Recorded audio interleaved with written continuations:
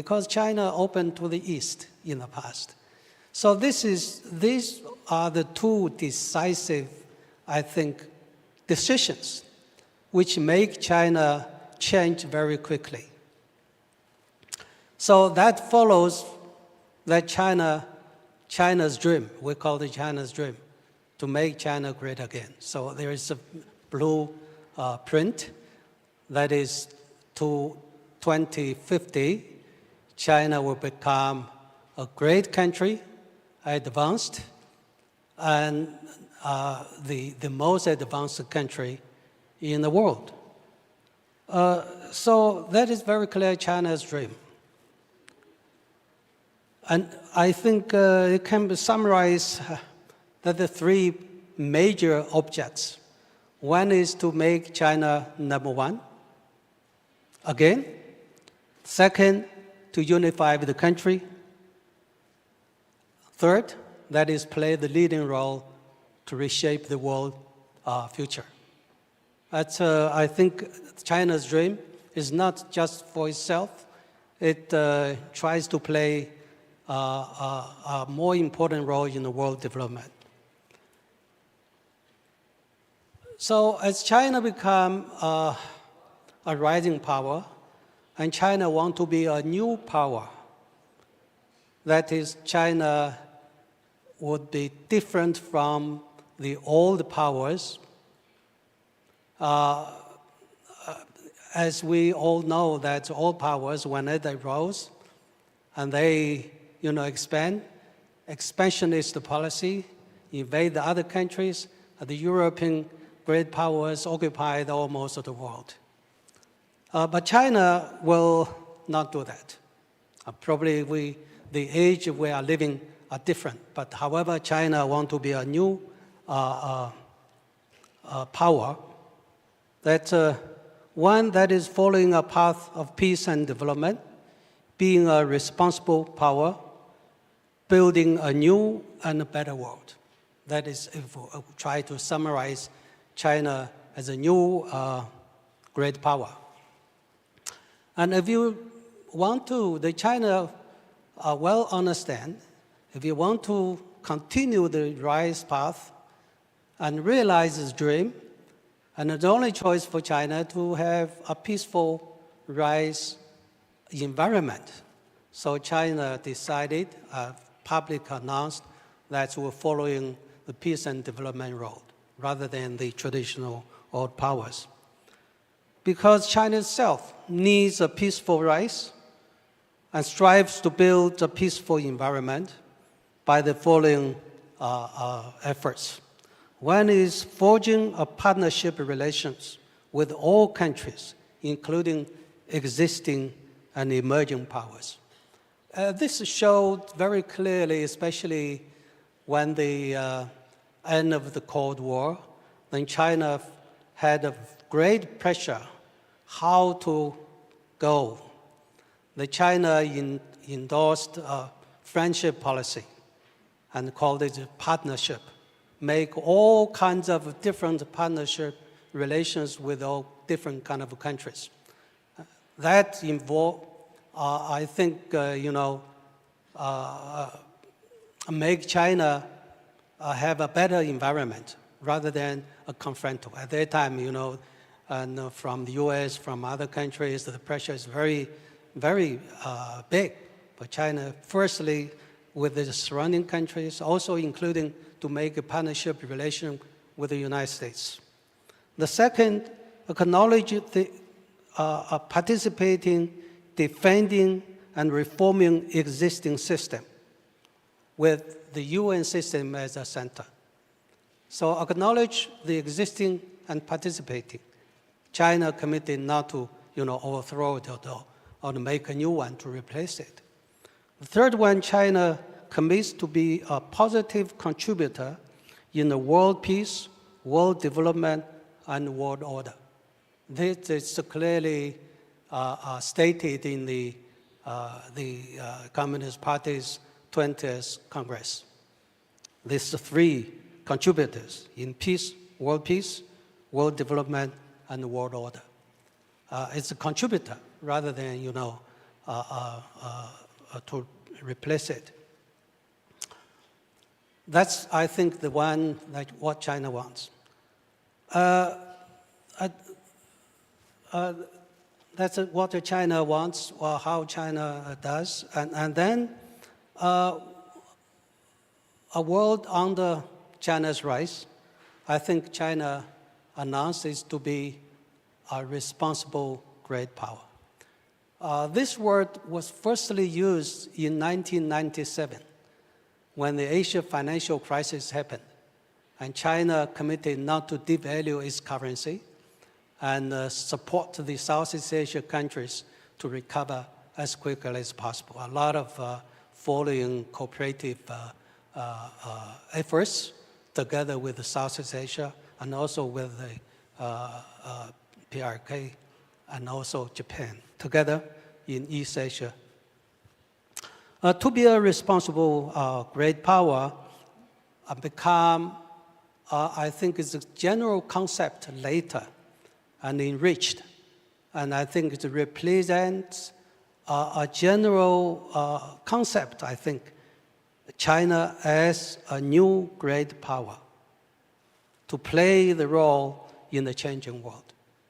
So responsible great power. In different times, and China, as I said, gradually enriched this concept as a responsible great power. And during Jiang Zemin's time, and the focus of responsible great power is how to deal the relations with the United States. Aside from, helping Southeast Asia countries to recover as, and cooperate together with ROK and Japan and promote the East Asia cooperation and so on. But great focus is on how to deal with the United States and what kind of relationship China to make that is showed its responsibility to avoid a confrontal relationship with the existing great power, the United States. And during Hu Jintao's time, and that China more focused on to build, called it the harmonious world. And that is to reduce the tensions and to promote the cooperation and so on and so on. So you can see a lot of announcements, actions during the Hu's time. And though many people would not believe that the world will become a harmonious one, but however, that shows China's intention. That is want to make, a less confrontal world with emerging differences and conflicts. During the Xi Jinping's time and the current, that is, I think that's changed more, that is more focusing on the role of China to play in reshaping the world in the profound changes unseen in the century. Profound changes unseen in the century become a simple summary of China's understanding of the current world. So during this kind of changing world environment, and what China can do, that calling to build a community with a shared future of mankind. That is a general, I think, a strategy for China. That is the shared future, the community for shared future. And first, the translation is misunderstood. It seems for, but I think it's a very good translation from Chinese into English. That is community for shared future for mankind. And that shows China's intention to build a different world. Also some with actions, not just with the slogans, with China's real input and actions, like BRI initiative and cooperated with 150 countries, signed the agreements built together. And also making until now, China has made 4 major global initiatives. First one is Global Development Initiative, and with a lot of real actions, and also set up the UN, on the UN framework, the friendship group, including almost 100 countries together. The second, that is Global Security Initiative. The third one, Global Civilization, and encourage or promote the civilization dialogue, and rather than to, let that civilization clash and happen. And the newly one that is just announced some time ago during the BRICS leaders meeting, that is global governance. Because in facing, we have a lot of challenges, changes of this multilateral system, and built after Second World War II, China called on to strengthen the global governance cooperation. And also China, as I mentioned, not just make this call, but also put a lot of inputs.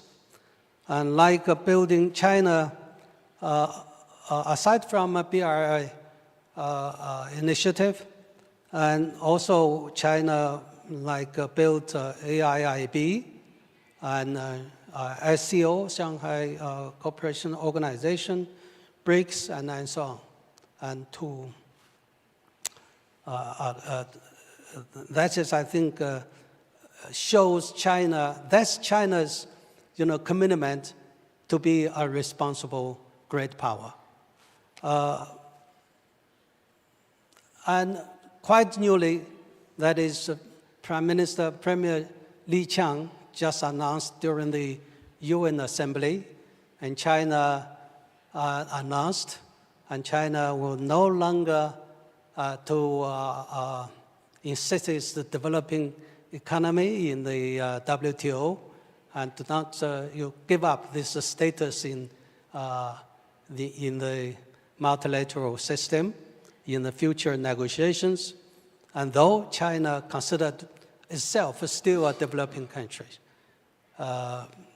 So this is, I think, the new show that is China in this multilateral system has been challenged, and China announced this to promote this on the equal and sustainable multilateral system. Of course, China itself has met a lot of challenges, is facing a lot of difficulties. The economy is under restructuring, and outside the environment has changing, and has overcome these all difficulties. But I personally think that China has no choice rather than to continue its open and reform policy and to create a better environment and try to avoid in any adverse overall confrontation, especially a war with the United States. If you see the recent days, a lot of new interactions, and try to make these relations manageable. I think it's probably, we can't control it. It is manageable. And people used to talk that China-US strategic competition. I hesitate to use it. I said it's a US strategy and strategic competition with China. China has to be respond. And but China's main intention, unlike the United States, that is protective, and I call this sometimes generally is a soft approach rather than the hard approach, and to tit for tat. Sometimes show that tit for tat and show, but in real actions actually is eager to dialogue and to make concessions, and in order to make these two powers, great powers, relationship manageable. So the world, all of us actually are now living in a different world if you compare it to what we have built after Second World War. If we call the U.S., it was a responsible great power after Second World War II to build this global system, multilateral system, a lot of layers, systems, but now we call Trump is irresponsible. Why is it called irresponsible? Because it's just done is by itself. Whatever it's decide, the U.S. make U.S. first and consider U.S. and press the other countries and change anything on will if it likes.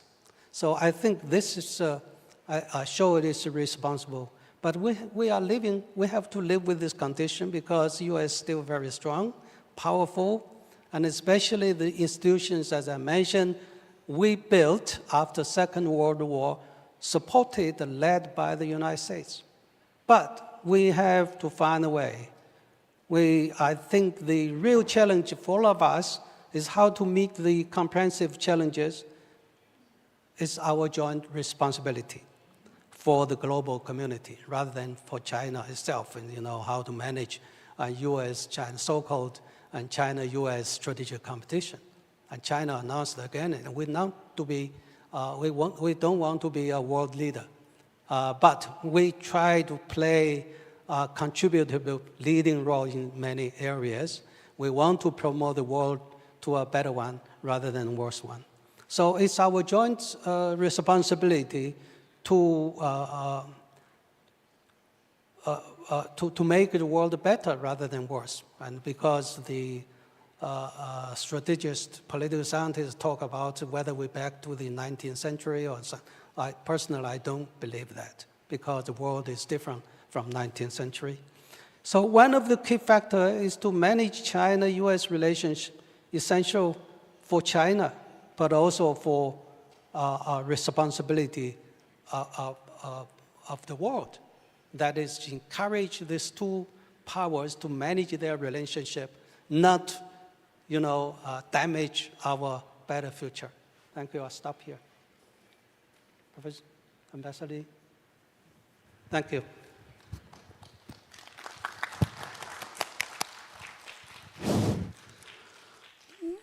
우리 장 원장님이 국제 회의를 많이 참석하셔서 제가 20분 내에 끝내달라고.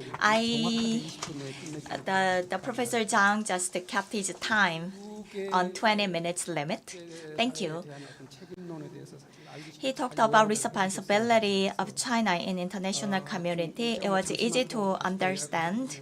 If I can summarize, he mentioned the three dreams. By 2050, in the paper, it was specifically said 2049. It was 100 years from its inception as a nation. China wants to be the #1 in the world. And second, the unification should be pursued, including China, Taiwan, I guess. And the third, #3, a dream is to be a leading country in the world.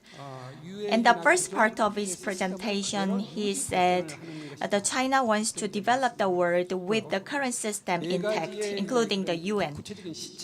And also, he presented 4 actions that China is doing.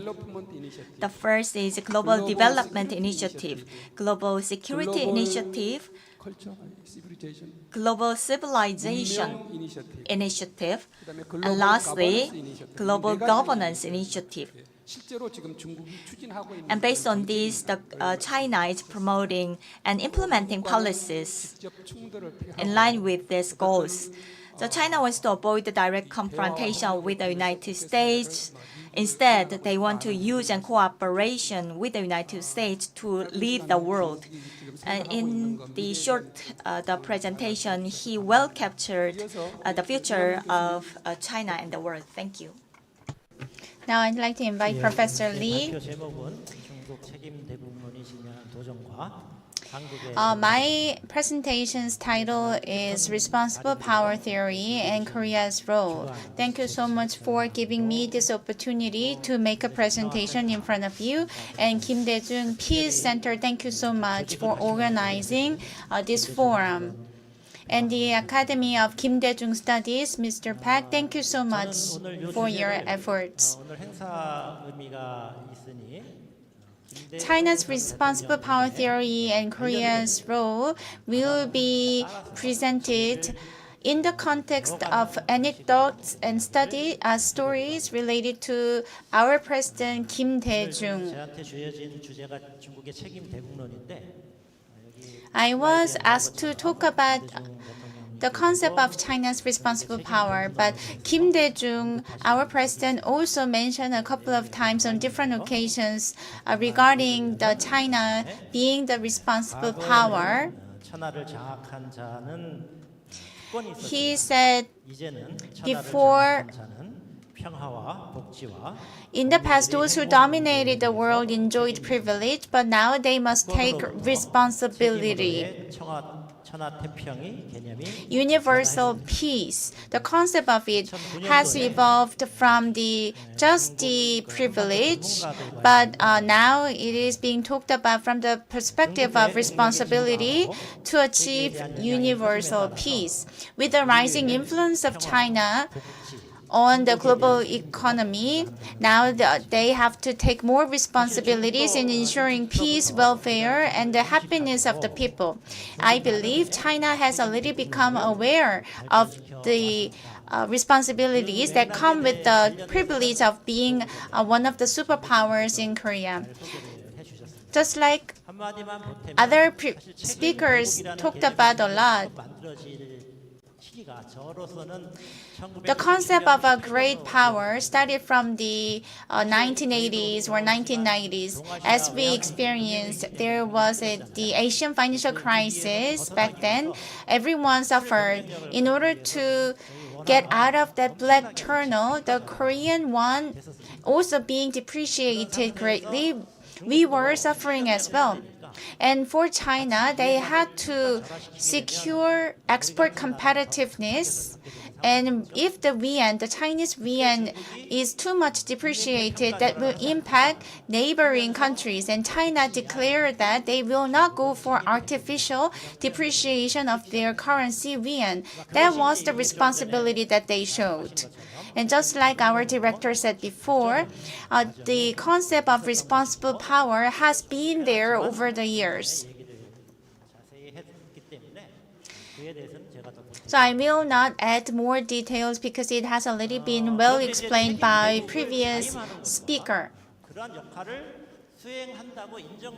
But awareness and also execution are two different things.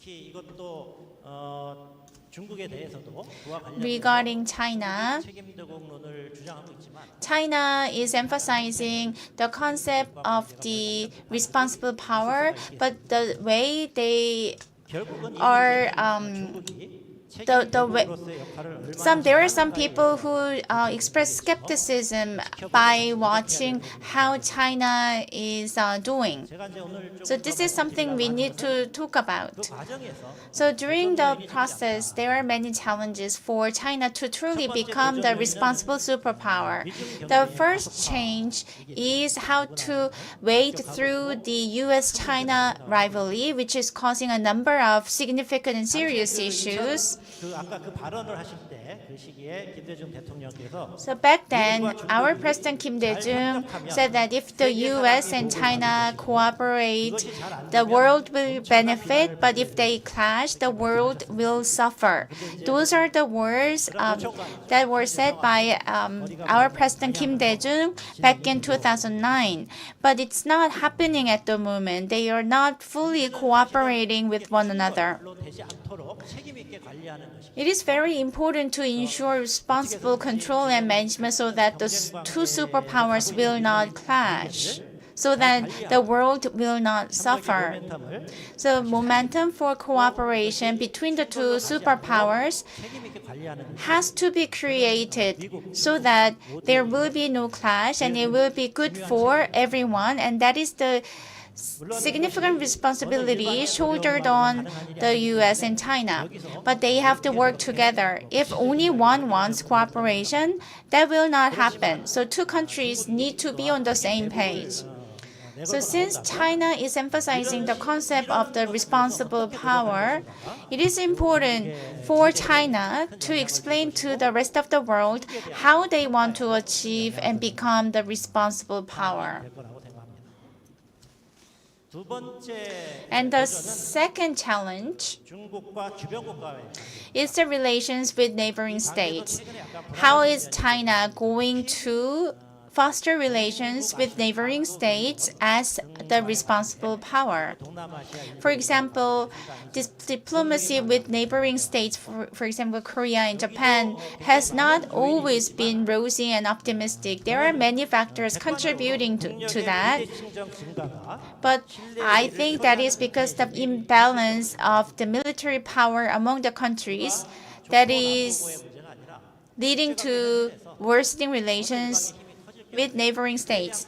That I'm not saying it is good or bad, but if the balance is out of balance, especially in terms of military strength, there can always be differences on instances. So we need to make efforts to ensure how we are going to tackle such imbalance, whether it be military imbalance or other imbalance. Of course, China, as a responsible power, has to proactively share their thoughts on the future roadmap. And lastly, other than the rise of power asymmetry, I want to also talk to you about the concerns of over the great power narrative. China's goal was to build a socialist, modernized great power by 2050. How I understood it was that China wants to now focus on qualitative growth, not only focusing on quantitative growth. We can use the word like a culture, the power, a great power in science, technology, education, and culture, and so on. But in the framework of great powers and weak states, the logic of survival of the fittest may prevail. And also, China's overreach has heightened concerns in the international community. Therefore, China must manage its externalities and rebuild trust with neighboring states. For example, China has proposed multiple national visions such as Healthy China, Beautiful China, Peaceful China, and Good Life China. So these visions can be specified even further through more efforts.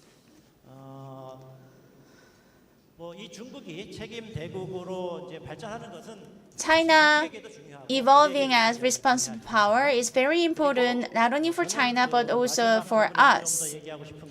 I also want to spend more time on the stability in the Korean Peninsula and North Asia, which has served as the common goal for the interest of Korea. And this stability in the Korean Peninsula and Northeast Asia has also meaning for China to become a responsible power as they wish. And against that, the backdrop, if you read through a book about President Kim Dae-jung, there is a very important line in his autobiography. Our four major, our four-country alliance, it has to be one alliance and the cooperation among three countries. As the president, President Kim Dae-jung visited China as the president, and he said Korea is sandwiched between four power countries, great powers. We may be squashed among those great powers, but if we become a peacemaker or a pacemaker or matchmaker, we can survive through such great powers. This is the beauty of diplomacy, and we can partner up with China. So China is very important to us. It will be an important country for us in the coming years as well. That was the message that was emphasized by President Kim Dae-jung because he wanted us to act as a bridge among the four major powers in Northeast Asia so that we can contribute to universal peace in Northeast Asia and beyond. As you may well know, over the years, Korea-China relations have gone through a tough road and patchy road. Because of the U.S.-China rivalry, the U.S. is taking deterrence policy stance, and they are asking us to join their efforts in U.S. containment strategy on China. And also internally, anti-China and anti-North Korea have been utilized by some political parties to strengthen their political base. That delusional thinking was manifested in the form of coup last year by then administration led by President Yoon. Because of these uncertainties and because of the U.S. containment strategy on China will play as a threat on the Korean Peninsula, deterring peace. It will not be beneficial for anyone. With the inauguration of the new administration led by President Lee, we need to wait and see how things will change. Up until now, Korea-U.S. cooperation and also beneficial relations between Korea and China have been emphasized by our president. Our president was on a plane and had a press conference with journalists on board. He emphasized the message of pragmatic diplomacy from the very early days of his presidency. He said Korea-U.S. alliance will serve as the foundation for our alliance, but he said when it comes to diplomacy, it's not only with one country, but it's with many countries that can be beneficial to your national interest. That's his thinking on pragmatic diplomacy. And cooperation in economy, culture, of course, our cooperation with the U.S. is important, but we cannot sever our relations with China. So we need to be very cautious. He also is aware of the importance of our relations with China.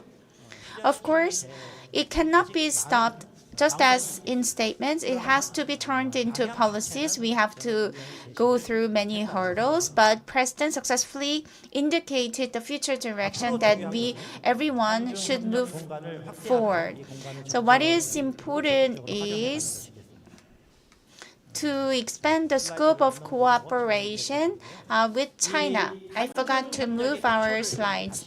Anyways, it is important to strengthen the basis for stronger cooperation between Korea and China. We had the diplomatic ties over the past 3 decades, and there were many negative stories coming out of the diplomatic relations between Korea and China. However, I want to tell you that for our economy to grow mutually, we have to preserve the cooperation between the two countries through to people exchange and through other means. Korea-China cooperation cannot be talked about without the importance of the private sector cooperation, especially people-to-people exchange, as emphasized by many research institutions and the academy. And now we are rebounding and have started to have positive influence on each other. And many of Koreans are now visiting China. And after their visit to China, they have changed and more positive perception and image of China after their travel.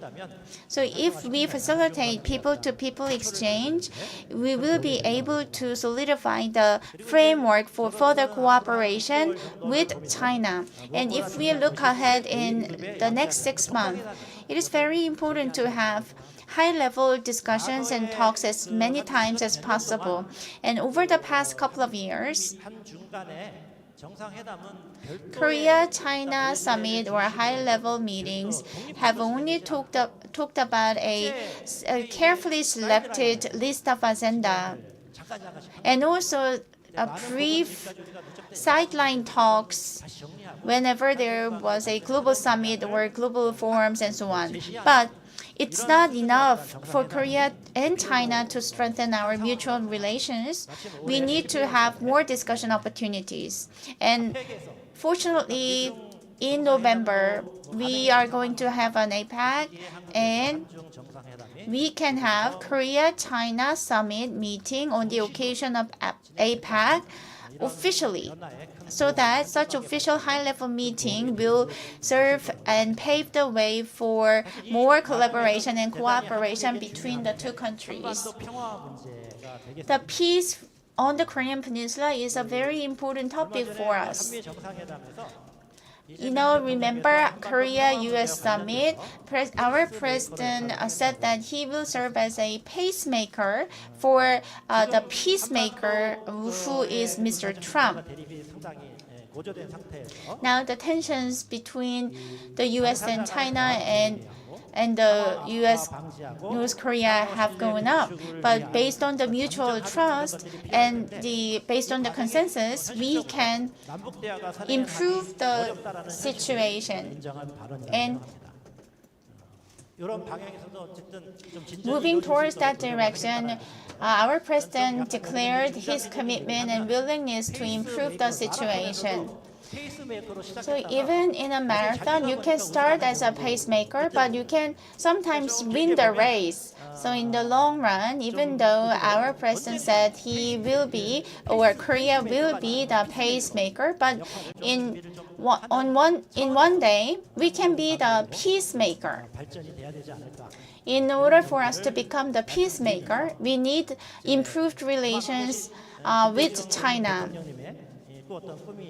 And the dream envisioned by our former President Kim Dae-jung must have been us being the peacemaker in the end. Thank you so much for your kind attention. That will be the end of my presentation.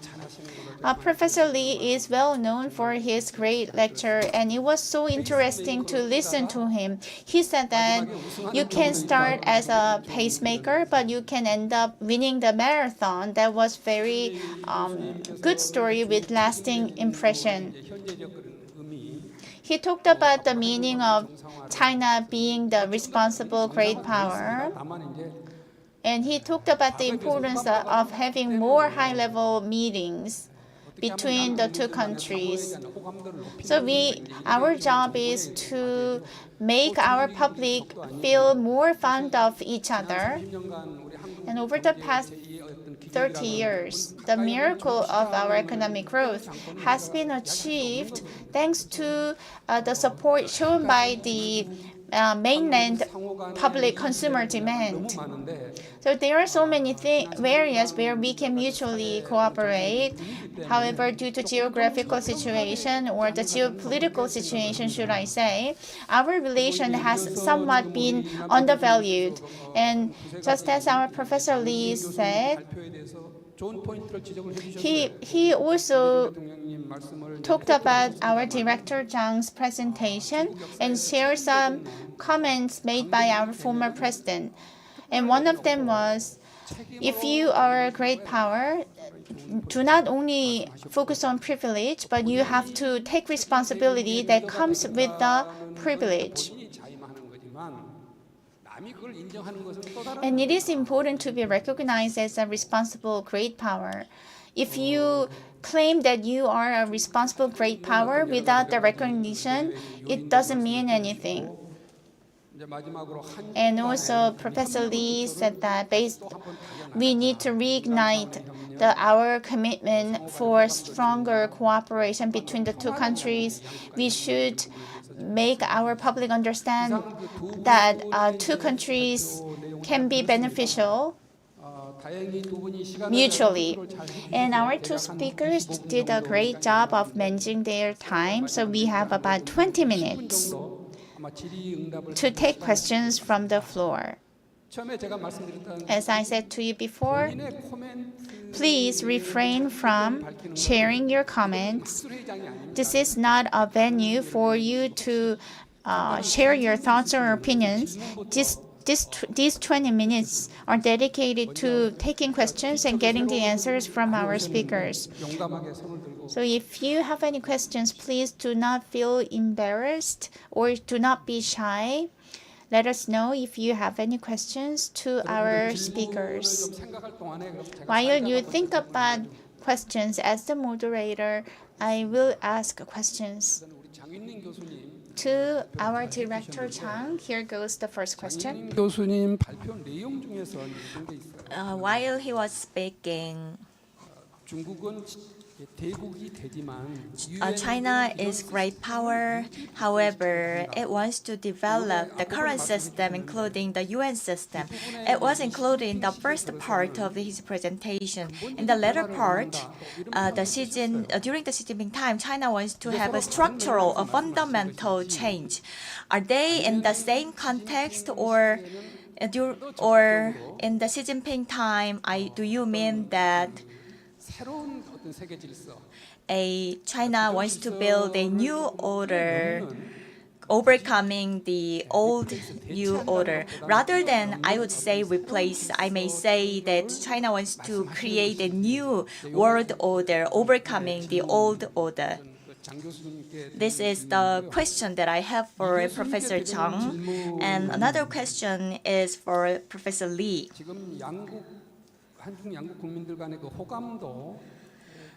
The Korea and China citizens would have a different sentiment toward each other. And you are the professor, so you know the students. How the university students feel about their counterparts in the two countries? Do they have a same level of friendship or different level of emotions toward each other? Professor Zhang, would you go first? China's initiative, its actions, policies, as I mentioned, that China does not want to overthrow the existing system. But China considers UN system as the center system after Second World War II. The UN system, actually human beings have never made before on the global level. So this is the center. But there are the other systems, Some systems built by the US-led Western during the Cold War time. You have a military alliance and so on. But China does not accept that. But China has no ability to overthrow it. Like when you make relations with ROK, but China does not ask ROK to quit from the alliance. Acknowledge that is existing structure, but we built a new. So I made a theory that Korea, China as a temple, if you see the world order after the Second War as a temple, China does not overthrow it. But China tried to build some new ones because the existing one is not enough. So that is China, what has done. So I don't think the Chinese government want to overthrow it.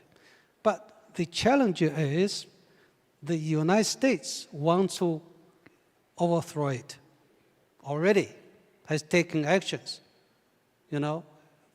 quit from many organizations and hesitate to take the responsibility and have changed a lot of things. That's one thing. The U.S. does not, like it, does not support it.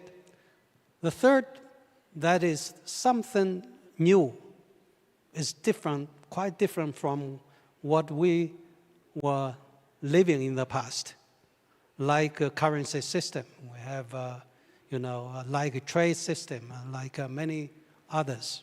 And also we have the emergent, the wars, like Russia, Ukraine, actually is between, I called it as a post-Cold War, effect.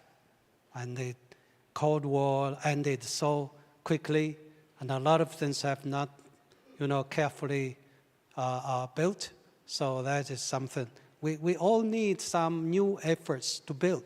But what I emphasized just now, we have to do it together rather than by one country. China has no ability, and also the other countries do not support the China to build quite different ones.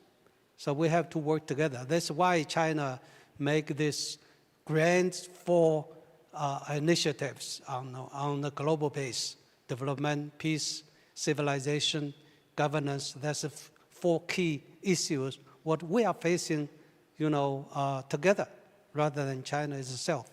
So China emphasized again that is, China does not want to be a leader, but in some areas want to play the leading role to promote this, that better direction, and we believe. And that's supported by many countries, like BRI, that Road and Belt and Road, and with more than 150 countries, they signed agreements built together. So this is a thing welcomed by the other countries. Why not? That's, I think, relating to your question. I think concerning, our conference is relating to President Kim Dae-jung's dream. Actually, President's dream is to have East Asia community, to make which he believed that only the community building in the region can make the Korean Peninsula safe, Northeast Asia safe. And he initiated this vision group, and I was one member. We made the proposal to leaders that's East Asia community building. So this spirit is still there, but though this movement seems unchanged somewhat compared to what he proposed at that time. But this is still the direction. If you consider China's role and on the Korean Peninsula, China initiated 60-party talks, but though we failed, but we bring all the parties together. Finally, we agreed to build a new Northeast Asia, to build a security regime, but it failed because many reasons. And also China support this CJK, China, Korea, Japan, trilateral dialogue and cooperation, though many difficulties stop but start again, and now we continue. China play, I think, is a very positive role to support. If we keep China, Korea, Japan together, and then there will be the peace. I don't think if these three countries can and share their views and share the interests together, as three leaders can have an annual meeting, more than 45 ministers and the other, meetings together every year. And this is, I think, the basic structure. That's my. So you see, China does not want to change the alliance system. If you like it, you can continue, but we should do something else rather than, rely on the old one. That's, I think, China's general. Thank you.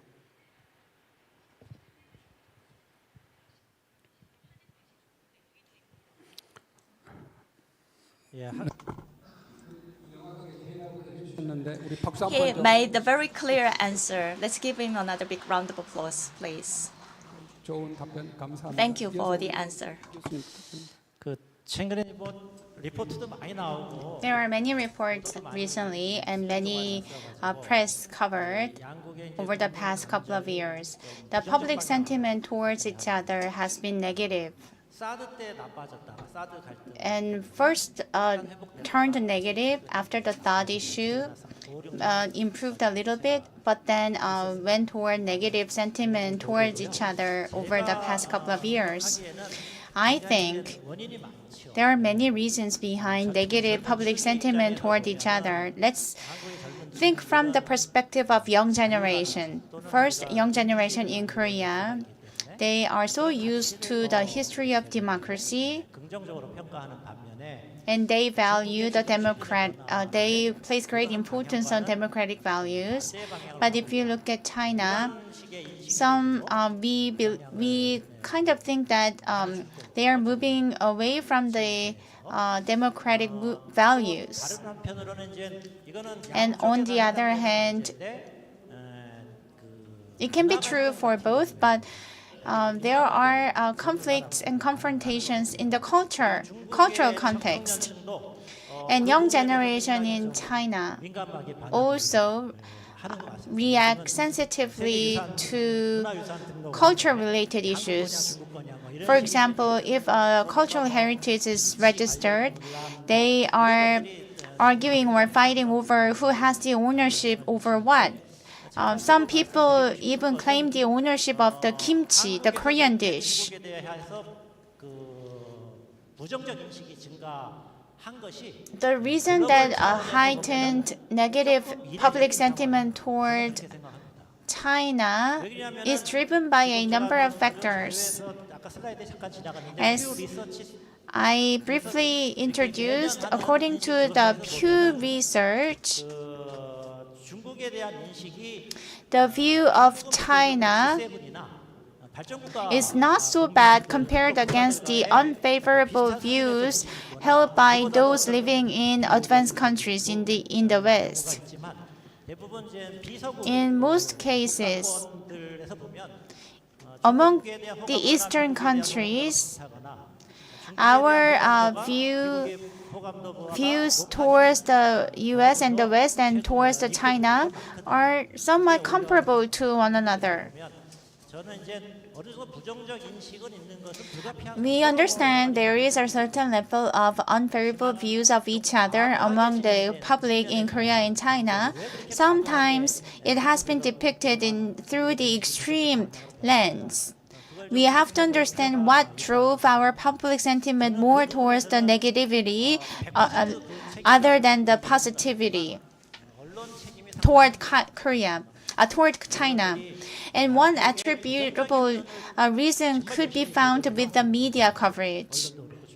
Because the Korean media has been somewhat more active to cover negative stories of China, and this is not good and beneficial for better relations between Korea and China. We need to understand that. 국민들이 조금 더 Therefore, 관심을 갖고 그러한 어떤 I'd like to encourage our public to have more interests in our neighboring countries, including China, and we need to have a systematic mechanism to control too much negativity covered by the media press. 피셜한 언론이라고 보통 얘기하는데 어쨌든 공식적인 언론에는 The official media outlet has some control mechanisms, but there are like individual created contents, and such as bloggers. They tend to cover extreme stories that have a very much negativity toward one another. So we should have some kind of control mechanism for such contents. But I'm not too pessimistic about our relations with China. You know, last year, China gave a visa exemption for many countries. And today is Thursday, right? And now young Koreans, they casually talk about, oh, should we go to China over this weekend? So the travel barrier has been lowered for a young generation.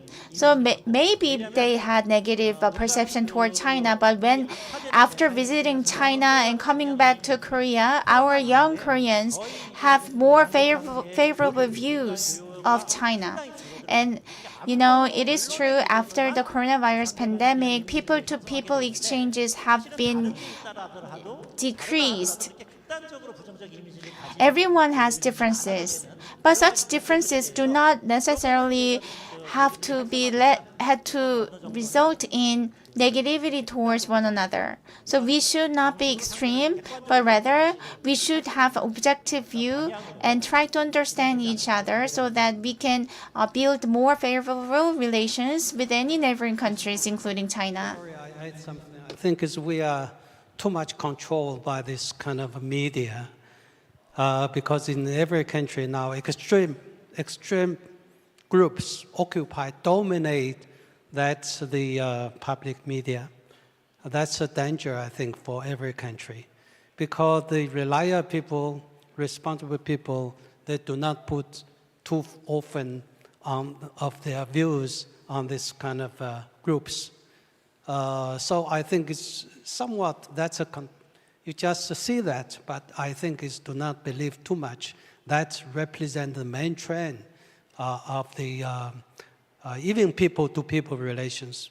I took an example last year that I organized the 3 countries, China, Japan, Korea, university students together.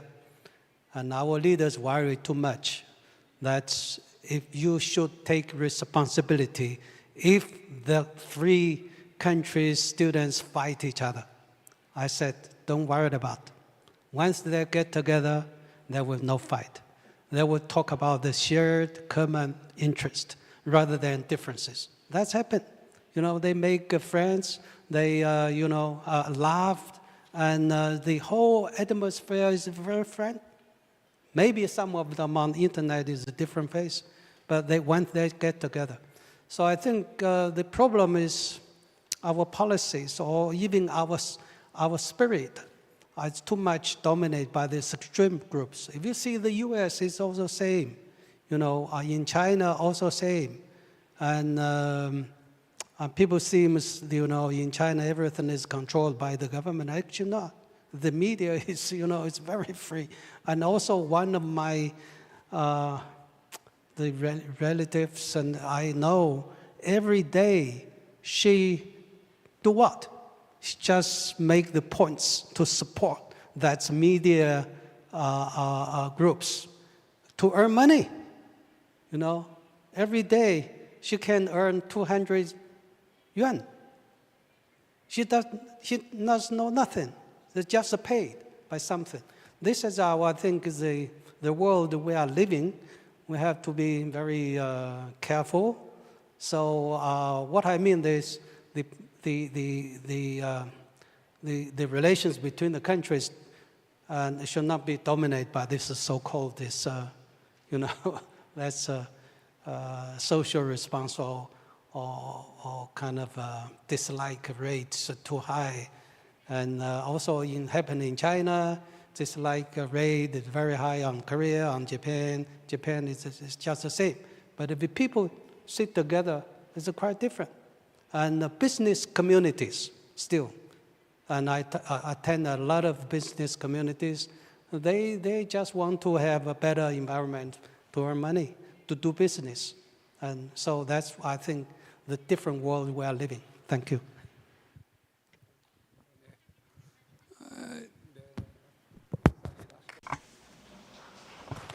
아유, 감사합니다. Thank you.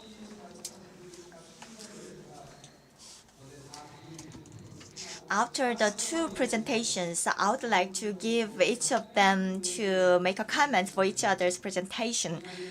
However, I got some significant questions. That's why I asked the questions right away. If both of you have any comments for each other's presentation or speech, this is not compulsory. If you have any comment and opinion for the other party's presentation, you may do so, and then I would like to entertain questions from the floor. Maybe. 1세션에서도 In the first session, I wanted to ask this question as well. Now I have the chance. I want to ask you. You briefly talked about the role of the U.S., so my question is related to that. Simply, President Donald Trump has a defined term. After his term, the world will be different from what we see now. More stable, I hope. The U.S. may be moving towards more stable global order. So what's your thought on that after the days after the Donald Trump? So why don't we invite Director Jang to share his opinions on that question? I think it's for one is sure for some time in the future will continue. That is, U.S. as a super existing great power try to do anything to contain China's rise as a competitor. I think this will continue, but probably in the different ways. If you see Trump won and Biden administration did even more than Trump won. But now as Trump too, I think if Republican Party will continue, it's almost similar. Even have a change, I think this we'll see, long time. How long, I don't know. But however, China is prepared to do this. For instance, will contain China's technological development, control all kind of relief of high tech toward China. This will continue. But this forced China to spend more on its own capacity, ability. But China is advanced in manufacturing. U.S. probably continue to be advanced in this innovation, in a theory and even the patent. But China is advanced in manufacturing. They will see the electric car and the robot, all this kind of areas. So this something probably competitive. Each one cannot replace another one. That's probably the character for China, U.S. as a kind of a division of labor in the future. But however, so what I emphasize in my presentation is we have to manage this rising China carefully, not by China itself, also by the others. When I arrived here, some friends asked me to comment on this picture on the September 3rd, and Kim Jong-un, and Putin on the front in the three. I think I answer that it's not, I think, a special meaning that means the three countries will organize a bloc. No. But it says some meaning if you guys do not come, and if you follow U.S. strategy content China, we have something to do. That probably, as my personal understanding. But I think the mainstream of policy thinking, top leaders still try to manage this less confrontal or non-frontal relationship with the United States. So let's help China to do it. Thank you.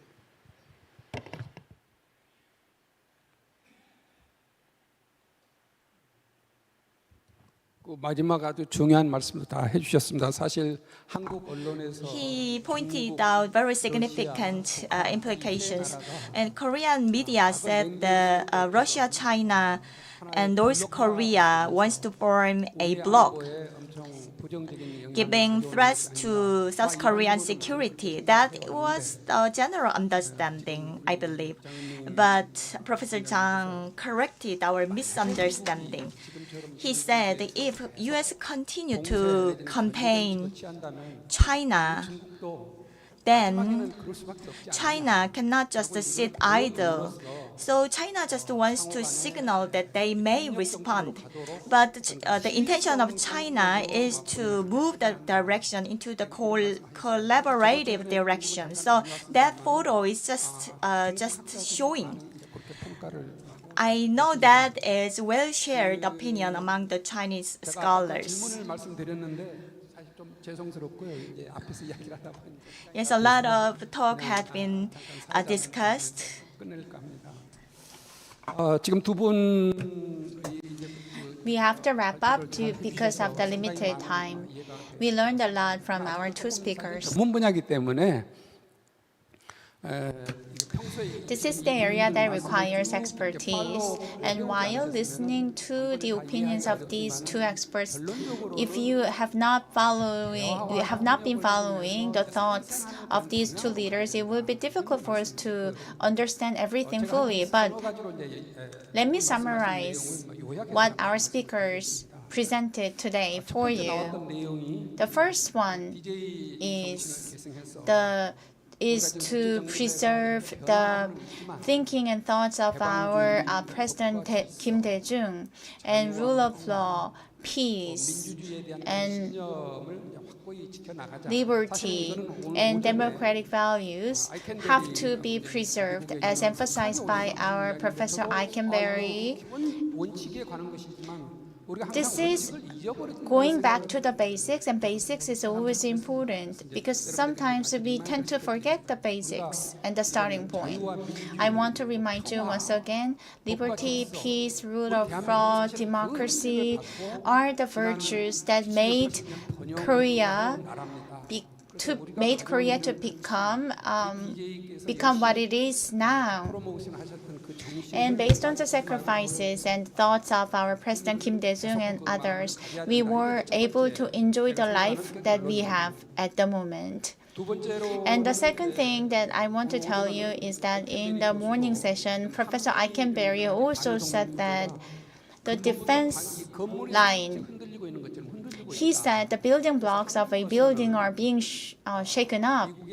Not just the cracks on the building, but the building blocks are being shaken up. And the alternative route that we can think of is to diversify our relations with neighboring countries. And one speaker mentioned that we need to solidify our existing cooperation with countries like Japan, reducing the dependence only on the United States. Depending on national interest, we can cooperate with different countries, with China and with Japan.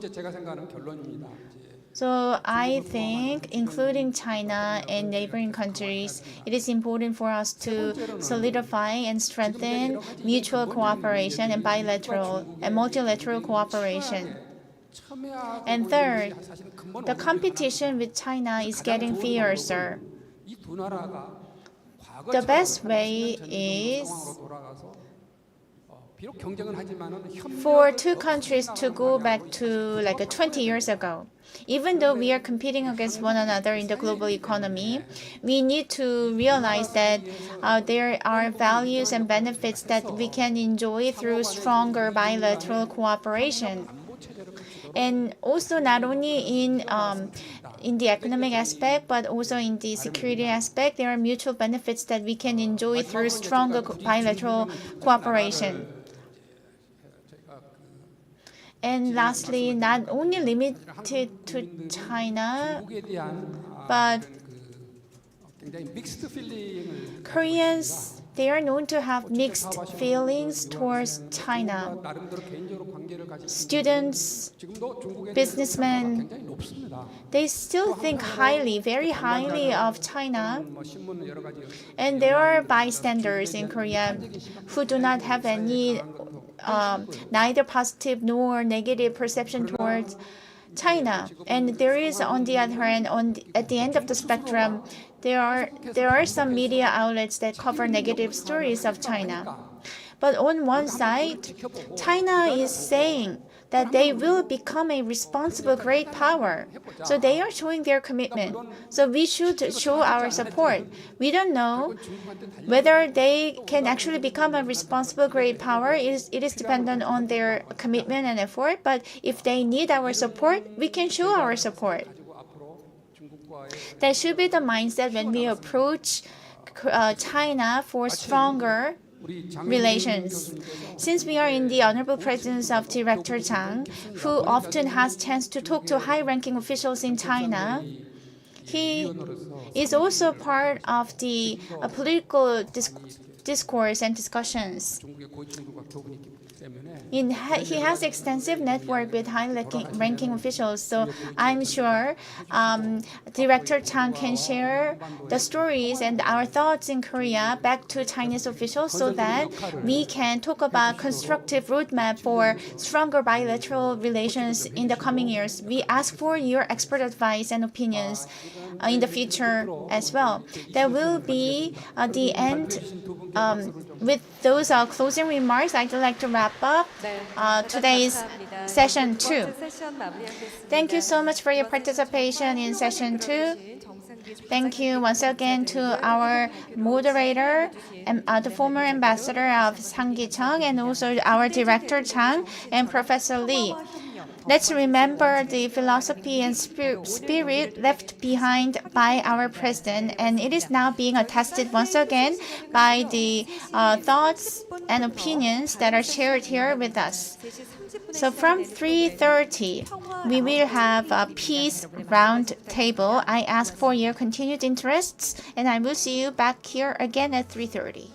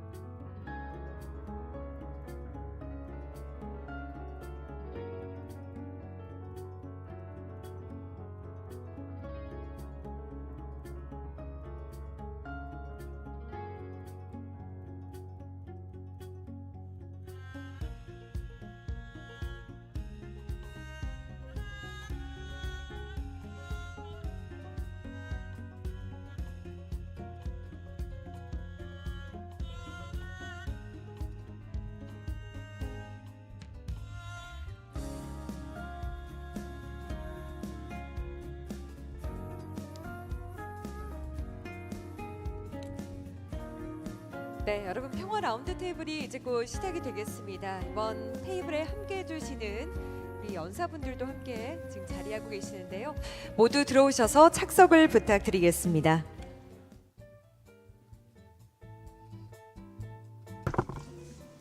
Now we will begin with the Peace Network Roundtable.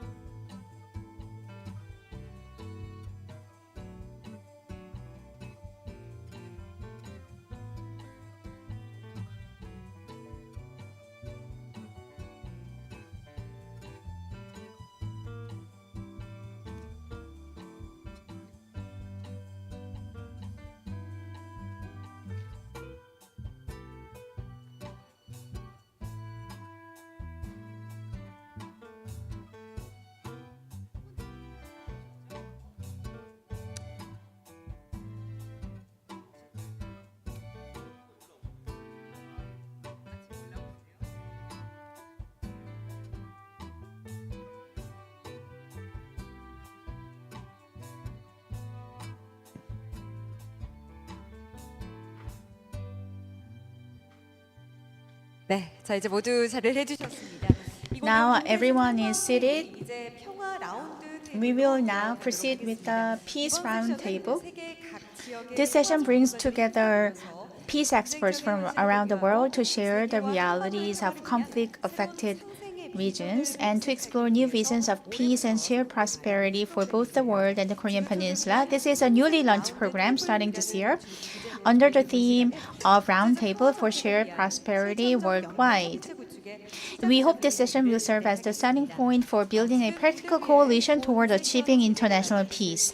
Please welcome to the stage our moderator and also experts. Please welcome all of them with a big hand. Thank you so much. I'd like to introduce Professor Dong-jin Kim Dae-jung Endowed Chair and Director of the Institute of Peace Studies on the Korean Peninsula at Hanshin University, who will moderate this session. Please, the stage is yours. So good afternoon, everyone, and welcome. It is my great honor to chair this Global Peace Roundtable at the Kim Dae-jung Peace Forum. So we gather here in Mokpo in the spirit of President Kim Dae-jung's enduring legacy of vision of democracy, justice, and reconciliation that continues to guide us today.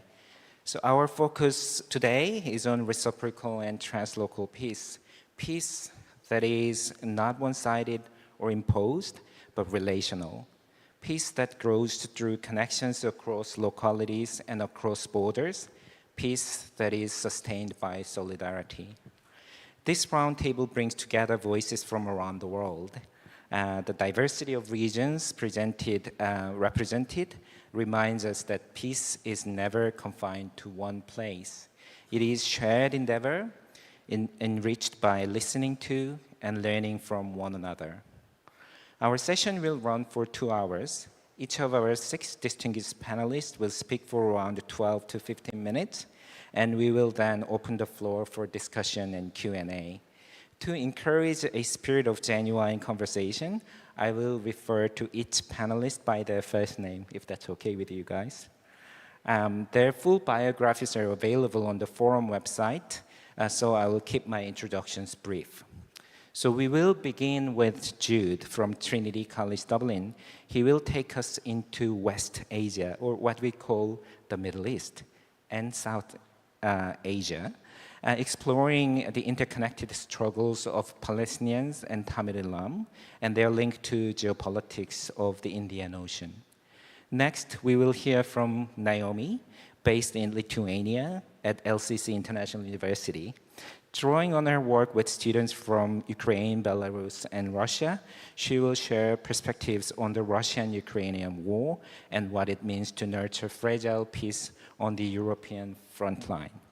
From South Africa, we have Helen of the University of Cape Town, will reflect on the unfinished work of peace, asking what happens when reconciliation is prioritized over justice and how this tension continues to shape the country today. And we then move to the United States with Mon-tai from the University of Richmond. He will examine America's democratic backsliding, the weakening of the liberal order, and possibilities for renewing trust in multilateralism. From Japan, Kyung-mook of Waseda University will offer a perspective from East Asia, showing how civil society, dialogue, and the humanities can contribute to peace building. And finally, we will hear from Duncan from Ulster University, who will share lessons from Northern Ireland on reconciliation, trust, and the continuing fragility of peace more than 2 decades after Good Friday and Belfast Agreement. So thank you once again to all of you for being here and for lending your wisdom to this conversation. With that, let us begin with Jude. The floor is yours.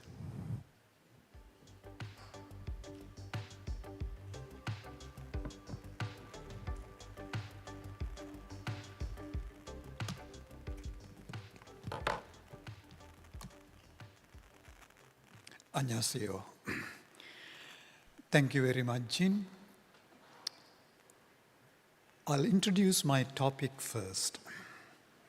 Why Palestine and West Asia?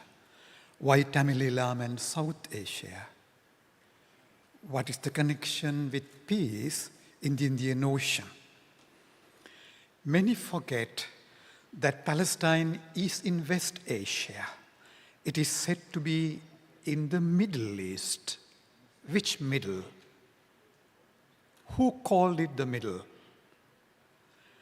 Many know where Palestine is, but many do not know that there is a land called Tamil Eelam in South Asia, because 15 years ago it was totally erased, as they are totally erasing Gaza Strip. Tamil Eelam is in the north and east of Sri Lanka.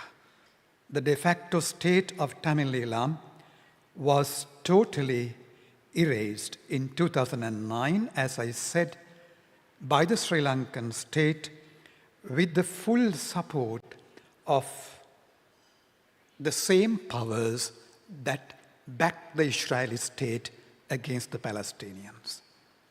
Now, what is my question?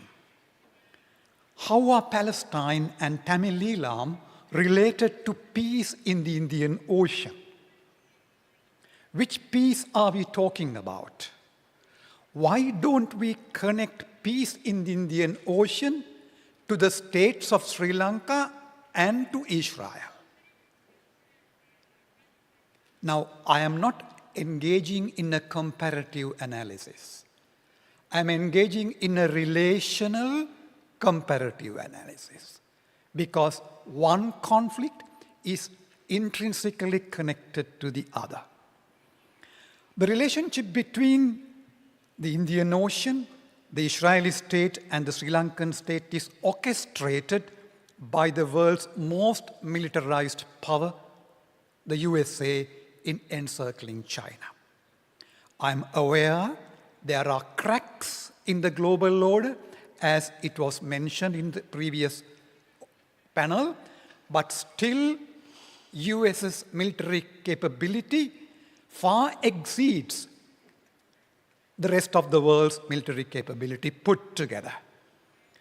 So this relationship between the Indian Ocean, Sri Lankan state, and the Israeli state is developing a militarized peace that destroys lives and livelihoods, that constantly keeps the Indian Ocean as a theater of war.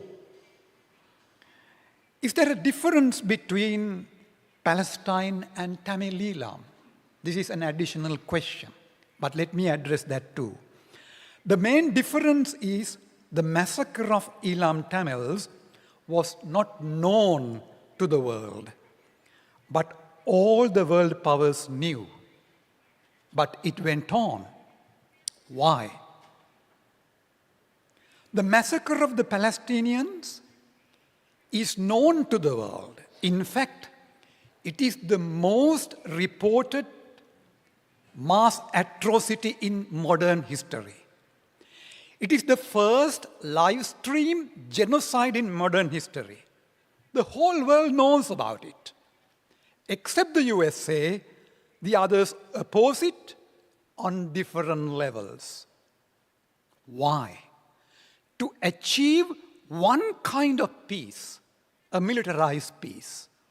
But this peace keeps the world and the Indian Ocean as a permanent theater of war. Let's begin with Palestine.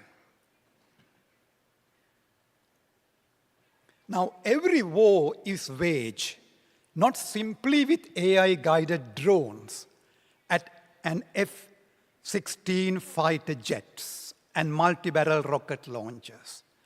Every war is waged with a moral or even spiritual justification, which means it is good to wage a war, to achieve something good.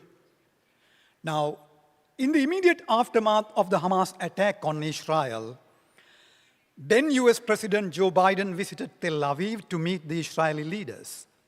In that meeting, Israel Prime Minister told the US President, Mr. President, we should have moral clarity. It is not a war between civilizations, but between good and evil. We will not realize the promise of a better future unless we, the civilized world, are willing to fight the barbarians. The US President replied, you are not alone. Now, the wars we think are waged somewhere outside our physical bodies, outside our national territories. But the war is already waged in our hearts and minds by giving or not giving our consent. It is here and now. In this sense, according to the Israeli Prime Minister, approved by the US President, the war is waged against evil, to eliminate evil. 70,000 lives, including mostly men, children, and women, to eliminate the evil. The USA has given $3.3 billion to Israel for many years as military aid, and since October 2023, it has given additional $17.9 billion, mostly for advanced high-tech warfare, to make Israel win what is perceived as good. The same can be applied to the proposal that is being sold to the South Korean public in nuclearizing the peninsula more and more. And why? What is the main material reason behind it? Let me quote Joe Biden when he was a senator in 1986. I quote, "There's no apology to be made, none. Support for Israel is the best $3 billion investment we make. Were there not an Israel, the United States of America would have to invent an Israel to protect the interest in the region. The United States would have to go out and invent an Israel." Several decades later, it has not changed. And I quote him just after October 2023. "I don't believe you have to be a Jew to be a Zionist, and I am a Zionist." This is not Donald Trump who says it, it's liberal democratic Joe Biden who says it. Why Israel is so important for the US in West Asia to the extent of vetoing over 40 UN resolutions on Palestine since 1950s? Why is it aiding Israel to destroy entire populations and lands? Simply because the land of Palestine is strategically located bordering the Mediterranean Sea, then Suez Canal, Arabian Sea through Hormuz Strait, and then the Indian Ocean. As China advances economically and uses the Indian Ocean for a high volume of trade and commerce, the need to overtake the Indian Ocean has increased from the Western axis immensely. Therefore, any kind of resistance which goes against this grand agenda cannot be tolerated. So the more the inter-imperial rivalry grows, more the people on the ground, like the Palestinians and like the Tamils, like the Kashmiris, like the Muslims in India, Dalits, so on and so forth, their cries go unheard. Their lives become dust. Their lives become ungrievable. And their lives become unworthy. But then there is a promise of peace, which is being made. Let's move forward. You can see this map. On this map, when the Houthis in Yemen blocked the Suez Canal, what did they ask for? They asked only for a ceasefire. They asked for a negotiated ceasefire to stop the war. And you could see the impact on the oil and gas trade sea lines of communication when the Houthis blocked it. And we can see you have to go at least more than 4,000 nautical miles avoiding the Houthi attacks, crossing the Cape of Good Hope to get connected to Asia. Now let me move on to Tamil Eelam. Now Tamil Eelam is the traditional homeland of the Tamils in the north and east of the island of Sri Lanka. Control of the entire island is necessary for the control of the Indian Ocean. That is why the British created one single state, giving the privilege of the state to the single majority, which discriminated against the Tamils in the north and east. Now, in the north and east of Sri Lanka, which is the Tamil homeland, we have the third biggest natural harbor in the world, which is at least 1,000 meters deep. Every colonial power wanted to occupy it simply because they wanted to control the Indian Ocean. And the Tamils demanded a separate state due to historical grievances and discrimination. And there was a peace process in 2002 between the Tamil Tigers and the Sri Lankan state, which was dismantled diplomatically, militarily by the US, simply because the demand for self-determination of the Tamils was connected with the peace in the Indian Ocean. Similarly, the demand for justice for the Palestinians is intrinsically connected to peace in the Middle East. We cannot separate demand for collective rights for land from peace. And what happened, we could see after destruction of the peace process, the massacre started, and in 2009, as I said, at least 70,000 Tamils were massacred. The entire de facto state of Tamil Eelam was destroyed. Now, the whole agenda here, both in Palestine and in Sri Lanka, is in a way to encircle China militarily and take control of the major sea lines of communication in the world. Out of 7 major sea lines, 4 run through the Indian Ocean. Now, let me show through a map how important Sri Lanka in the midst of the sea line of communication that connects the Arabian Sea to South China Sea, crossing the Indian Ocean, and you find Sri Lanka at the heart of this naval hub. Now, in conclusion, how are Palestinian and Tamil Eelam demand for self-determination connected to peace in the Indian Ocean? Their collective rights mean their right to land as a people.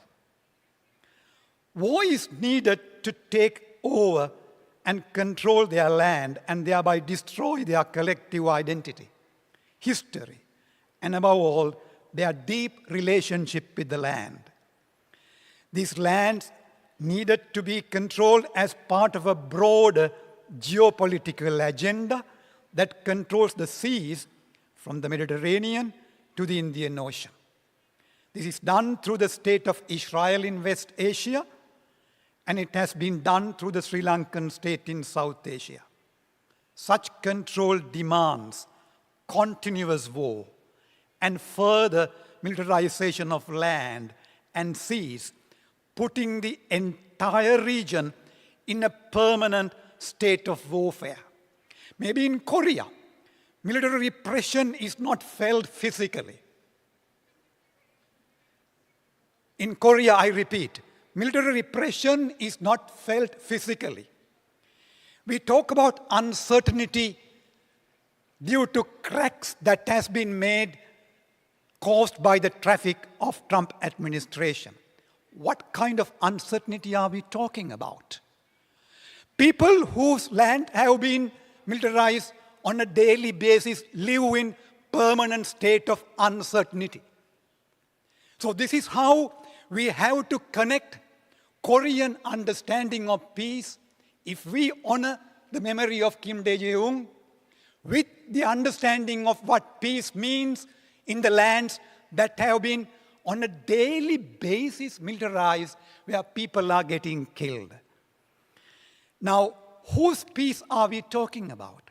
Whose security are we talking about? The demand to declare Indo-Pacific Oceans as zones of peace has to be intrinsic to the local conflict resolution and peace-building processes. This applies to the Korean Peninsula too, in that recognition of collective rights of people is connected to peace. Now, this slide was taken just a few years ago. You could see a US soldier training a Sri Lankan soldier with the quadruple training sessions. Australia, India, Japan, and US are involved in the Indian Ocean.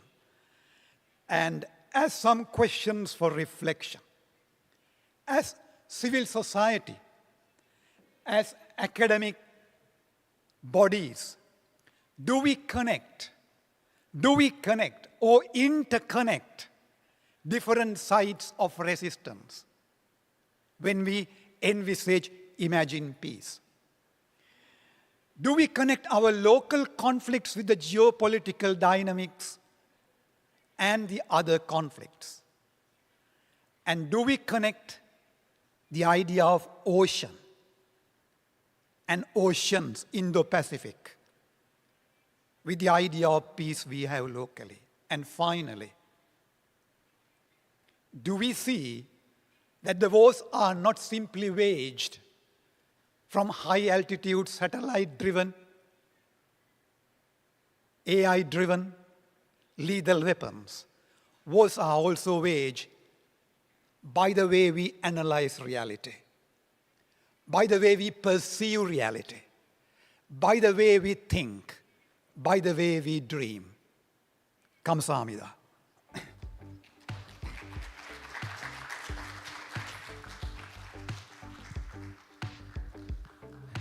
Thank you very much, Jude. Now we go to Naomi.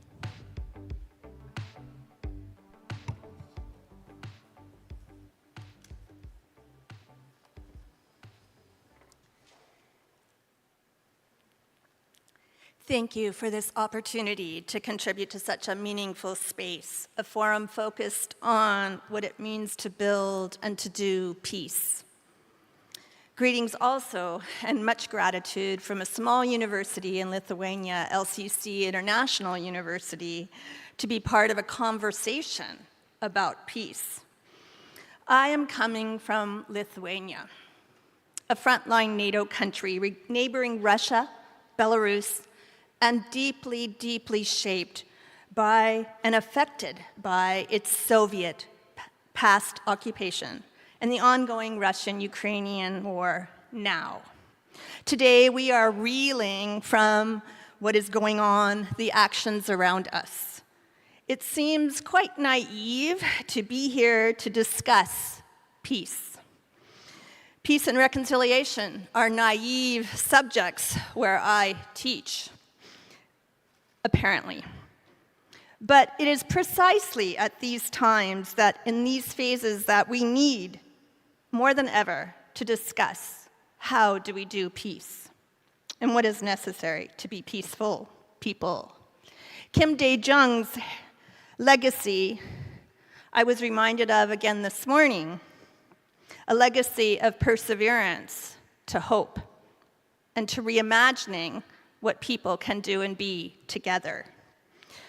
However, this peace that we talk about in my region is not just a geopolitical exercise. It is not just a theoretical story. It is held and understood very personally at the micro level for our communities and our students, where life and death are daily an occurrence. Since 2014, and especially following Russia's full-scale 2022 invasion, the region has faced massive challenges. Over 14,000 civilian deaths and 38,000 injured in Ukraine alone, and many, many suffering displacement and destruction. There's over 3.7 million Ukrainians who are internally displaced, and more than 5.7 have sought refuge abroad. Lithuania hosts nearly 48,000 Ukrainian refugees, and we are a small country of approximately 2.5 million. Along with this, we have Belarusian political and Russian asylum-seeking refugees to add to this complexity. This ongoing violence and trauma have ripple effects. It reawakens historical wounds, fueling fear, mistrust, and polarization, amplified by the social media, across Lithuania and neighboring countries, threatening social cohesion. And as a peacemaker, I have to ask, how do we navigate ourselves out of an old story and into a new one? The history of Lithuania is one of the longest and largest nations during the Middle Ages. It moved with Slavic cultures intermingling.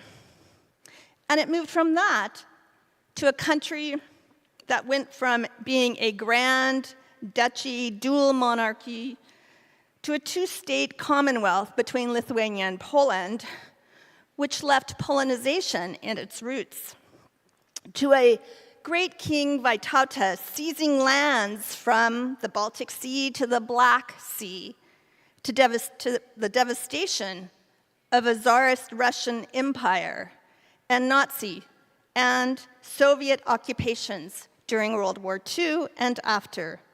Today, it fears a repeat of events of Russian aggression. Georgian, they saw that in 2008, and then again in Ukraine in 2022, which is still going on. This lack of common understanding within its own country causes divisions of its own people. Patriots and Vatniks Vatniks are Russians supporting Lithuanians and others who support propaganda. And most of the harm now, at the moment, is in social media, between minorities and about language. However, Lithuanians have lived through a guerrilla war from 1944 to 56. In the Baltics, they also lived through communism from 1940 to 1990, which forced them to survive multiple layers of harms with little time for dealing with the traumatic experience of them. The local reality is that at this moment, our position is both a borderland and a place of refuge, which means we live with a frightened sense of vulnerability and responsibility.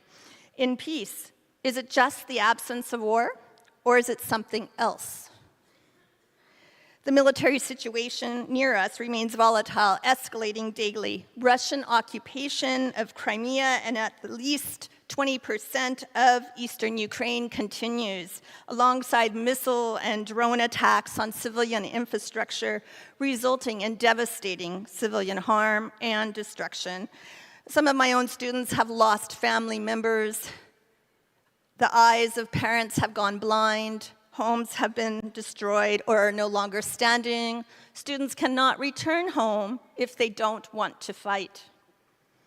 Ukraine insists on its sovereign, full territorial integrity and is now at times going beyond defense and sending missiles into the Russian territories, while Russian aggression escalates and drones are shot down over Poland and Estonia, and Romania, yet noted often as accidents. And their military strategy intensifies the conflict's complexity. We see these consequences daily in the lives of our students who live this war.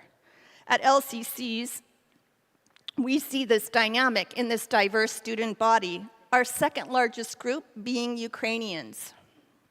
Belarusians and post-Soviet students and Russians try to live together in our dorms amidst the reality that their countries and families are at war. Many families are impacted and displaced. And add that to the mix of other students coming from other conflict-affected communities from the Middle East, Afghanistan, all across the world. Some even come from South Korea. Let me give you an example. At LCC, we try to counteract this anxiety, this polarization, hate, and fear by creating space for dialogue. But dialogue is different when your enemy is looking into your face. Yet it's hopeful, and it can be transformative when Ukrainians and Belarusians and Russians, students, despite their nation's conflicts at home, courageously take steps to try to understand, to share their personal stories, to learn to suspend judgment of the other, and build empathy across divides. We use listening circles, inspired by healing-centered peace building, to create safe spaces for shared witnessing and holding difficult emotions, emotions that trigger violence. We educate on how to navigate conflict peacefully. But you know, it's a difficult journey to do that when you have young Ukrainian students who answer the question of what would keep our world safest for their grandchildren by stating, it's very easy. If we all had access to nuclear weapons, we'd all be safe. The transformative moment comes after that statement, when the student says, but now I'm realizing that it is my alligator brain, my anger, that is driving this idea, and not what might make me for peace. So in order to move forward and move peace forward, we need to embrace a just peace approach. Peace must be understood as multidimensional and a comprehensive process involving justice, truth, community healing, which are inseparable from security and diplomacy. Addressing both the structural causes of conflict and the immediate security fears communities face is essential.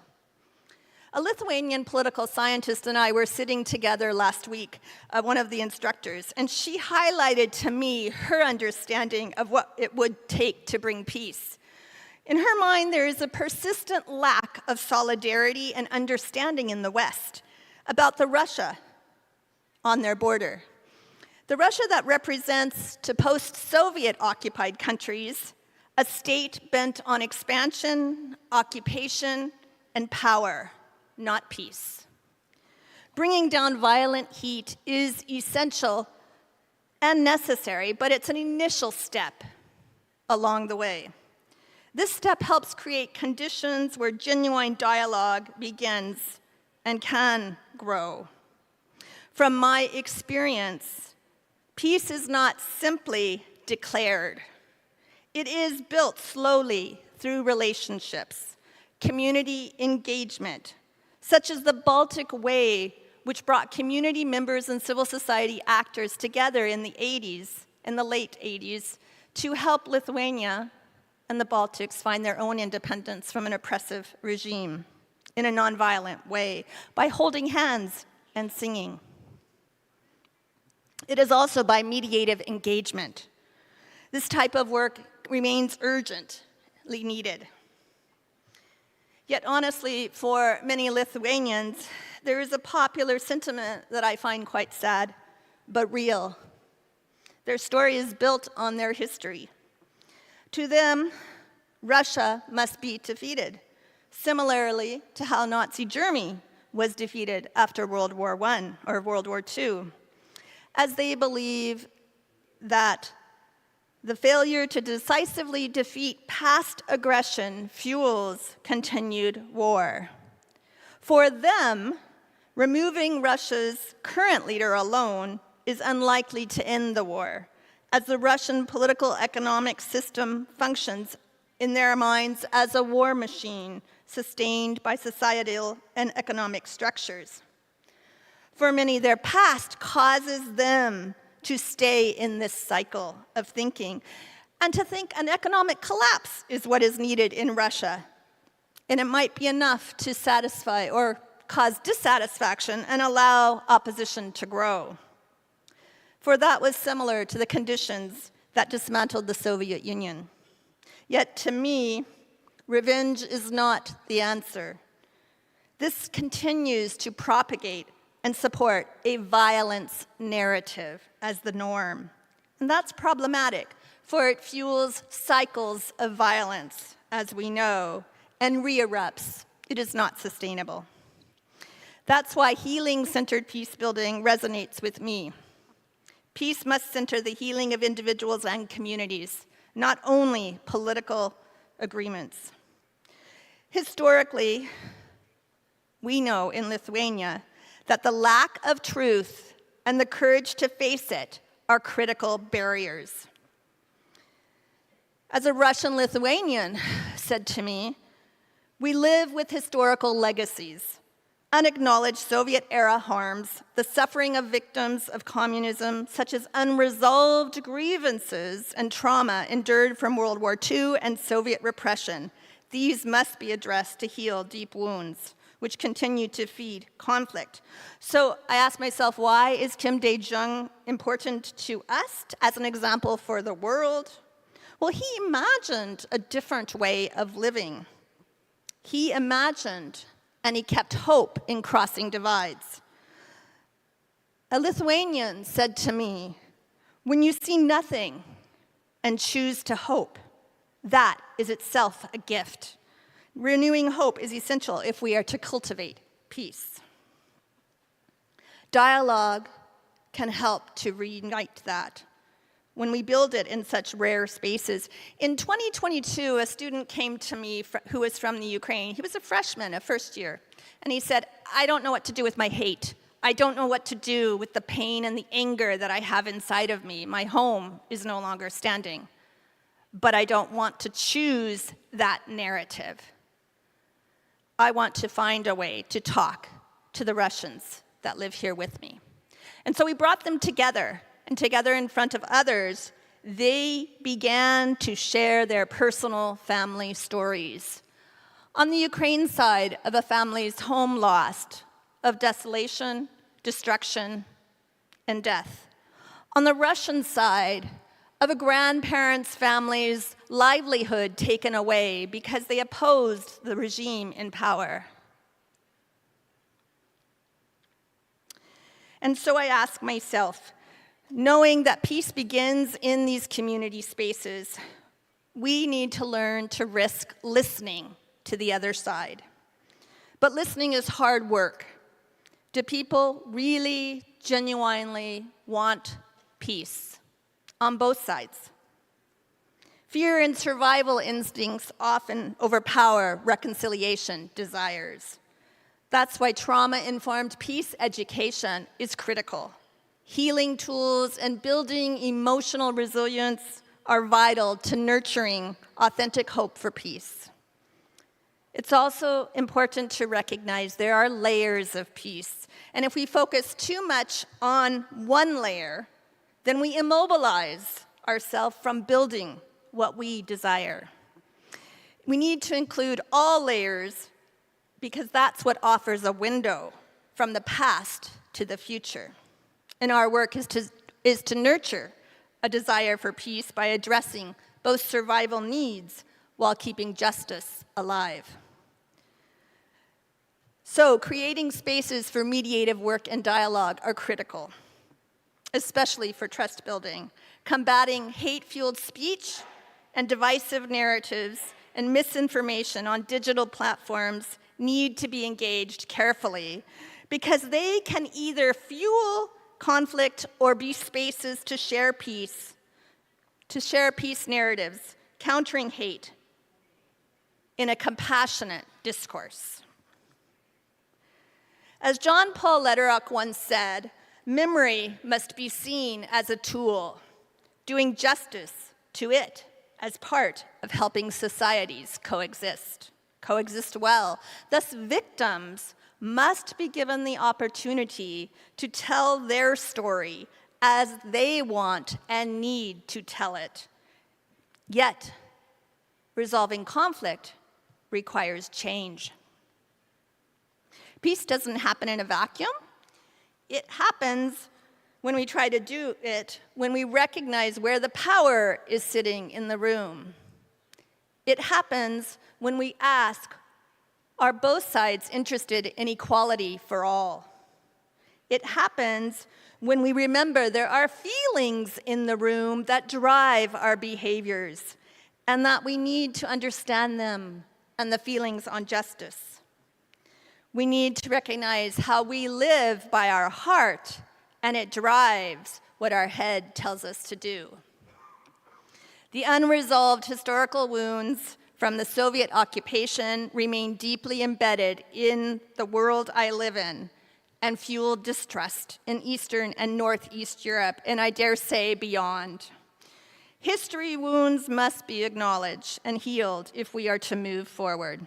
I think Korea's peace trajectory and peace builders can learn from this and benefit from it, understanding these dynamics and prioritizing process-oriented healing of trauma alongside political negotiation. Peace-building efforts often generate ripple effects. Are we willing to be a stone in the water and begin those effects nonviolently in ways that address the value of all? And I'll close with a few comments. Every day, in every action we take, we have the power to contribute towards shaping a culture of peace, knowing that our backgrounds shape our views, our experiences, and our local contexts. For us, war is our local context. We can still choose kindness, empathy, understanding, and acknowledging that. Our students are trying to do that. It's not easy. Peace is complex. It's a difficult process that requires acknowledging painful historical wounds of the past and confronting uncomfortable truths of the present. Let's be honest, governments are failing, repeating short-term solutions when we know that peace demands, requires relational social responsibility to be lived out. So inspired by Kim Dae-jung's legacy of patience and justice and hope, we must foster cross-border solidarity, find a way to talk to the other, find a way to recognize ourselves in the other. Hope happens in one act at one time. And it grows with each act that follows. Relationships that act and work towards relationships are the building process of peace. Our shared vision must be peace not only as the absence of war, but as flourishing of justice, dignity, and harmony among peoples and nations. And at the very, very, very beginning, it must hold human connection as the heart of finding a way forward, and as a heart of finding a more peaceful coexistence and peace itself. I often look on my bulletin board as an instructor at a quote made by a Slovenian, I'm going to murder his name, so I'm going to be careful here, Slavoj Zizek, who said, "An enemy is someone whose story you have not heard." And I will add to that, we need to recognize we cannot live without knowing our enemies. Thank you. Thank you, Naomi.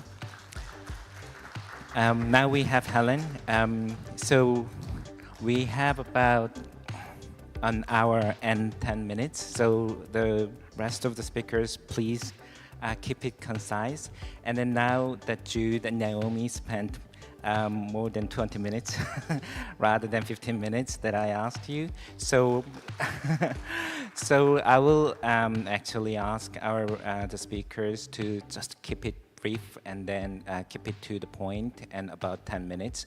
And then perhaps later on, when I sort of ask you to have a conversation, I will give you the more time than Jude and Naomi, if that's okay with you. Please, Helen. Good afternoon, everyone. Thank you so much to the Kim Dae-jung Peace Forum for hosting us. I want to say thank you as well for your generosity for allowing us to speak in English. I know it's very difficult, especially at this time in the afternoon, to have to listen to the translations. But I do appreciate your generosity with your time and looking after us so well. So thank you very, very much. I'm taking a slightly different stance to the two previous speakers because I'm talking about a context which has gone through a transition. We are part of the professor yesterday, Professor Robinson, spoke about Korea coming through the third wave of democracy. South Africa was also part of that third wave of democracy. Last year we celebrated 34 years since the transition. So we are an established democracy in many ways, but I diverge from the professor in terms of saying that we have a democratic peace. And part of the problem that I want to point to is actually Kim Dae-jung actually spoke about this. I took a quote from him from when he received the Nobel Peace Prize. And at the time he said, "I've lived my life with the belief that justice will triumph, even if that victory doesn't come in this time. It will come in history." Now, the reason that quote resonated with me is because South Africa this year is having quite a major transitionary moment in terms of justice. But it's also a moment which is very fragile because of the international context that we've all been talking about. All of the changes that have happened since the beginning of January that has had impacts on your context as well as the South African context. Now, I've taken a second quote here, which is from this year, and this is from Nkosati Biko. Now, this is the son of an anti-apartheid activist, one of the most famous anti-apartheid activists apart from Nelson Mandela. And Biko was killed by the security police back in 1977. Now, significantly, last month, they are going to pursue prosecutions for his killers. 2 of the killers are still alive. Now, this has taken 48 years since Biko was killed. So Biko's son has spoken about this when we reopened the inquest in South Africa. And he said healing is a much more complex process as it involves layers of justice. And it's the layers of justice that I wanted to speak to. He says that's including seeing that people who died for this country can at least rest in the knowledge that those who continue to run the country are accountable. Okay, so building peace and justice is an ongoing process. Okay, it's not a moment. It's not something that happens and we move on. Okay, in South Africa, it's a process that we're still undergoing. And he says the democracy is hard won. And I think that may resonate with many of you in Korea, given what happened in December last year. You know, I think it was a reminder how hard you fought for democracy, and that those moments can be a reminder that these things can be fragile as well. So I'm sure that many of you know the story of Nelson Mandela, who was in jail for 27 years. South Africa underwent this third wave of democracy in 1994, but this was sort of overturning 400 years of colonization and apartheid, which was a 40-year rule. I often try and think about the similarities between South Korea and South Africa. Very, very different contexts, but as I said, you move to democracy at the same time, but also you have a history of colonization. The difference with our colonization is that the colonizers stayed. And I think that's an important lesson in terms of the discussions around peace and justice. Now, during the transition, because the majority of the population had been denied basic civil and political rights, we were coming out of an autocracy, which was also a racial autocracy. The priority was we had to have political rights. But that was done at the compromise of criminal justice and social justice. And those are the issues in 2025 that we continue to grapple with. So one of the questions South Africans raise consistently is we have prioritized reconciliation, but can that exist without justice? Now, the cost of our compromise is that those justice, the criminal justice and the social justice, were put to one side. And it's meant many victims, which is the majority of the population, has felt neglected in the transition. And what we've seen is a country in which inequality has become entrenched. Now, if you remember Professor Robinson's presentation, South Africa featured twice. We were the worst in terms of inequality in the world. Now, this year, an organization called Open Secrets have done a report on who owns South Africa. And I've pulled this out for you just because I think it kind of gives quite an interesting illustration of where we are in terms of the state of the nation. Now, I'm going to translate what the amount of money I'm talking about here. Now, 370 rand, that is the equivalent of 20,000 won. Okay, so roughly $20 US. That is what our social grant is for someone to live off for a month. Okay, $20 US or 30,000 won. For someone who works in a shop, in a supermarket, the average income is 5,000 rand, which for a month, which is 400,000 won. Okay, so that's $290 US a month to live off. But it's said by all economists in the country, just for a basic living wage, to live with dignity, you need to have 15,000 rand, okay, which is 1.2 million won a month, okay? Now, I believe that is $860, and the average income in South Korea is $2,700. Okay, so you can see how that's 1/3 is what people need to live with just to survive in South Africa. Now, this is then compared to the CEO of a company which owns supermarkets in South Africa. Now, his income, for him to, in 1 hour, he earns what a shop assistant earns over 5 years. Okay? So this is the level of inequality that we're talking about. So this CEO, he earns 7 million a month, which is the equivalent of $405,000 a month. Okay, so we're talking this massive, massive inequality that exists within the country. So I've got all the stats that here that, sorry, I'm just going to go back, that spoke to what Professor Robinson's discussed yesterday, the inequality that exists within society. But 2025, we've seen this massive shift in the discourse. So one of the things is that families from the apartheid-era crimes have actually taken the government to court. They said, you failed us. You have failed to prosecute, and we want damages. And those damages, they say, aren't just about, it's not reparations.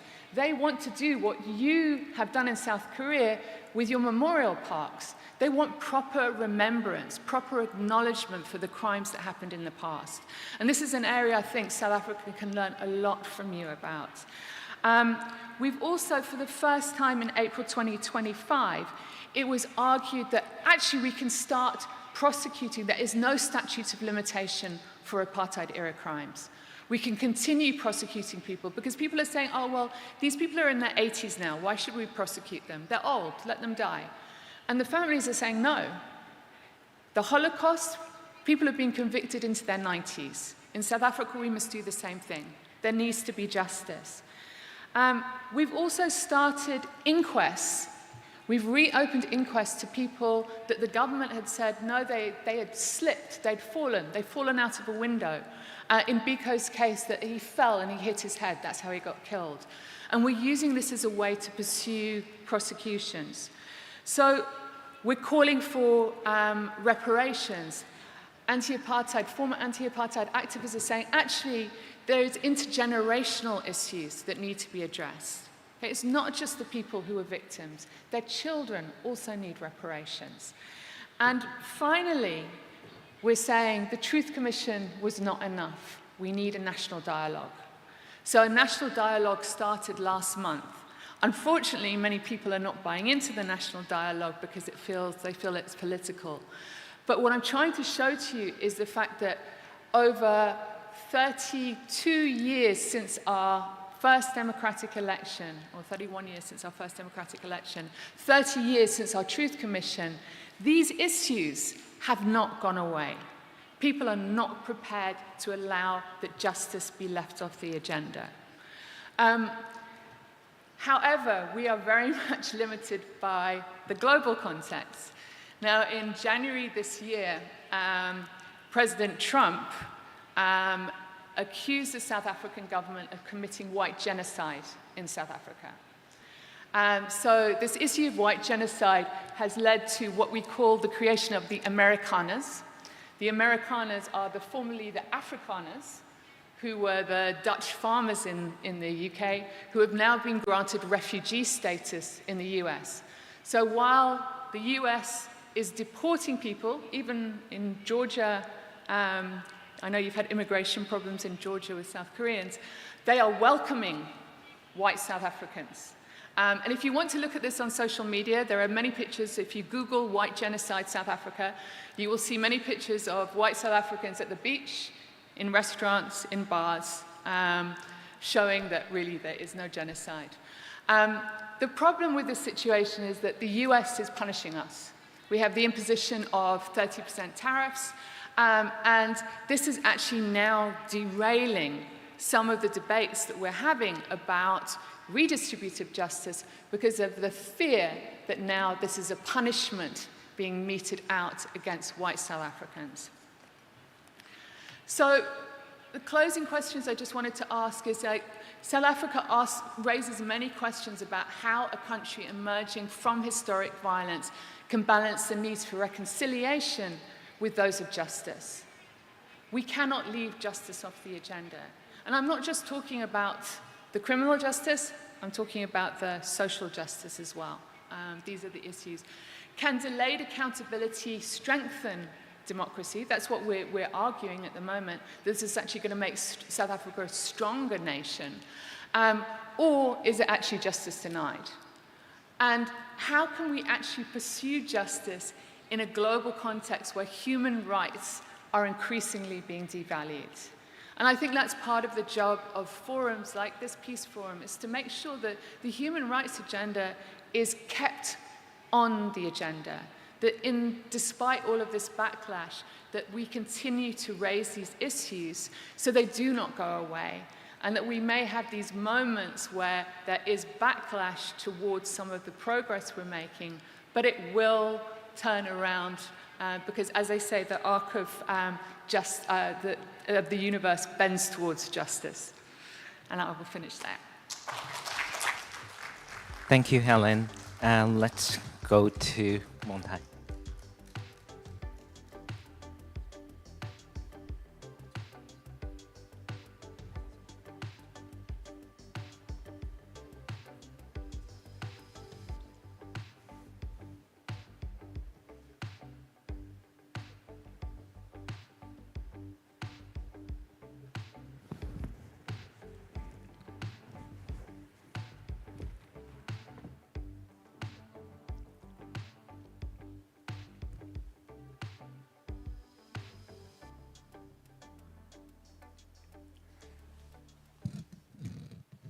Hi, everybody. My name is Montai Dada. I'm a professor at the University of Richmond. Today, I want to talk to you a little bit about the United States and what is happening internally within the United States and how it's influencing things externally around the world.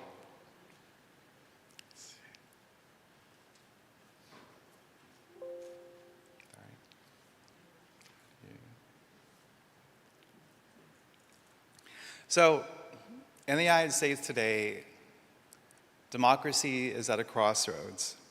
And what we're seeing is a profound shift in how our domestic institutions are being affected internally in the United States. And we're also seeing, I would argue, a weakening in how the United States is playing a role in the global order.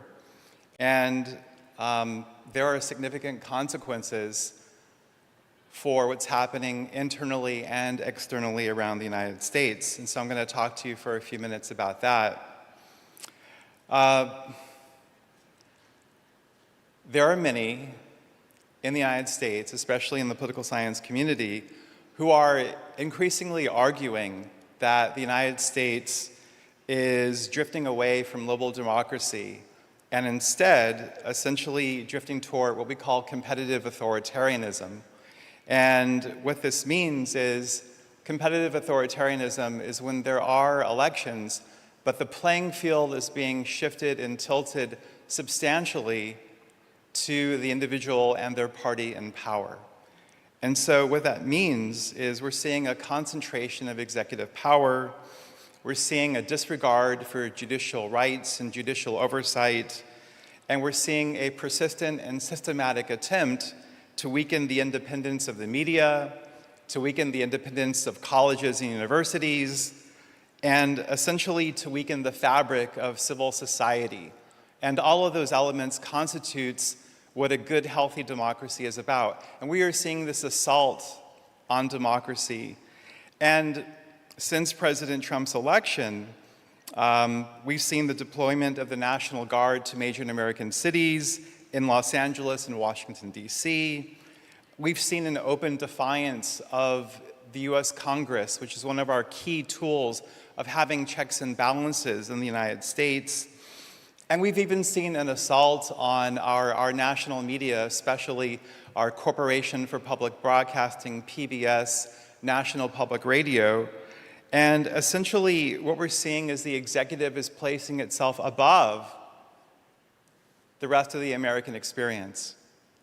And so what this means is that practically speaking now, when I speak to my colleagues who are political scientists, the conversation is no longer that the United States is a robust and healthy democracy like South Korea. You know, there was an attempted coup d'etat and you fought back and you pushed back and you ensured that democracy stood tall. That's not the case in the United States now. Instead, the conversation now is the United States is more like Turkey. The United States is more like Hungary. The United States is more like Brazil. These regimes that have shifted toward competitive authoritarianism. And so I would say essentially, as we speak, democracy in the United States now is fractured, if not broken. And so around the world, what we're also seeing is a shift in the international liberal order.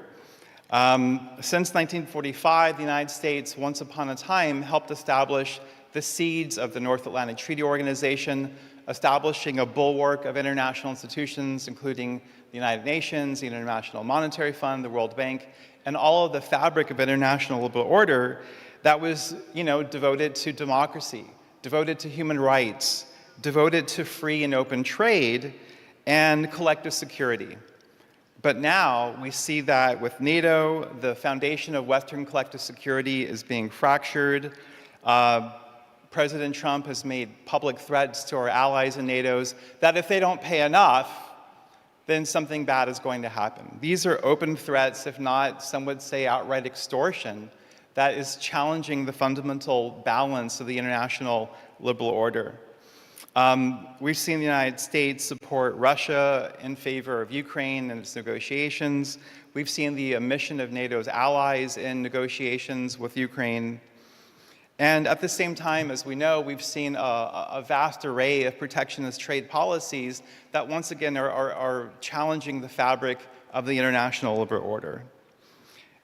And so what this means is the world is losing confidence in the United States. There was over the summer a research poll from the Pew Research Center, and there were 24 nations that were polled. And what they found is around the world, confidence in the US president to do the right thing in world affairs has plummeted. Trust in the United States is frayed, it is being torn apart, and America's soft power, the ability to attract rather than coerce, is on decline.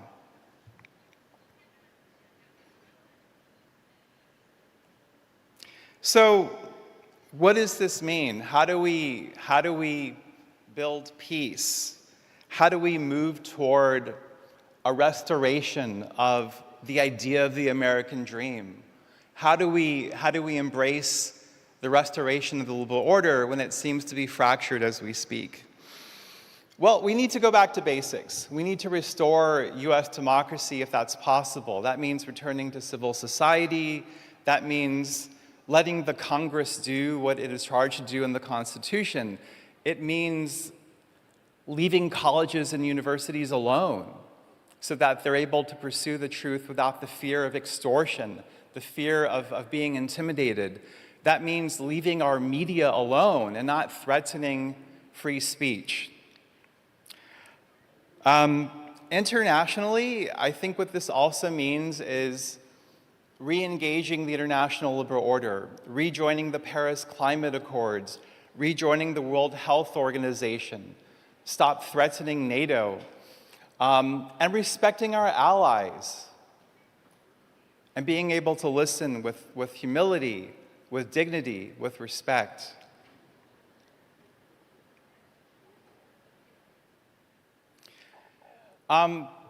Years ago, I first moved to South Korea as an English teacher, and I was lucky enough to live in the city of Yosu. And from time to time, my school teachers that I worked with, they would tell me about their experiences in Gwangju around 1980. You know, they were there as college students at the time, and many of them spoke so openly and admiringly and even lovingly about Kim Dae-jung.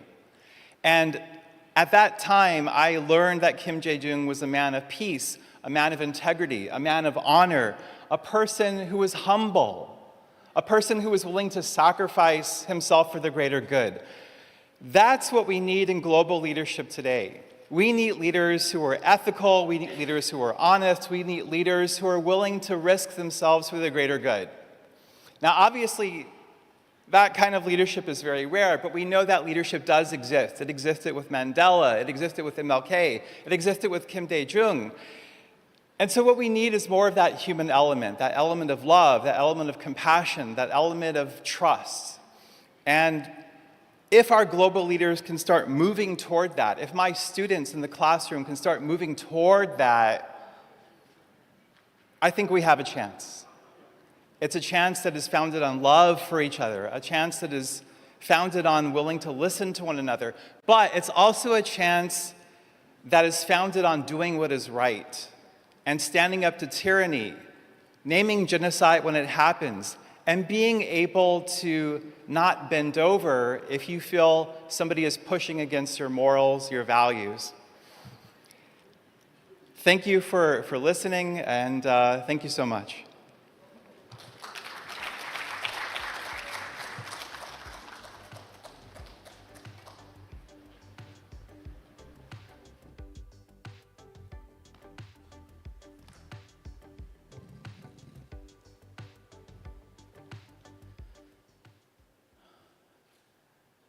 예, 김경묵이라고 합니다. 이렇게 우리말로 Since we have simultaneous interpreters, I will make my presentation in Korean. I already conversed with our panelist members in English, so I will present in Korean.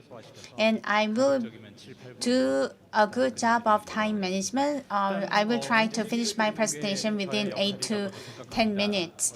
I think I'm here to raise an issue for everyone to think about in depth. 저희들은 평소 국제 정치학자나 다른 We 쓰지 않고 스스로 부끄럽게도 감히 평화학자 call ourselves as peace scholars. So I will raise important issues from a different angle and from a different perspective. That is a job required of all of us. And one thing that I want to talk to you about is the following. I dare encourage everyone to take one step back for peace, because we are always focused on moving forward and forward. So sometimes you have to step back to have a bigger picture of what you are aiming for. In order to find the solution in the dark tunnel, sometimes it is good to step back. And I do not dare to say we have to redress the divide, but I want to say, why don't we embrace the divide? So that is why I told my presentation as stepping back for peace, embracing the divide. I listened to the keynote speech yesterday, and I listened to the special lecture on AI through YouTube. What I learned and gained insights from those two special lectures are the following. When humans feel human, what are those moments? The moments we feel human is when we do not rely on science, when we are embraced by emotions. Only then we can create an environment where we can embrace the differences, and when we are ready to create our own culture. Apologies for the presentation in English, but here we go. The peace studies in the West are highly related to the study on history. Let's say we all play football, and the peace scholars in the West, they play football, and the peace scholars in the West, they play rugby. So sports we play are different. So sometimes it is difficult to communicate fully. 회의의 주제가 상생평화라는 And 굉장히 중요하고 this 아름다운 year's theme is coexistence towards peace. 누굴까요? Who will be the key agent that can promote the coexistence? 당사자 의식을 어디까지 You and us, we have to take the ownership of social issues 고민할 때 차이라고 생각합니다. to find our ways to achieve peace. In the morning, I went to the Peace Laureate Museum, and many citizens living in Mokpo, when they go to that memorial museum, I imagined what the visitors must be thinking whenever they go to that museum. So we need to think about keywords that can connect us with the audience through storytelling. Through such storytelling, we can open up the public discourse for people to share their opinions and thoughts. Shared prosperity and peace may not be achieved in our time, but still, as universities, we can do our contributions. As you may well know, universities, they are not going through rosy days. And even here among the audience, I don't see many university students. I know we are here in Mokpo, geographically far away from major cities, but still, we are seeing less and less of university students participating in forums like today. So it is important for organizer of any event to engage young generation. If we ask AI which city is better to live in between Seoul and Mokpo, AI can give you the answer. Seoul is a better place to live, but while coming to Mokpo on KTX, I thought about living in Mokpo, and this symbolic place of Mokpo, we are having this peace conference, which is very meaningful. Because of the limited time, I will be very brief with my presentation, but from the angle of humanities, in the spheres of art, culture, and literature, what is important is do what you believe. So we established a social gallery that is called Kyuum. What we do is very simple. We provide the venue through this social gallery so that people can be engaged in social discourse, and people can enjoy the beauty of the art pieces. And we do also have book clubs. One book that we select is written by writer Hadang. The book may be difficult, but we create a social venue where readers read a selected book and come together to have discussions. So at least in Seoul, there are many spaces where humanities can be discussed, but in Japan, where I live, the spaces for discourses on humanities are decreasing in number. That's why we need to think about how we can create spaces like a social gallery, Kyuum, so that people can come together to talk about different topics. So I want to continue our discussions, how our activities can push for better discourse and more discourse among the public. I already spent my 10 minutes, so I will wrap up my presentation here, and thank you so much for your kind attention.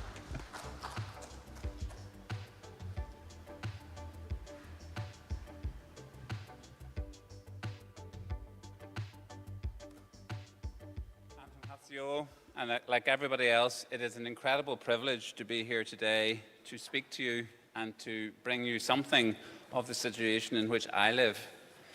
I live in a very small place called Northern Ireland, and it is in some ways a big question. What does anything that we have experienced have to do with the huge geopolitical realities which are being dealt with in Korea? And what I would say to you is that at one level, the important thing for me in my conversations with my Korean friends has always been that in the terms of what we are seeking, a change in the quality of human relationships, we find a commonality. In terms of the steps we've had to take in each of our circumstances, we're confronted with very different circumstances. And nevertheless, in making those decisions, we can recognize some of the challenges and bring to bear some of our own experience on other people's, and likewise listen to the questions and the observations of our friends. And Jin has been extremely important for us in developing the idea of translocal peace building. Peace building from situations which appear to be extremely different, but in fact are all aimed at something which we share in common, which is how do we make possible a shared future that has any sustainability and any reality across the world. In Northern Ireland, we were very lucky. We had a luxury of being a very small place, in fact, which was geopolitically irrelevant. I'm thinking of Jude's presentation. We also had the luxury that there was money given to us to sustain us at a certain level. And we also had, therefore, a terrible luxury of time. Violence in Northern Ireland was not so much extreme in its short-term experience, but it lasted for 30 years. And the lasting for 30 years in the recent period, built on a history of colonialism, a history of sectarian division, a history of violence, has left a very deep trauma in my generation and in the generations that have come after. I won't go through the history of Ireland because it's too long, but what I will say is this, is that in 1969 there was a major explosion of violence on the street, which then shaped all aspects of life in my childhood up until a peace process which took place really between 1985 and 1998. The word peace process is for me very important because it was a process. Reconciliation, as Helen said, is not an event. Reconciliation turns out to be something that has to happen every day, every way, in a renewed form. It is not for me, it is now something in peace, and when we talk about peace, it strikes me that in practice what it looks like is persistent and regular and endless reconciliation. It's not necessarily a final goal, it's what we have to learn how to do in our practice. The peace process in Northern Ireland was formally understood as a long way to deal with all of the many issues. We had a slogan, "We will talk together," and the only thing that made the difference was we agreed that we should talk together about a shared future. But what that shared future should look like was absolutely a point of great disagreement. And so we came to in a process in which we had to give time. And that was given time by this process. So we will talk together, and we don't have to agree anything until we agree on the whole package. Nothing is agreed until everything is agreed. So we had to give room for distrust. We had to give room for the reality that there were going to have to be concessions. But if we took every concession as a problem, did them in serial order, then we would never complete our process. And so we had to talk together, look at the deal, and then say, will we accept the entire deal? Just to say, and very quickly, that involved many different aspects. It involved a change in the formal agreement by everybody that violence has no place, that we cannot resolve our political process with any further violence. And that is the negative piece. That's the baseline of peace, obviously. However, it also said that we must resolve the dispute that lies under that, which is, does Northern Ireland belong to the United Kingdom or does Northern Ireland belong to Ireland? And while we did not agree on that question, we found a mechanism to manage it, in which the United Kingdom, as the remaining sovereign power, has to act equally between people in Northern Ireland, whether they are British or Irish. We have a unique citizenship arrangement where every person can choose themselves to hold a British passport, an Irish passport, or a British and Irish passport. We have a system which understands that democracy has to be mediated by a form of government which forces us to work together. We have institutional cooperation between the north of Ireland and the south of Ireland, which recognises that the official border is never going to include all of the relationships on these islands. And we have, at the core of law, international human rights and equality legislation. So what I'm trying to say to you is that in every structure, peace turned out to be about everything. But even then, it was not enough, because in practice, the real legacy was in the relationships between the people. And the real change had to be measured in the change between people. And so for the last 40 years, we have been engaged in a complex, very widespread process of engagement with each other, of experiments, of not knowing what the future would bring, of trying different things. And some of those have been successful, and some of those have not been successful.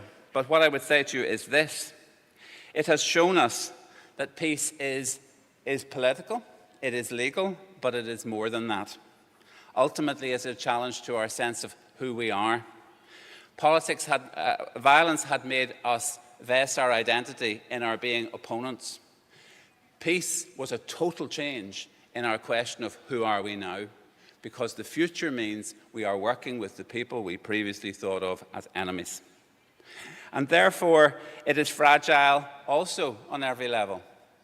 Our peace has proved to be fragile on the level of geopolitics. Those of you who know about Western Europe and British politics will know about the United Kingdom leaving the European Union, which was very destabilizing for us. It has been very fragile in political structures. They constantly collapse and have to go back together again, and very fragile at the level of human relations. What I would say to you is that even 27 years later, the great drive has been, we cannot go back to where we were. We cannot afford to go back, because this is no longer an option. Therefore, the question of peace is not the luxurious question in our world. It is the question which we absolutely must answer, even though it is a question we don't want to face. I just want to say something finally about trust. Trust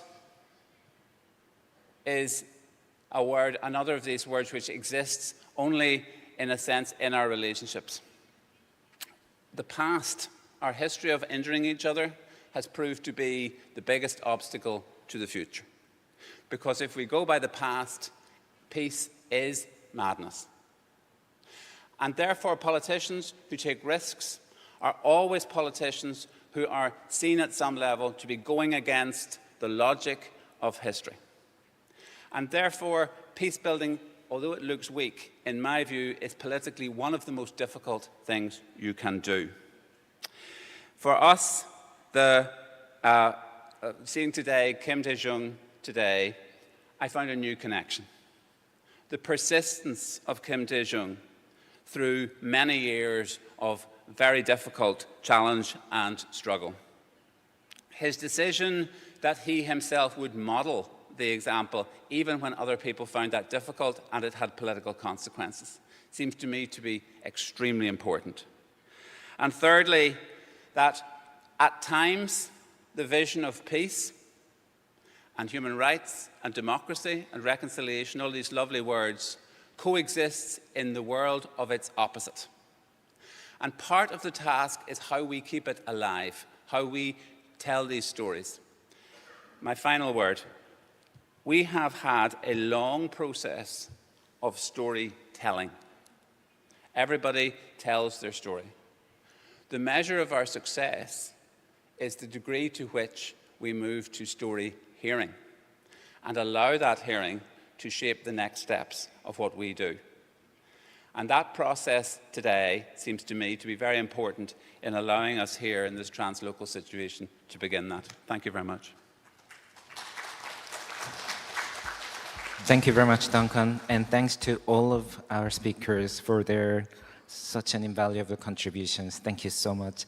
And I've asked you almost impossible sort of tasks to complete, like sharing your context within 15 minutes. So I understand that that must have been a challenge for you, but thank you so much for trying, and we've learned a lot from all of you. But it wasn't just about the learning. I think it's about sharing questions together. We are all in different contexts. We all come from a different backgrounds. But then somehow or the other, when I was listening to you all, and there has been some recurring themes, as though that we are all different. And it's challenging for us to really keep up and learn all the languages, all the histories, and all the backgrounds. But then somehow or the other, your languages resonate in our situation, which is really quite inspiring, but at the same time shows how we are all connected because of our shared humanity. So thank you very much for your contribution, and thank you for coming here to be with us all. Thank you very much. And thank you to our audience, and again, as Helen mentioned, and this is a difficult time of the day, but then you're still here, and then you heard from us. So if you have any questions or comments to our panel members, I will collect your few comments or questions from you, and then give our panel members a chance to respond. So by all means. Any questions or comments from our audience? Yes, of course. Just before we go to you, Kyung-moo, go ahead. 한 가지 사회자님께 요청을 드리고 싶습니다. I would like to ask to Jin, for our panel at a round table session, I think you didn't mention anything about translocals. So could you update the keyword translocals, why this is so important for us? So I thought that I was going to chair the session, but you are asking me a question. So I will just briefly sort of share my thoughts on translocality. So we all come from different localities. I come from South Korea, but I lived on the island of Ireland for the past 12 years, and I am relocated myself and my family back to Korea. So when I was in Ireland, I realized sort of while learning from Ireland, I couldn't really stop thinking about Korea. So as though that I am living in a different context, I was still thinking about Korea.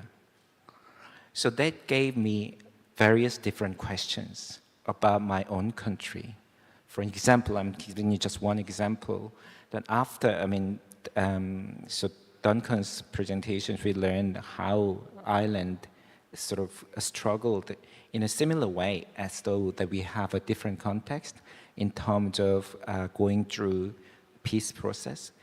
But then what Ireland did after the Good Friday and Belfast Peace Agreement, and then they revised a constitution in Ireland. So they had a national referendum, and then it wasn't just about the peace agreement, but it was also about their constitution. Because after making the peace agreements, they realized that that might not be agreeable in terms of their own constitution. So that gave me a kind of thinking, so should we, as in the Korean context, think about that as well? I'm not saying that we should, but then I've never thought about that question before. But by living on the island of Ireland, suddenly I was thinking something different. And I sort of realized that actually gave me a kind of experience to move beyond my locality, but at the same time still remaining in my locality. So that's what I call translocality, contact and then connecting and bridging for different localities so that we can have a reflection space for us to think about something different. I hope that answered your question, Kyung-moo. So any questions from our audience?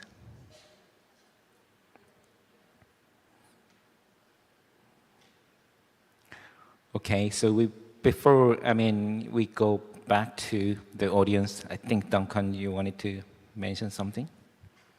So I'm reflecting on my listening to the presentations and also to yourself. And for me, and what you said about what is the resonance for me. So there are a whole series of resonances. One for me is that the question of a shared future, as I said to you, how we live together on this planet is for me existential, and certainly is in my situation existential. So I recognize other people who are facing that challenge in a really, really impossible situations. The second one for me is about trust. How is it possible to trust each other at all after all that has happened? How is that even an idea? The third one is about the changes in economics and society and the way the world is run, and what is required of us that we can even talk about peace. What is that? And those are very hard conversations at a core, because they involve people giving things to other people or letting go of things that they shouldn't have or whatever. And those are complex in political terms. The fourth one for me has turned out to be really hard, which is how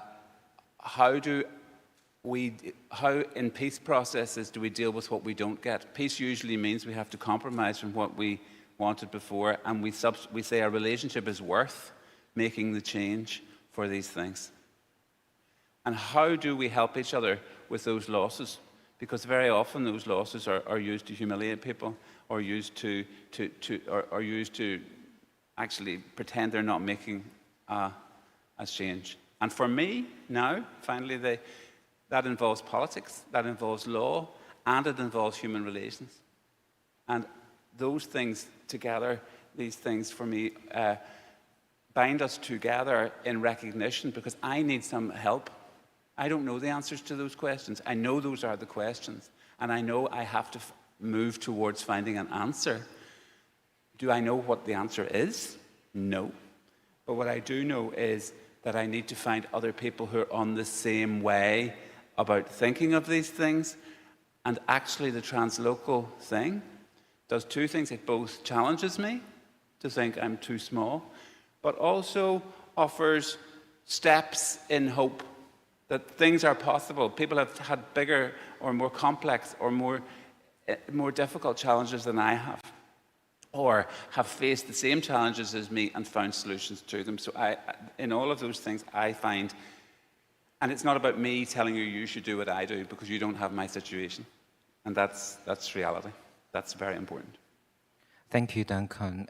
You reminded us of an important aspect in terms of living in protracted conflict. Sometimes it gives us a sense of kind of an exceptionalism, that our conflict is the most difficult conflict in the world, and we are so exceptional, so nobody else will understand. The Korean conflict is the most difficult one. This is the conflict. However, you just reminded us of the fact that we all share these struggles together, and the questions as well. And if I may, I could go back to Montai, and you share the struggles within the United States. And then somehow or the other, we hear a lot from the States about the struggles inside of the US, which we wouldn't have heard like a few decades ago, because we would think that the US would be the democracy of a model, and then peace model, and the model country. But now we hear from the United States about the struggles inside of the country, and then how it affects others as well. So could you have some thoughts on that, Montai? Yeah, as I reflect on everybody's comments here, and on what's going on in the United States, quite frankly, our democracy is imploding in the United States. If not, some people would say it's dead.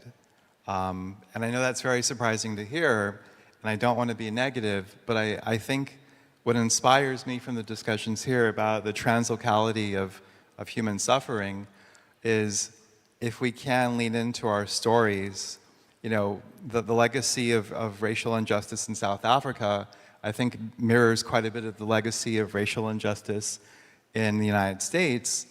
And these legacies of injustice, whether it's between Korea and Japan, or even issues between North Korea and South Korea, what stands out for me is all of these are stories. All of these are opportunities for us to listen to one another with humility and with understanding so that we can appreciate what's happening in the United States today. And maybe, if we're lucky, we can have international compassion or an ability to understand what's happening or what has happened in South Africa is similar to the story in Korea, is similar to the story in the United States.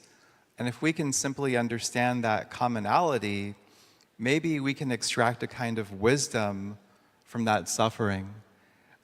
Because right now, I know it's almost entertaining to look at the United States because it does look pretty crazy.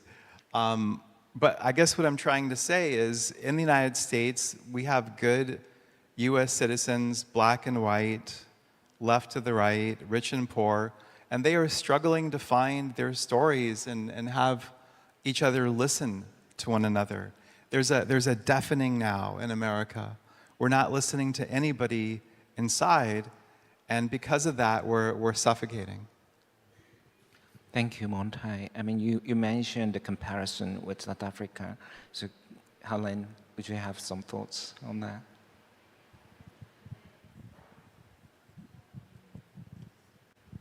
I think you can just go ahead, Helen. Just go, okay.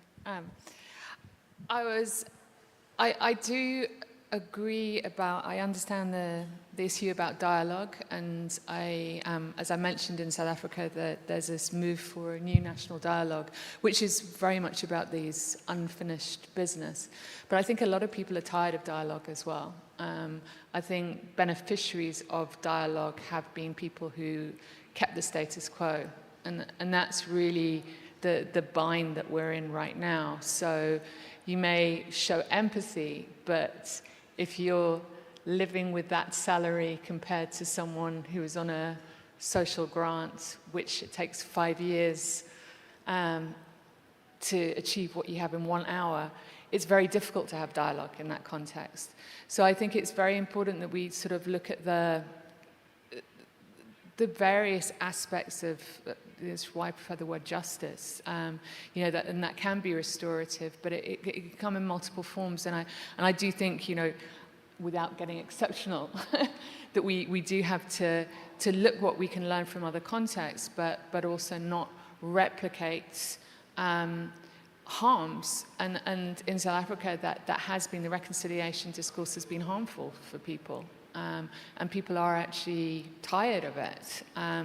So we maybe need to think about our language sometimes, and we also need to think about making frameworks that work according to a context which actually understands what dignity means, and that dignity within a dialogue means you've got to be equal within that dialogue. Thank you, Helen. I mean, certainly the story from South Africa about truth and reconciliation, and that inspired so many other countries, and having established some different types of truth commissions or truth and reconciliation commissions around the world. And it started a movement of transitional justice and transformative justice and restorative justice and all that. And we were thinking about that sort of language in terms of reconciliation in East Asian context as well. And then it's not only just about the dialogue, like in this setting, but as Kyung-Bo mentioned, that it's also a social space as well. And then there are many museums in Japan about war and peace and reconciliation to some extent. But Kyungmook, you are doing something different, aren't you? So you actually were very, very kind to keep it really short in terms of your presentation. But now I give you the chance to talk a little bit about what you do in terms of those social space. 예, 감사합니다. 그 짧게 그래도 그 평화 뮤지엄이라든지 At the Peace Museum and spaces for practicing peace, there are many different types. So from the perspective of peace studies, the War Memorial Museum and the peace spaces are different. In our peace studies, we seek peaceful manners to achieve peace. Not through the means of weapons or not through the means of aggressive tools. If you go to the war memorials where weapons are displayed, we don't call such spaces as peace spaces. So if you think of typical image of peace, you think of pigeons or globe or people hand in hand. Those are the images that come up with and that is generated by artificial intelligence. So our job is to increase the scope of typical images of peace quantitatively and qualitatively. That is the role and function of peace spaces and peace museums. Forums are venues where new ideas are generated and dialogues and discourse. It can be in the form of lecture, it can be in the form of discussion, but we need to think about what types and format of forums we can utilize to talk more about peace. Specific methodologies can be identified through settings like today. When you read a poem, when you see a picture, you can think of ways to achieve peace. That's the bona fide function of peace spaces. From our panels, and then we have about 7-8 minutes. So if anyone would like to ask questions, yes, Professor.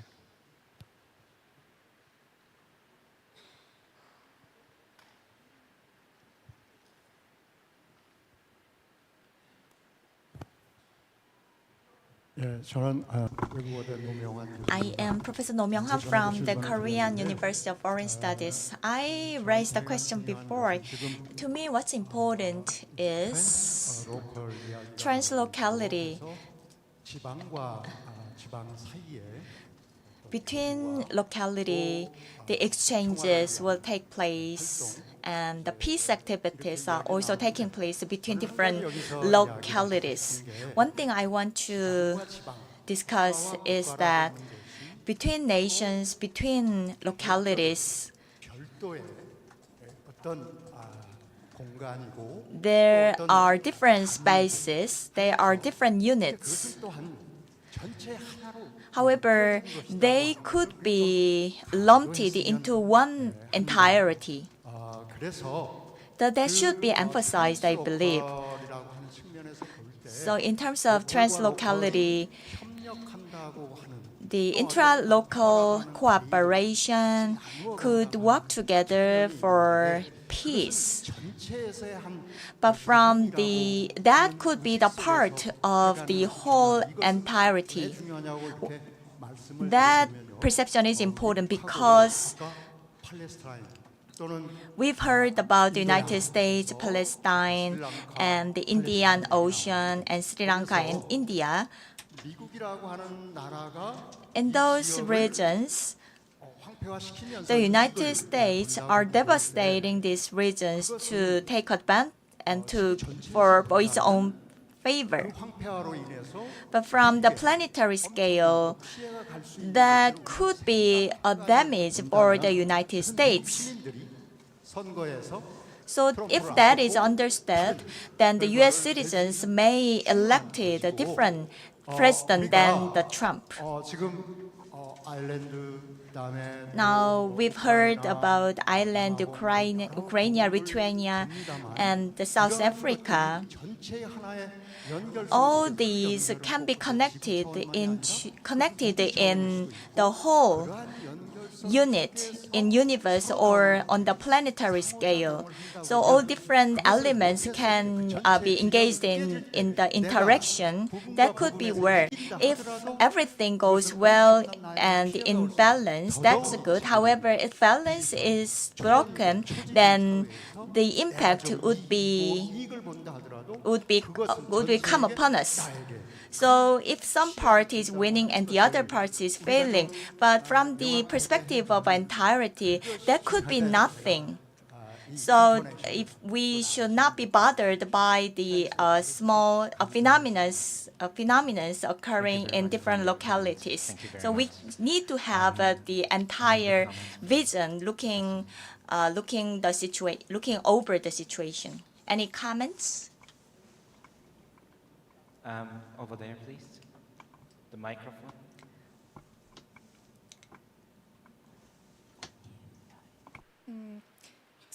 Thank you very much for all nice presentations.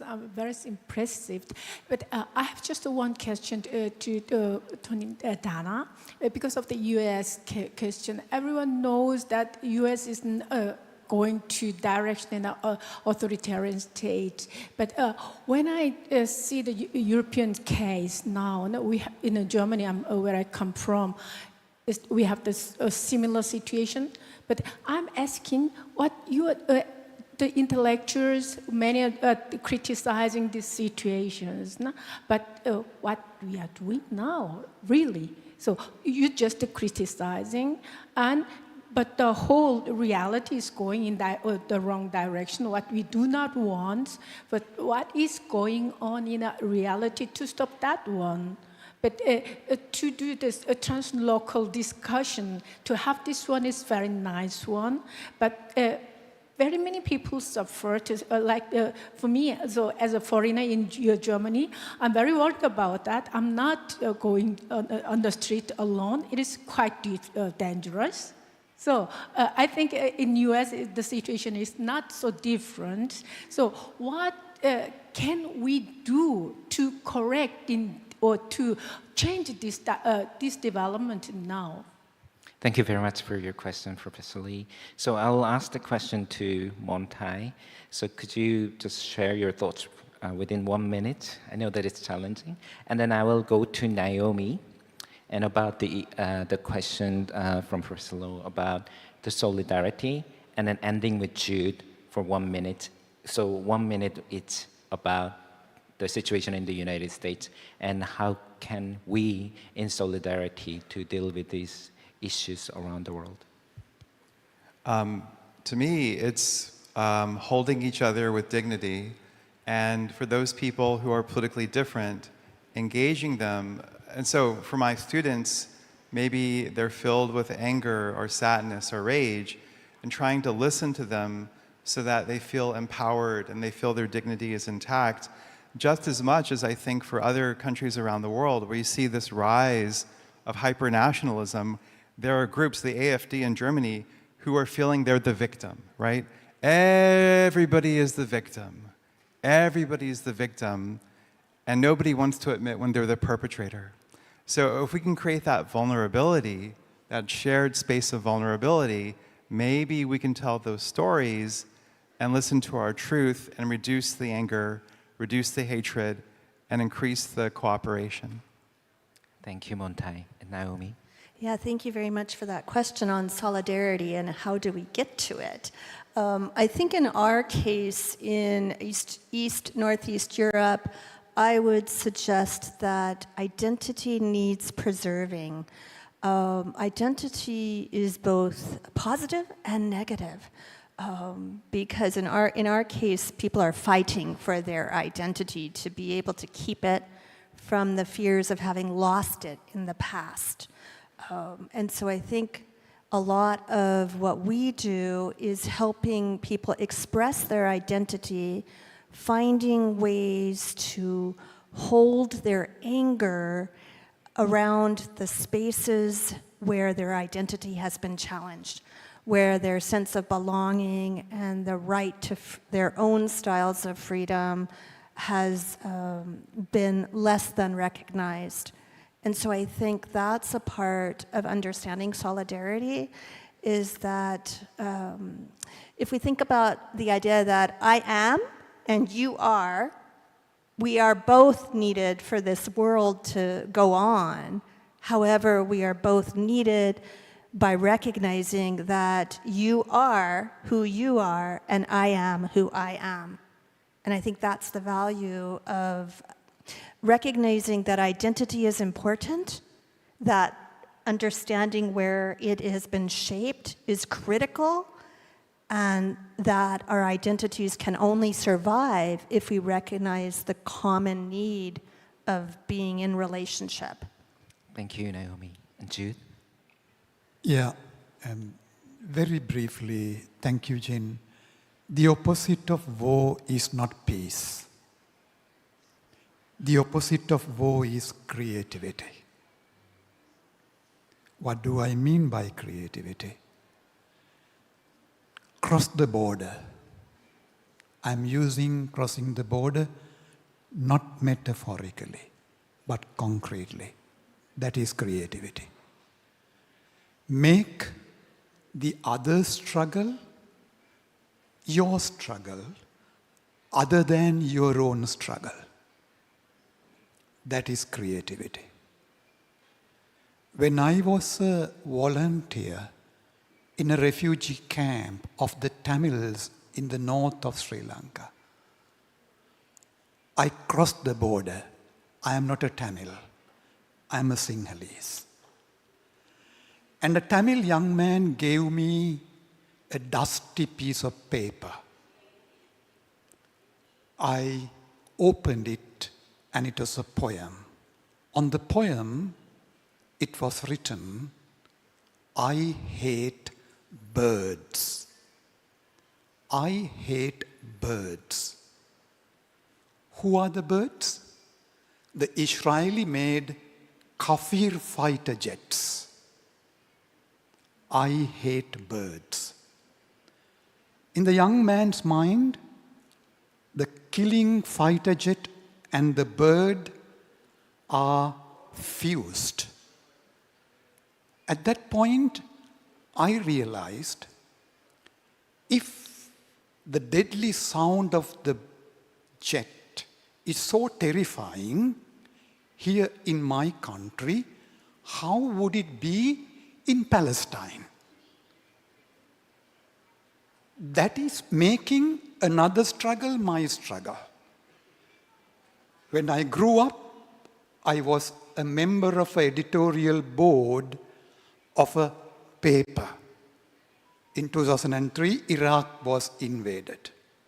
I had no friend in Iraq, and we carried out the editorial, let's all be Iraqis. That is creativity, crossing the border. When I went to Ireland to live in exile, I realized the British police forces were training the Sri Lankan special commandos to kill the Tamils. And then I felt with the Irish struggle, Duncan. That is creativity and crossing the border. And I repeat, the opposite of war is not peace, but creativity and crossing the border and making the other struggle my struggle. I am here sharing your own struggle in the Peninsula, in the memory of Kim Dae-jung, my struggle. Kamsahamnida. Thank you very much, Jude. So as we bring this session to a close, I want to thank you, all of you again, for all your contributions. So what we have heard today is that peace is never complete, and it's fragile, contested, and must be constantly renewed. Yet peace is also deeply hopeful, rooted in justice, in human dignity, and in the courage to imagine alternatives, even in dark times. So let us carry forward this spirit of reciprocal and translocal peace learning from one another across regions, and building on President Kim Dae-jung's vision of a world where peace is not the victory of one side over another, and a peace shared by all. So, thank you very much. 고맙습니다. Thank you very much for sharing that insight. 고맙습니다. 자, 이제 모두 Please kindly take your seats. Thank you very much. 네, 올해 처음 마련된 지구촌을 위한 상생 평화 라운드 테이블이었습니다. This was the very first ever round table for building a peace network. They shared the realities and the common vision. Through a lot of avenues, we can navigate all the difficulties through to peace, and we can get some insight for applicable for the Korean Peninsula. And our panelists and the audience enriched our discussions. And once again, I would like to say thank you to the moderator who led the round table. Now we have just one program left. We have the talk concert. Speaking of President Kim, we will have a 10-minute break before we start the talk concert. Please return by 5:40. Thank you.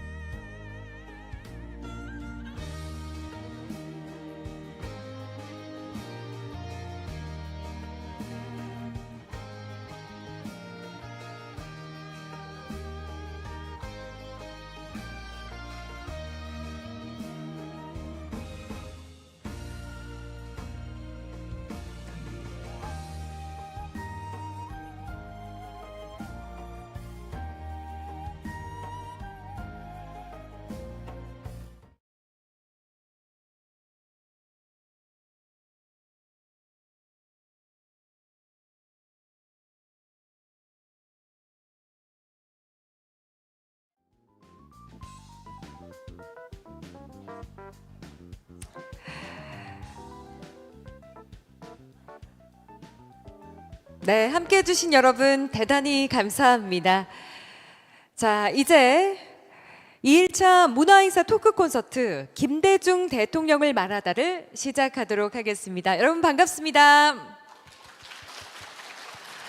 네, 이번 시간 정말 많은 분들이 기대해 주시는 것 같아요. 많은 분들 자리해 주셨습니다. 고맙습니다.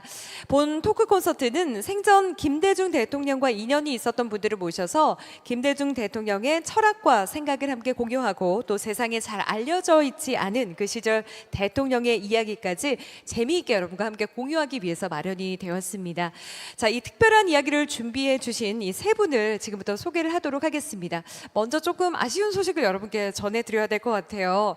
영원한 DJ의 비서실장이자 정치구단 박지원 의원님께서 오늘 갑자기 국회 중요 의원 통과가 생기는 바람에 비상대기를 하셔야 한다고 아쉬운 소식을 전해 오셨습니다. 그래서 정말 뵙고 싶었는데 아쉽다는 말씀 해주셨고요. 여러분의 너른 양해를 부탁드리겠습니다. 자, 백학순 원장님, 우리 김대중 학술원 백학순 원장님께서 오늘 말씀 함께 나눠주시겠습니다. 원장님 무대 위로 올라주시고요. 그리고 소개하도록 하겠습니다. 대중을 사로잡는 화려한 입담 방송인 김미화님께서 오늘 토크 콘서트 함께 해주십니다. 네, 박수로 맞이해 주십시오. 자, 그리고 인강 중심의 지식과 이야기를 추구하는 도전적 실험 집단 메디치 미디어 김현종 대표님께서 함께 해주시겠습니다. 멋지게 토크 콘서트 진행해 주시겠습니다.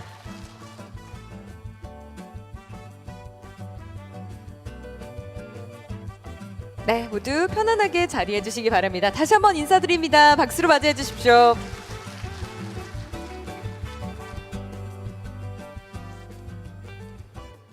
네, 그럼 대표님께서 진행해 주시겠습니다. 안녕하세요. 서울에서 메디치 미디어라는 출판사를 하고 있는 사장 김현종입니다. 김대중 대통령은 제가 중앙일보 출입기자로서 97년 대선 과정 5년간 보도했고요. 국민의힘 창당이라든지 그리고 그 이후에 청와대 정무수석실에서 일을 좀 했었습니다. 제 얘기가 좀 길어졌는데 백학순 원장님도 소개하시죠. 예. 자기 소개 잠깐 해주시겠습니까? 예. 여러분 얼마나 실망하셨어요. 박지원 대표님이 오셔야 되는데 이 자리에 제가 대신 앉게 됐습니다. 저는 김대중 대통령님의 철학과 사상, 정치, 정책, 리더십을 학술적으로 체계적으로 연구하는 기관인 김대중 학술원 원장을 맡고 있습니다. 그래서 대통령님에 대해서 여러 가지 지금도 연구를 해가는 과정에 있습니다. 그래서 아마 그래도 좀 여러 가지 아시겠지 하고 저를 이렇게 대신 이걸 뭐라고 그러나요? 핀치히터라고 그러나요? 제가 이따 네. 소개해드리겠지만 저희가 꽝 대신 닭팀입니다. 아니 그것보다는 우리 백 원장님은 대타 안 띄워보셨나 봐요. 여러분 안녕하십니까? 김미화입니다. 반갑습니다. 오늘 박 원장님이 정부 조직법 개정안 때문에 지금 무한 대기를 하고 계셔서 여러분 잘 아시겠지만 못 오셨는데 오늘 저희가 재미있게 이야기를 나누겠으니까 걱정하지 마시고요.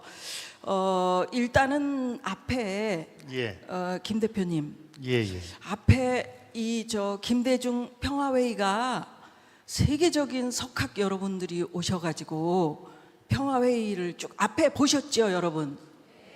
귀에다가 꽂고 보셨잖아, 그죠? 얘기 뭐를 샬라샬라 하는지 몰라가지고 우리가. 그런데 오늘 이 자리는 특별히 그렇게 정말 석학들이 앉는 자리여서 제가 영어로 얘기를 하려고 하는데 귀에다 좀 꽂아주시겠어요? 오늘 저희들의 이야기는 한강의 소설을 우리가 굳이 힘쓰지 않고 그냥 한글로 읽어도 되듯이 동시통역기 안 쓰시고 들으셔도 됩니다. 여하튼 저는 사실은 그 대중문화예술인을 대표해서 제가 김대중 대통령님, 사랑하는 김대중 대통령님을 이 자리에서 얘기할 수 있다는 게 너무 영광이고요. 특별히 제가 그 대중문화예술인 중에서 가장 그 얼굴이 예쁘다 이런 소문이 나서 오늘 와 보니까 여기 저 전라도에 계신 분들이 저를 잘 못 알아보시는 것 같아요. 예뻐져서 그런가? 네? 예뻐가지고요. 그런 얘기를 신물이 나도록 들어가지고 고맙습니다. 이렇게 예뻐해 주시네요. 목포에서. 아니 김미화 선생님 옆에서 가까이 뵈니까 너무 고우세요. 아유 고맙습니다 원장님. 그걸 알고 계시는 거예요. 감사합니다. 네. 김미화 선생님이 최근에 얼굴이 정말 좋아지셨어요. 편안해져. 용인에서 농사진지도 이제 한 10년 되셨죠? 10년이 뭡니까? 20년 가까이 되고 있습니다. 좋은 생각하고 좋은 생활 하시니까. 감사합니다. 저희 백학순 원장님이 또 이 학자분이시라 자기 자랑을 못 하시는데 미국에서 제일 유명한 하버드 옆에 있는 그 펜실바니아 대학, 흔히 유펜이라고 하죠. 거기서 박사를 받으시고요. 그 대학에서 뭐 공부는 좀 못했지만 요새 유명한 사람이 그 트럼프라고 미국 대통령을 하고 있습니다. 아주 좋은 대학에서 공부하셨고 지금은 김대중 대통령이 남기신 모든 학술적 업적 이런 것들을 총체적으로 연구하고 진행하고 있는 김대중 학술원의 원장을 맡고 계신 거죠? 반갑습니다. 네. 김대중 학술원에서 얼마 전에 아주 큰 행사 하셨던데 그 얘기 좀 해주세요. 김미화 선생님 아마 세계 정치학회에서 김대중 상을 제정한 그 이야기를 지금 꺼내신 것 같습니다. 어제 여러분 여기 계셨던 분들은 이제 한두 번 정도 김대중 대통령이 세계 정치학회로부터 이 김대중상을 그 최초로 정치인 지도자의 이름을 딴 상을 세계 정치학회가 제정해서 지난 7월에 세계 정치학회 세계 대회가 서울의 코엑스에서 개최돼서 제1회 김대중상을 세계 평화, 민주주의, 인권 부문에서 아주 세계적인 학자가 선정이 돼서 그 수여를 한 그런 일이 있었습니다. 그래서 잠깐 너무 좋은 일이어서 또 너무 의미가 있는 일이어서 잠깐 좀 소개 말씀드리겠습니다. 여러분 이제 정치학회란 말 들어보셨죠? 정치학자들이 모여 있는 한국의 정치학회가 이제 한국 정치학회입니다. 그럼 일본 정치학회도 있겠고 미국도 있고 아까 아프리카, 사우스 아프리카 또 독일 이런 모든 정치학회들이 있는데 이게 연합체가 세계 정치학회라는 곳이에요. 그런데 여기는 이제 세계적인 학자들이 다 포함되어 있고 또 세계적인 학자의 이름을 딴 그런 좋은 상들이 7, 8개가 있어요. 그런데 이제 2년마다 세계 정치학회가 전 세계를 이렇게 순회를 하면서 세계 대회를 여는데 올 7월에 서울에서 세계 대회를 열게 됐어요. 그래서 어떤 좋은 일을 한번 하고 싶은데 하는 이야기들이 그 본부하고 서울에 있는 로컬 커미티라는 이제 조직위원회하고 이야기가 됐는데 이분들이 만장일치로 정치학자도 아닌 김대중 대통령상을 만들면 좋겠다 이런 합의를 하게 된 것이에요. 네. 박수 부탁드리겠습니다. 네. 정말요. 그런데 그 이유가 너무 놀랍습니다. 여러분 김대중 대통령 그러면은 정치 지도자고 대한민국 15대 대통령이고 또 노벨 평화상을 2000년에 받으셨다까지는 이제 잘 우리가 알고 있는데 여기에서 김대중이라는 정치 지도자의 이름을 딴 상을 최초로 제정하면서 발표한 이 제정 이유가 놀랍습니다. 가장 근본적인 이유는 30권의 저작집, 그러니까 여러분 30권으로 나와 있는 김대중 전집이 있어요. 그동안에 쓰신 글, 연설, 모든 이런 것들을 모아놓은 그런 김대중 전집이 30권이 있는데 그 30권의 저자이며 민주주의, 평화, 인권의 그런 탁월한 사상을 가진 사람으로서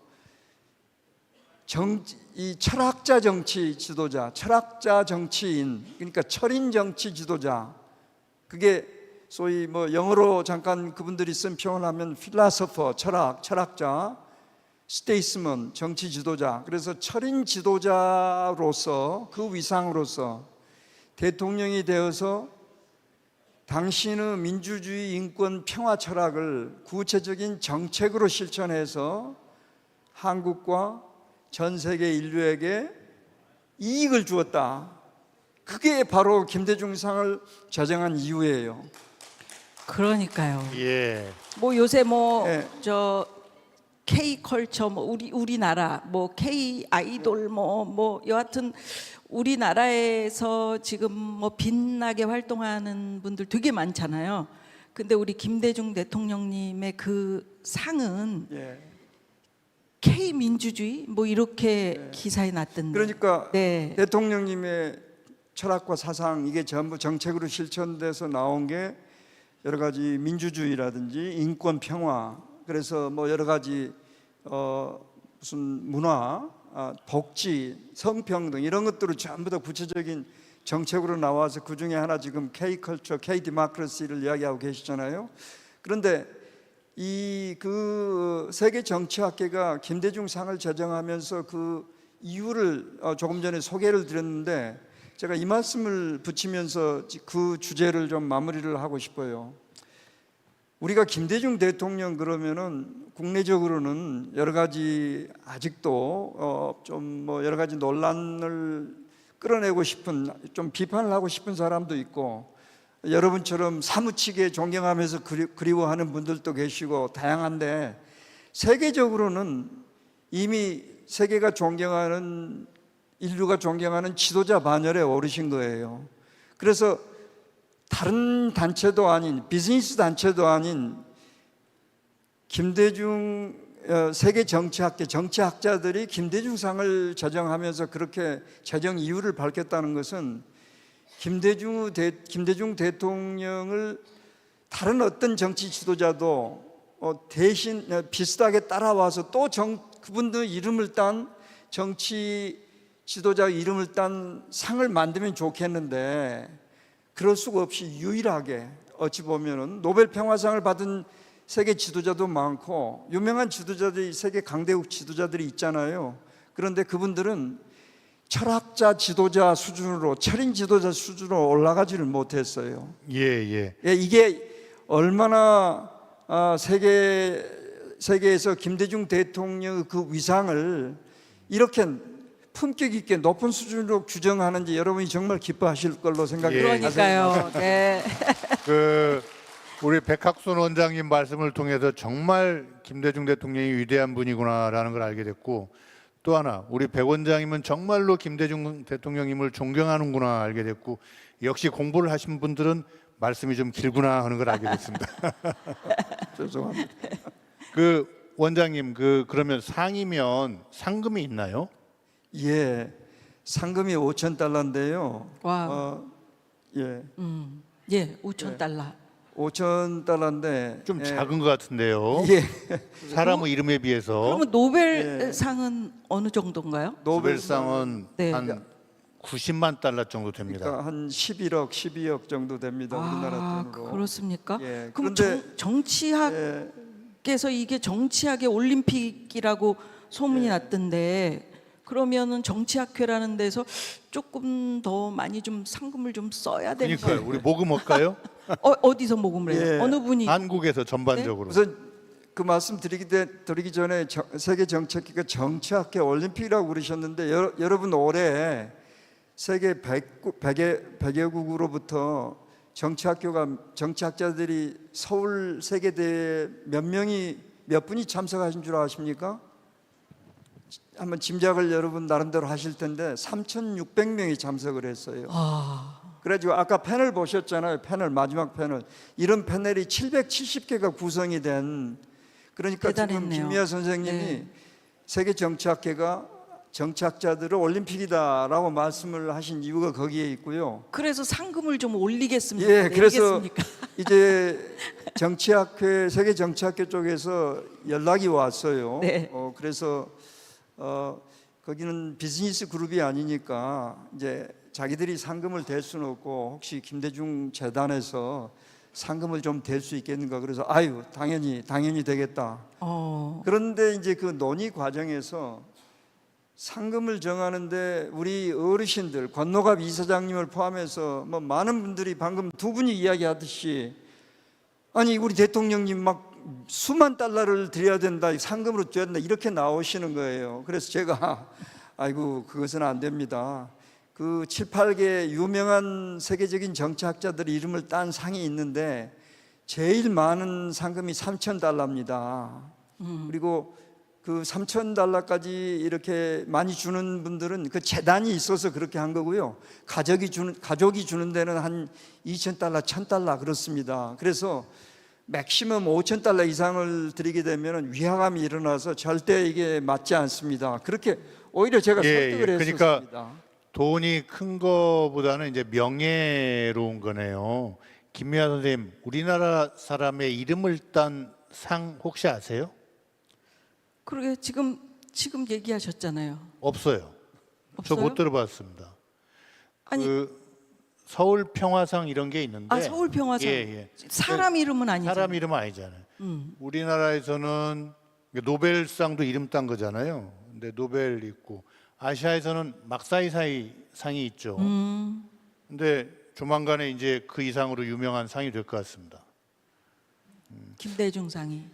그 김미아 선생님도 학위 논문 쓰셨던데 혹시 좀 한 번 더 박사과정 다니셔가지고 김대중 대통령님의 이 정치 철학을 연구해서 상을 한번 도전해 보시죠. 아니 지금 김대중을 연구하는 지금 이렇게 학술 대회가 있고 또 우리 원장님도 계시고 그러니까 저는 김대중 대통령 하면 여러분들 그 유머 있는 정말 우리가 좋아하는 그런 농담도 잘하시고 근데 아주 시의적절하게 탁탁 하시는 그 김대중 대통령님의 유머 쪽에 한번 좀 유머를 연구 논문으로 연구해서 논문 어떻게 원장님 괜찮겠습니까? 박수가 시원찮아요.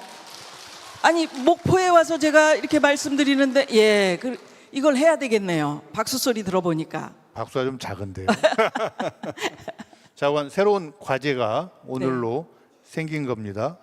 그 원래 저희가 이제 요즘 그런데 김 대표님 좀 섭섭합니다. 왜냐하면 노벨 평화상 김대중상이 어느 레벨이냐 하시고 노벨상 하고 나서 막사이상 거기 필리핀에서 유명한 막사이사이 대통령 그 아주 유명한 분이 계셨잖아요.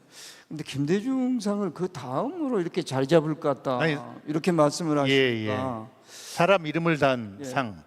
그런 혼나실 줄 알았습니다. 여러분 김대중 노벨 평화상 받으셨잖아요. 이 대통령이 받으셨고 그 다음에 누가 노벨상 받았어요? 한강인 노벨 문학상 받으셨잖아요. 네. 김대중상은 세계 정치학자들이 모여서 하는 것이지만 그 위상으로 보면은 바로 그 두 상의 이 맥락을 잇는 상이라고 볼 수가 있습니다. 사실 김대중 얘기가 나온 김에 김대중 대통령의 위상으로 보면 남아공의 만델라 대통령 이상 아니신가. 미국 잡지 같은 데도 다 그렇게 났고요. 자관 막사이사이 여기 혹시 필리핀에서 오신 분 계신지 모르겠지만 막사이사이 대통령도 훌륭한 분인데 그보다는 우리 한국의 김대중 대통령이 몇 배 더 훌륭한 분이라고 저희는 믿습니다. 그렇죠? 원래 저희가 오늘 그 김대중 대통령의 이제 정책, 업적도 좀 이야기하고 그 다음에 웃음과 눈물 이런 모습 학자분들이 미처 말씀 다 못하는 그런 얘기를 좀 하려고 했는데 외교안보와 경제정책은 좀 뒤로 빼고 우리 웃음과 눈물로 바로 한번 가볼까요? 그러면 제가 한번 여쭤볼게요. 우리 김현종 대표님은 김대중 대통령님과 생전에 어떤 인연을 가지고 중앙일보 기자도 하셨고 그런 예. 얘기부터 좀 우리가 좀 풀어가도 괜찮을 것 같아요. 저는 93년도 그러니까 이분이 이제 영국에서 돌아와 가지고 아태재단 만드실 때 민주당 출입 기자로 이제 인연을 맺었죠. 아태재단 이사장이셨지만 뭐 굉장한 그 뛰어난 지도자셨고 그래서 낮에는 당을 취재하고 밤에는 이분이 석유호텔 중식당 일식당에서 학자들 만나서 이야기하는 걸 쫓아다녔습니다. 그러고 이제 국민회의 창당 과정도 다 제가 사실은 그 특종했습니다. 예. DJ 정계 복귀, 동교동계 신당 창당. 그래서 중앙일보 30년을 대표하는 10대 특종 중에 하나로 상도 받았습니다. 어쨌든 그러다가 이제 DJ 대통령 취임하시면서 이제 뭐 부름이 있어가지고 청와대 가서 일을 하게 됐는데요. 그때 좀 마음고생이 있었습니다. 아시다시피 중앙일보가 그때 좀 상대 후보 편들기를 좀 심하게 했고 거기서 이제 김대중 대통령 담당하고 있는 기자로서 가운데 끼어가지고 좀 마음고생이 있었습니다. 우선 뭐 그 정도 말씀드리겠습니다. 네. 그러면 우리 원장님께서는 어떻게 우리 대통령님과 인연을? 예, 김대중 대통령을 처음 만난 것은 제가 중학교 때로 기억이 됩니다. 대통령께서 그때 이제 많은 유세를 삼성개헌 반대도 그렇고 독재 타파에 대한 그런 전국적인 유세가 많았어요. 광주에 공설운동장이 있었어요. 그때 이제 구름같이 인파들이 모였는데 도저히 참을 수가 없어서 학교 수업을 빼놓고 그냥 소위 월담을 해서 거기를 갔었습니다. 중학생이요? 예, 중학생 때. 그때 그 감동이 있고요. 나중에 이 지금 우리 전라남도 지사 김영록 지사님하고 이제 이야기를 하면서 그 어렸을 때 이야기들을 우연히 나왔는데 놀랍게도 김영록 지사가 또 학교 수업을 빼먹고 거기에 앉아 계셨대요. 이럴 때는 좀 김영록 지사를 위해서 뭐 이렇게 박수가 나오실 법도 한데요. 그래서 지금 이 김대중 평화회의는 전라남도에서 이렇게 여러 가지 지원을 하고 계시는데 그 이유가 가만히 생각을 해보니까 김영록 지사가 그러신 분이구나 이걸 좀 제 마음속에 연결이 되더라고요. 그 뒤에 이제 저는 대통령님 시절에 제가 여러 텔레비전이라든지 기고를 통해서 칼럼을 통해서 햇볕 정책에 대한 변함 지지, 우리가 분단되어 있고 전쟁을 하지 않고 민족이 화해하고 서로 공생하고 번영을 이루려면 햇볕 정책밖에 없거든요. 그래서 그 끊임없이 온갖 학자로서 여러 가지 주장, 논리를 이렇게 했고 나중에 대통령이 만나서 들어보니까 전부 그걸 보셨더라고요. 예. 그래서 아주 대통령님하고는 그런 관계가 좀 있었습니다. 김미화 선생님은 김대중 대통령님한테 굉장히 이쁨 받지 않으셨어요? 예, 대통령님께서는 저만 예뻐하신 게 아니고 정말 그 시대에 뛰어나게 잘하는 사람들, 반짝반짝한 사람들 이런 사람들 참 좋아하셨어요. 그리고 응원해 주시고. 예, 그래서 제가 김대중 대통령님 책에 2권에 걸쳐서 나오는데 첫 번째는 내가 사랑한 여성이라는 책을 쓰셨어요. 당시에 제가 스리랑 부부 할 때는 매우 그 여성들이 기울어진 운동장에서 지금도 뭐 여성들의 인권이 그렇게 크게 보장이 안 되는 부분이 있지 않습니까? 당시에는 굉장히 어려웠었죠. 그래서 못생긴 부인이 일자 눈썹을 딱 하고 남편을 막 방망이를 막 휘두르면서 휘어잡고 이런 게 굉장히 보시는 분들이 통쾌하다 이런 느낌, 나는 저렇게 못하는데 이렇게 생각하셨을 거예요. 그래서 대통령님께서는 김미화는 연기를 굉장히 야무지게 잘한다. 우리 전라도 말로 귀니 스브르야. 저에게 박수는 확실히 치시면 좋아요. 왜냐하면 대장균이 많이 죽어. 그래서 대통령님께서 굉장히 응원해 주시면서 그 책에 이름을 올려주셨어요. 그 저는 굉장히 좋았습니다. 대통령님 한번 뵀으면 좋겠다. 근데 뵌 적이 없었거든요. 그게 그 야당 총재하시던 시절인가요? 아니면 대통령 하시던 시절인가요? 그러니까 제가 보니까 개그 콘서트는 그 97년 대통령 선거 직전에 나오셨고 네, 네. 김대중 대통령 시대에는 코미디언 협회를 만들어서 회장을 하셨다고. 아니 코미디 협회 회장은 제가 아닌데 어디서 그런 얘기 들으셨어요? 아니 나무위키에 나오더라고요. 그거는 김한국 씨가 했었어요. 김한국. 네, 그 스리랑 부부니까 남편 일이 부인 일이고 부인 일이 남편 일이다 이렇게 생각을 했나 봐요. 그러니까 제가 회장한 적은 없는데 그거 어떻게 고치는 거예요? 그 나무위키 쓰시는 분이 있으면 들어가서 좀 고쳐주시죠. 그런데 아마 그 전이었을 것 같아요. 김미화가 열심히 똘방지게 막 잘하니까 난 저런 여성 우리 시대에 이렇게 여성으로서 활발하게 활동하는 그런 분들을 응원해주고 싶은데 책으로 이런 여성들 저런 여성들을 쓰셔서 이렇게 간접적으로 응원을 해주신 것 같고요. 제가 오늘 방송 준비하면서 보니까 강경화 지금 주미대사 얼마 전까지 외교부 장관도 하셨던 분이 김대중 대통령 때 이제 대통령의 통역을 하셨던데 그렇게 이제 공부를 잘하는 분도 아껴주셨지만 우리 또 김미화 선생님처럼 서민적이고 사람들을 즐겁게 함으로써 덕을 쌓는 분도 아껴주신 것 같습니다. 네. 그리고 그 이후에 이제 돌아가시기 전에 자서전을 쓰실 때 제가 그 프로그램을 활발하게 시사 프로그램을 진행하고 있었거든요.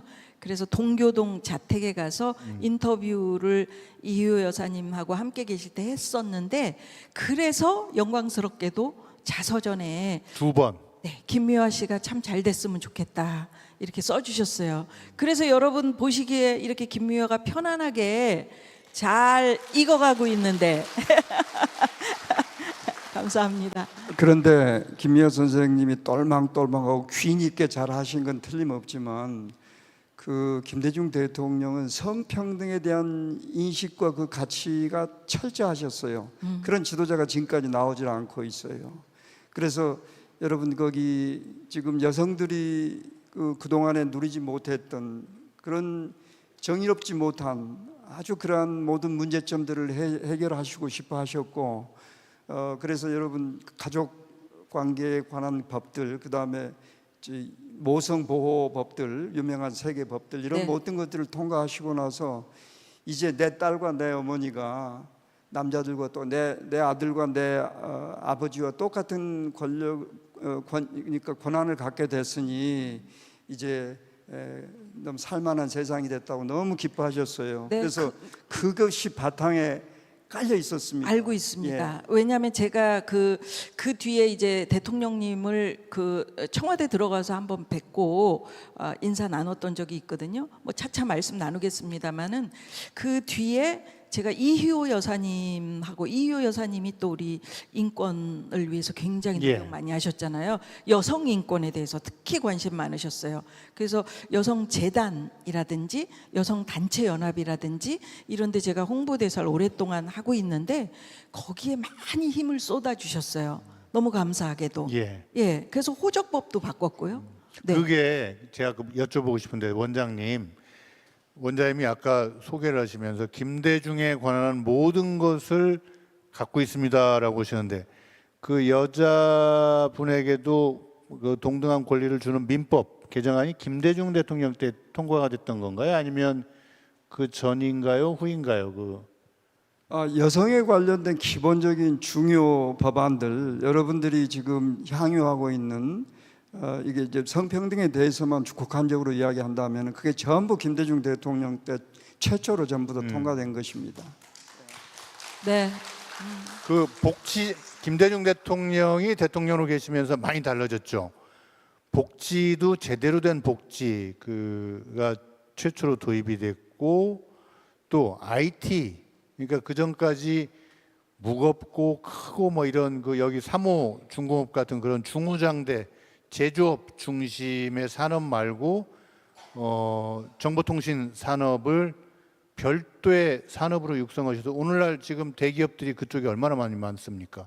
요새 AI 하고 있다는데 그것도 다 거기서 나온 건데 그 경제 관련해서 좀 말씀 좀 해주시겠습니까, 원장님? 예, 사실은 저는 이 경제학자는 아닙니다만은 오늘 이 톡쇼를 시작하기 전에 우리 김 대표님하고 김미아 선생님하고 같이 좀 모여서 이야기를 나눴어요. 그러면서 제가 어제 개막식 다음에 있었던 기조연설, 그러니까 저기 제임스 라빈슨이라는 이제 시카고대 경제학자인데요. 그분이 그 전에 2024년 작년 노벨 경제학상 수상자시거든요. 그분이 이 한국 경제가 어떻게 이렇게 성공적으로 이렇게 세계에서도 우뚝 서게 이렇게 됐는가 하는 그런 온갖 자료를 이렇게 그래프로 이렇게 만들어내면서 쭉 설명을 하셨는데 그 모든 그 중요한 그런 요소마다 김대중 대통령께서 아주 결정적으로 기여를 하셔서 그렇게 됐다는 거예요. 그래서 그 간단하게 이제 경제에 관련돼서 이제 말씀을 드리면은 이 경제 체제가 여러분 자꾸 배제적이고 착취적인 그런 경제 체제, 독재 하에서 혹은 북한과 같은 그런 상황에서 일어나는 그런 경제는 결국은 성공하지 못한다는 거예요. 역사적으로 쭉 많은 이 케이스들을 이렇게 쭉 분석을 해볼 때, 그래서 그럼 어떤 경제가 성공을 하느냐? 포용적인 모든 분야의 모든 중요한 경제에 관련 여러 가지 사람들을, 그런 세력들, 이런 예를 들어서 노사정, 우리 박준영 전라남 지사님도 예. 하셨고 청와대에서 이렇게 홍보 맡으셨던 위원장 하셨던 우리 박준영 지사님이 이제 거기 너무도 잘 아시겠습니다만 노사정 당시에 이런, 그러니까 자본과 노동과 정부가 같이 힘을 합해서 거기 IMF 그 위기를 극복을 했잖아요. 이런 것이 대표적으로 포용적인 그런 거잖아요. 그런 경제 제도가 있어야 되는데 성공하는데, 그러면 누가 그걸 만들어내느냐? 바로 정치가 만들어낸다는 거예요. 포용적인 정치 지도자 제도가 바로 포용적인 경제 제도를 만들어내야 경제가 성공한다는 거예요. 거기에다가 이제 여러 가지 혁신적인 것, 그 다음에 테크놀로지, 이런 것들이 같이 합해져야 그렇게 되는데, 바로 우리나라 경제에서 박정희 대통령이 여러 가지 여러분 우리 국민 소득 $10,000,000를 이뤄내는데 공헌을 하셨어요. 그런데 박정희 발전 모델, 경제 모델이 여러분 지금까지 지속되고 있다고 생각하세요? 그렇지를 못해요. 바로 그 생명이 끝난 게 바로 IMF가 온 바로 그거거든요. 그러니까 박정희 경제 발전 모델은 더 이상 생명력이 없어서 바로 끝나버리는 그것 때문에 우리 IMF 위기가 와버린 거예요. 이제 그걸 대통령님께서 그때 대통령 취임해서 이걸 살려내야 되는데, 바로 말씀드린 포용적인 정치 그리고 포용적인 경제, 그러면서 어떤 그런 혁신적인 것, IT 말씀하셨지만은 그리고 테크놀로지, 이래가지고 김대중 대통령 경제 모델이 결국은 대한민국을 선진 혁신 국가로 완전히 탈바꿈을 한 것이었다. 그래서 한국이 성공했다 하는 이야기를 노벨 경제학상 수상자가 박수가 나왔습니다. 그 이야기를 지금 말씀을 우리 원장님 말씀을 20초로 압축하면 독재적 경제 발전은 의미가 없고 민주주의적 경제 발전을 해야 오래가고 좋다. 포용적 경제. 그걸 이제 노벨 경제학상 받으신 분이 말씀을 해주셨다. 근데 그 사회를 보고 계시는데 제가 죄송한데요. 우리 박준영 지사님, 오래간만에 뵈가지고 아까 제가 인사 드리고 왔는데 잠깐 이렇게 제가 가서 좀 말씀 좀 마이크 좀 드려봐도 될까요? 아 그럼요. 카메라 쫓아오실 수 있는지 모르겠네요. 박준영 지사님이 여러분 예, 오랜만에 좀 얼굴 좀 한번 공약이 뵙겠습니다. 노벨 평화상 안녕하세요. 기념관을 목포에 유치하셨죠? 예, 예. 아니 목포 얘기 일어서서 한번 얘기 좀 해주세요. 아까 얘기하신 거. 아이고. 여러분 이렇게 많이 참여해 주셔서 감사드리고 또 지금 앞에 나와서 하신 우리 백 원장님을 비롯해서 우리 또 나는 사실 김 기자라고 그래요. 지금도 김원종 씨를 제 후배거든요. 저희 중앙일보 선배십니다. 김미아 씨 또 같이 해서 감사드리고 제가 지금 무슨 책을 하나 쓰고 있는데 제가 요즘 김대중 대통령에 관한 책이 많이 나와요. 근데 제가 대통령님을 모시면서 대통령님이 하신 말씀 또 제가 어떨 때 이런 건의를 드렸던 말씀 이것을 어떻게 수첩에 지금도 남아 있어요. 보니까 이게 한 100권이 넘습니다. 그래서 그것을 제가 정리를 하고 있는데 거기에 보면은 지금 말씀하신 내용부터 세상에 여러 가지 어떻게 해야 우리나라가 잘 될 것이냐 이런 것에 대한 지혜가 저도 사실은 박사 학위를 갖고 있어요. 저는 미국에서 석사를 하고 성균관대학교에서 박사를 했는데 언론에 관해서도 박사를 학위를 한 나보다 훨씬 더 많이 알고 계세요. 그래서 그런 놀람을 제가 경험했던 적이 너무 많았고 그걸 구체적으로 말씀드리기는 힘들지만은 저는 지사가 돼가지고 그 얘기보다는 참 이 얘기를 해드리고 끝내야 되겠네요. 퇴임하신 후에 대통령님이 제가 방문했을 때 2번을 거의 눈물을 흘리다시피 걱정을 하시는 일이 있었습니다. 그게 하나가 대북송금 특검이고 그 다음에 이제 또 걱정하신 분들이 많았었는데 열린우리당이 창당될 때요. 민주개혁 세력이 수도 적은데 분열하면은 앞으로 나라가 어떻게 될 것이냐.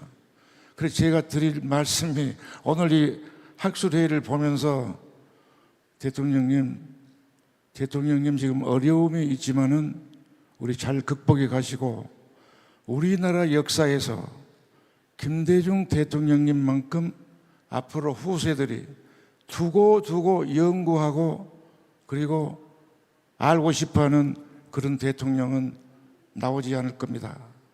제가 경험해본 너무나 많이 알고 계시고 그런 것들을 제가 압축해서 말씀을 드렸던 겁니다.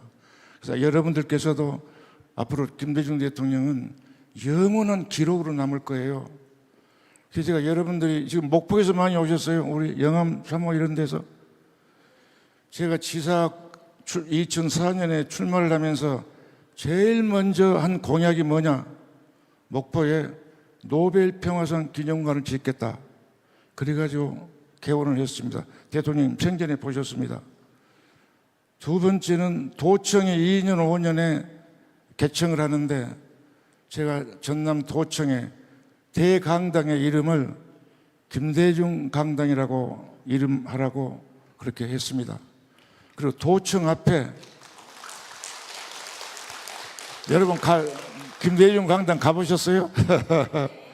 도청 앞에 길을 이제 새로 남막이 도시가 됐으니까 이제 길들 이름을 내야 돼요. 다른 길들을 전부 다 뭐 순천로, 목포로 이렇게 하라고 했는데 도청 앞을 지나는 큰 도로를 제가 한글로 김대중 대로라고 하자 이렇게 했는데 정부에서 허가를 안 해요. 그래가지고 후광대로라고 이름을 붙였습니다. 그런데 김대중 대통령께서 참으로 많은 것을 제가 이걸 하겠습니다 하면은 내 생전에는 하지 마라. 그래서 못한 것들이 있어요. 그게 뭐냐면은 김대중 대통령 생가입니다.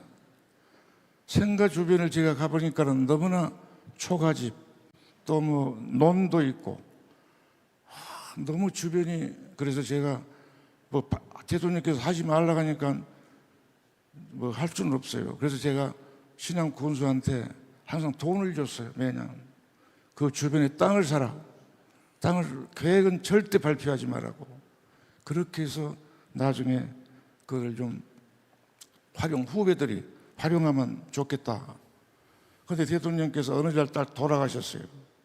그래서 제가 다 장례를 마치고 돌아와서 한 게 김대중 대통령 동상을 전남도청에서 전남도청을 바라보시고 또 북한까지 볼 수 있는 북향으로 김대중 대통령 동상을 세웠습니다. 지사님, 저 이쪽도 좀 바라봐 주시죠. 예. 언제 한번 가보시기 바랍니다. 오늘은 제가 얘기하는 자리가 아니어서 그냥 몇 가지만 여러분들께서 하겠습니다. 감사합니다. 기회를 주셔서. 예. 아니 근데 예 고맙습니다. 아니 우리 지사님이 잘생기셔서 그런지 여기 조명이 없어서 좀 걱정했거든요. 길게 얘기하셔가지고 근데 막 번쩍번쩍 잘 나와버리네. 저 화면을 봤더니 그지요? 네, 아이고 제 돌아가겠습니다. 아니, 예. 네네. 아니 그러니까 저도 저희 회사에서 유튜브를 하는데 메디치 미디어라고 지금 잘 나가고 있죠? 예, 유튜브. 잘 나가고 네네. 있는데 저희는 그냥 카메라 2대 갖다 놓고 하는데 역시 국제적인 학술회의다 보니까 김미아 선생님 저리 쫙 가니까 카메라가 쭉 따라가는 거예요. 화면도 잘 나오고. 그러니까요. 깜짝 놀랐습니다. 역시 참 살림은 넉넉해야 할 일입니다. 아니 아까 우리 원장님께서 포용적인 경제, 포용적인 정치 이런 얘기를 하셨는데 정말 그것이 바로 김대중 대통령께서 늘 실천하셨던 것이 아닌가. 어떻게 원수를 사랑할 수 있어요? 저는 김대중 대통령님의 육성으로 하신 이야기를 글로 풀어낸 책을 읽으면서 아 대단하시다. 사형 선고를 받고도 미워하면 안 됩니다라는 이야기를 하셨고 예. 실제로 그걸 실천하셨잖아요. 대단하신 분이지. 그 책 보셨어요? 그럼요, 다 읽었죠. 제가 아까 드린 거? 그럼요. 예, 이 책도 있지만 더 두꺼운 거 육성 육성 증언록 네. 있죠. 예. 선생님 우리 이렇게 해보면 어떨까요?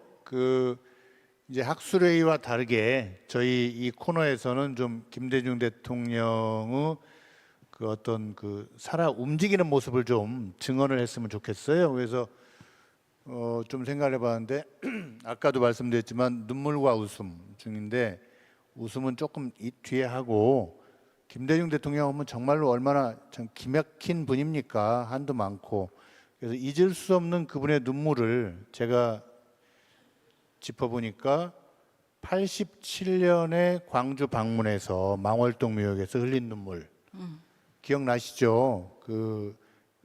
그리고 92년에 김영삼 후보에게 대통령 선거에서 지고 패배를 선언하면서 눈물을 조금 흘리셨죠. 정말 속이 다 무너지는 듯 했습니다만.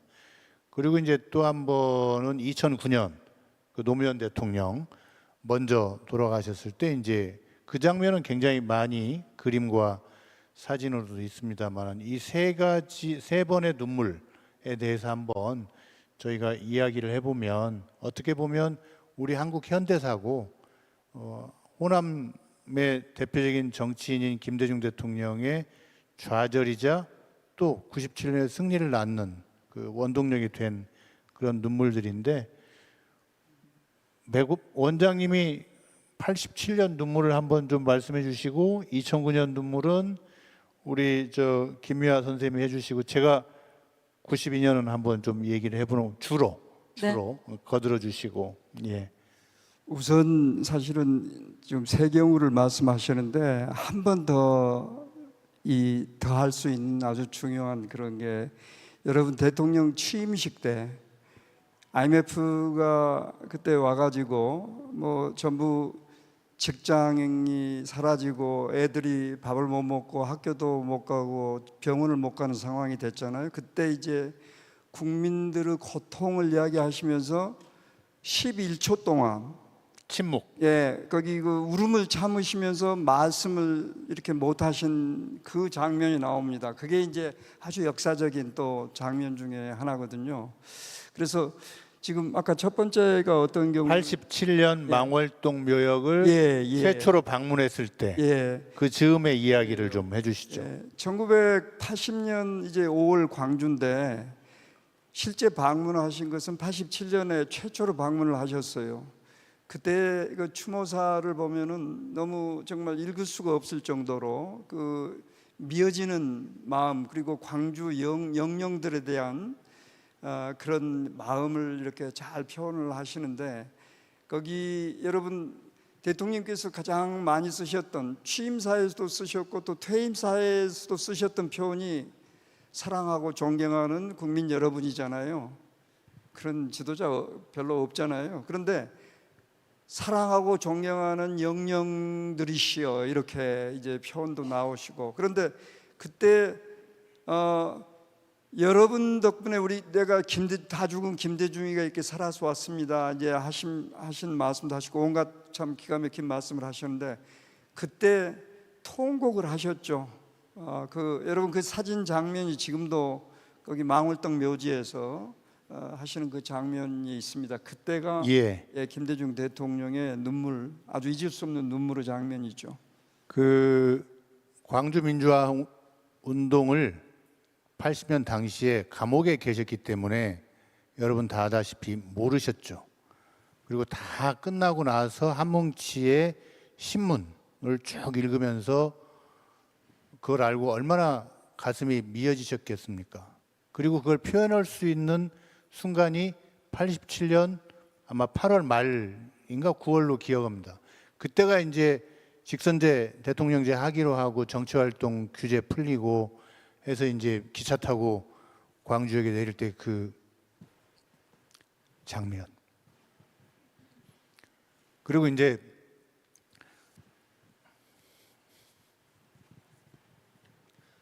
망월동 가서 이제 왜 우세요? 연설. 우시면 우리도 같이 울어. 연설을 하셨죠. 그때 많은 사람들이 이제 그걸 보고 김대중 대통령이 아마 공식 석상에서 그렇게 눈물을 흘리신 건 처음일 거예요. 생각해 보세요. 어떻게 보면 자기를 정치적으로 살리기 위해서 몇백 명의 광주 시민들이 사망한 일에 대해서 본인은 얼마나 큰 마음의 부담도 있고 그러겠습니까? 제가 좀 그랬습니다. 92년도의 눈물을 말씀드리면, 그때 신계륜 의원이라고 왜 한평 사람이 국회의원하고 그 당시 이제 야당의 초선 의원인가 재선 의원인가 했는데 92년 대선에서 김영삼에게 지고 나서 한 말이, 유명한 말이 있지 않습니까? 우리 애 하나씩 더 낳자고. 기억나시죠? 좀 나이 드신 분들은 기억날 겁니다. 숫자가 모자라서 졌다. 그 뿌리는 이제 87년, 88년부터 시작하죠. 87년 대통령 선거에서 사자 필승론으로 나가다가 3등을 하고 얼마나 많은 수모를 당했습니까? 다행히 그 다음에 88년 4월 총선에서 평민당이 제1야당으로 딱 우뚝 섰죠. 그래서 이제 정치를 주도하니까 그거를 미워한 노태우와 김영삼과 김종필이 합친 게 이제 3당 합당입니다. 그래서 숫자적으로 국회의원이 그쪽이 220명 됐어요. 우리는 그때 71명인가 불과했고, 호남 고립 구도였고, 그래서 7호는 92년 대통령 선거를 앞두고 이건 이길 수가 없다 하는데도 그 양반 특유의 낙관적인 정신으로 끝까지 최선을 다했죠. 그래서 그 민주화 진영의 그때 이제 전국연합이라든지 이렇게 민주 제야 단체 다 통일하고 그렇게 했는데도 결국은 이제 지고 어떻게 보면 예견되었던 패배였죠. 그리고 이제 그 비통함을 남기고 그로부터 며칠 뒤에 이제 영국으로 떠나셨죠. 두 번째 눈물입니다. 그리고 세 번째 눈물이 아까 이제 말씀하신 대로 98년 취임식 때 눈물이 있었고, 네 번째 눈물은 우리 김유아 선생님이 현장에서 많이 보셨을 것 같습니다. 네. 제가 그 말씀을 드려야 되는데, 우리 백 원장님께서 얘기하신 그 IMF 때 우리 국민들이 금 모으기 막 했었잖아요. 기억나시죠? 지금처럼 금이 비싸졌으면은 안 내놨다. 손 들어보세요. 한 분 딱 손 드셨어요. 그런데 그때 대통령님께서 제가 퇴임 후에 가서 뵀을 때 그 상황을 참 고마워하셨어요. 우리 국민들 너무 눈물겹게 고맙다. 당시에 국민들이 그렇게 금을 내놓지 않고 그랬으면은 어떻게 우리가 이겨낼 수 있었겠느냐. 그 마음을 보태준 게 너무 감사했었던 거예요. 진심으로 너무 감사하게 생각을 하시면서 말씀을 하셔서 그게 제 기억에 굉장히 많이 남고요. 뭐 2009년은 우리가 정말 제가 책을 쭉 읽어보니까 당시에 정말 한자 한자 눌러서 추도사를 쓰셨는데 낭독을 못하게 한 거예요. MB 측에서. 그래서 그랬죠. 거기서 낭독을 못하셨던 거예요. 예. 그래서 보니까 오늘도 제가 우리 대표님께서 이 책을 주셨어요. 메디치 미디어에서 낸 책인데 기적은 기적처럼 오지 않는다. 김대중이 남긴 불멸의 유산 이렇게 돼 있는 김대중 대통령께서 하신 말씀을 이제 이 저자가 김태근이라는 저자가 여기 이제 쓰면서 자기의 생각을 또 여기다가 글로 적어놨는데 그래서 당시 제가 마침 그 얘기를 하려고 했는데 우리 대표님께서 얘기를 하셔가지고 요 페이지를 한번 읽어보겠습니다. 당시에 굉장히 많이 우셨죠. 그러면서 그 뒤에 김대중 대통령께서 병세가 상당히 좀 많이 안 좋아지신 것 같아요. 요게 이제 그때인데 서거 소식을 전해 듣고 대통령께서 하신 말씀입니다. 제가 좀 읽어보겠습니다. 서거 소식을 전해 듣고 나는 내 몸의 반이 무너진 것 같다고 했습니다. 왜 그때 그런 표현을 했는지 생각해 봅니다. 그것은 우리가 함께 살아온 과거를 돌이켜 볼 때 그렇다는 것만은 아니었습니다. 나는 노 대통령 생전에 민주주의가 다시 위기에 처해 있는 상황을 보고 아무래도 우리 둘이 나서야 할 때가 머지않아 올 것 같다고 생각해 왔습니다. 그러던 차에 돌아가셨으니 그렇게 말했던 것입니다. 노무현 대통령, 당신 죽어서도 죽지 마십시오. 우리는 당신이 필요합니다.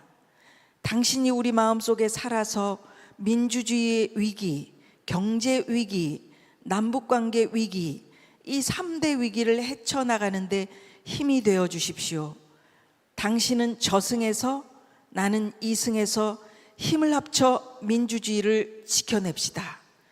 2009년 5월 노무현 대통령 연결식 읽지 못한 추도사 이렇게 되어 있네요. 원장님도 그해 5월을 기억하시죠?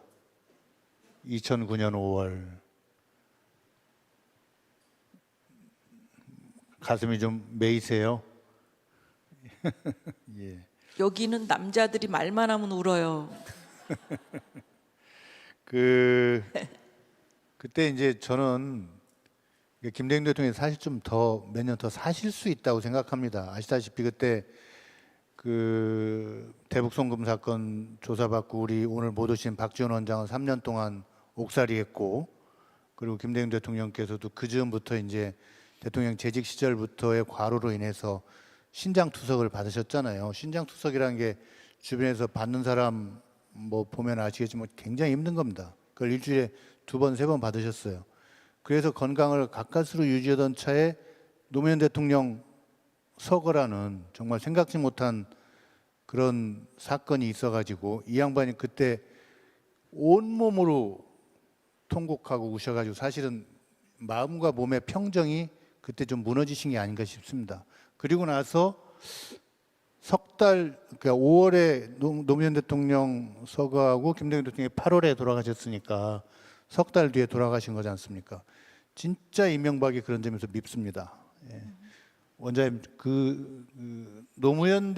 김대중 대통령에게 노무현 대통령은 어떤 존재였고, 또 말씀 좀 해주시죠. 예, 방금 우리 김미화 선생님이 읽으신 그 대통령님이 노무현 대통령 연결상에서 그 추모사를 준비하셨는데 실제 읽지는 못하셨어요.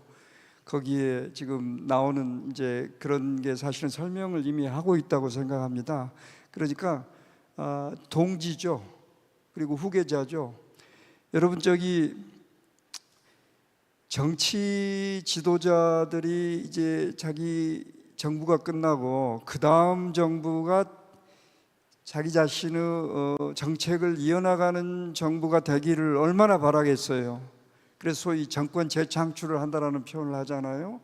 그래도 우리나라 역사에서 한번 보세요. 누가 정권 창출에 성공하신 대통령이 계신가요?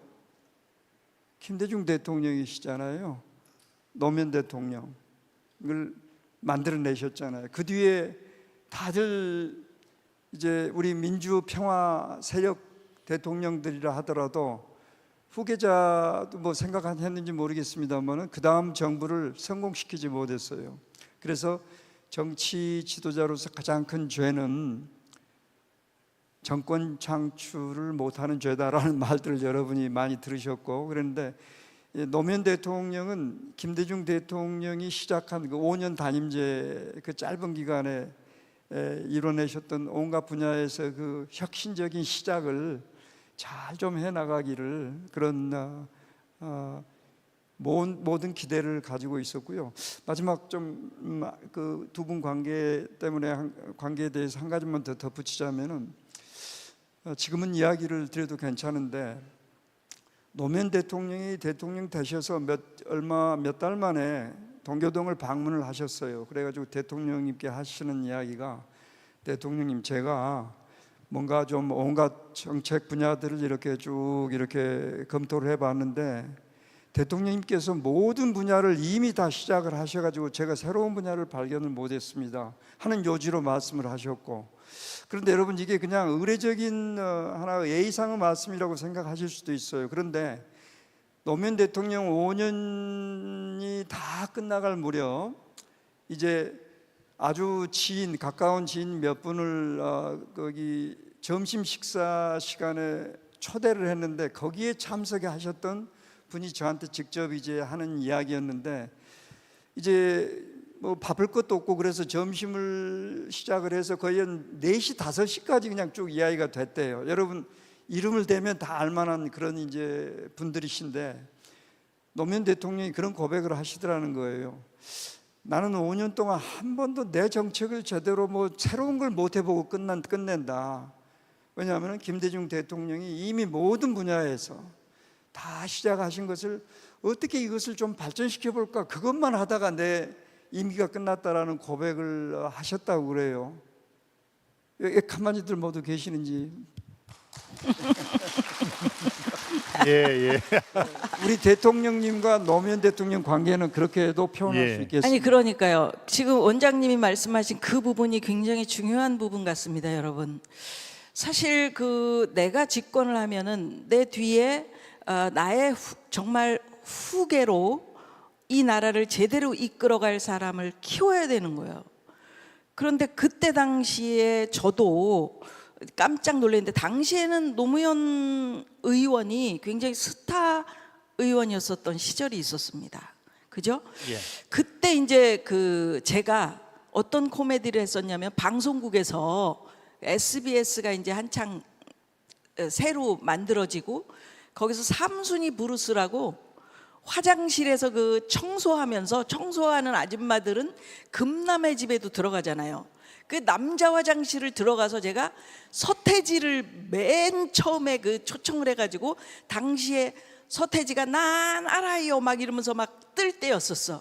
그래서 이제 서태지와 아이들을 초대를 해서 남자 화장실에서 소변을 보고 있는 애들 가랭이 사이로 내가 대걸레로 쓱쓱 밀고 들어가면서 무엇이 이게 똑바로 누워 막 이러면서 하는 코미디가 있었단 말이죠. 근데 민주당에서 전당대회 같은 걸 했었어요. 그때 저를 국회 화장실에 있는 아줌마로 분해서 노무현 의원하고 마주치는 걸로 해라. 그래서 제가 노무현 의원을 국회 화장실에서 청소부 아줌마로 만나가지고 노무현 의원님이 이렇게 뒤로 돌아서 이렇게 볼일 보고 계신데 대걸레로 쓱쓱 밀면서 무엇이야? 그러면 싹 돌면 아이고 유명한 노무현 의원님 아니세요? 이러면서 했던 게 있거든요.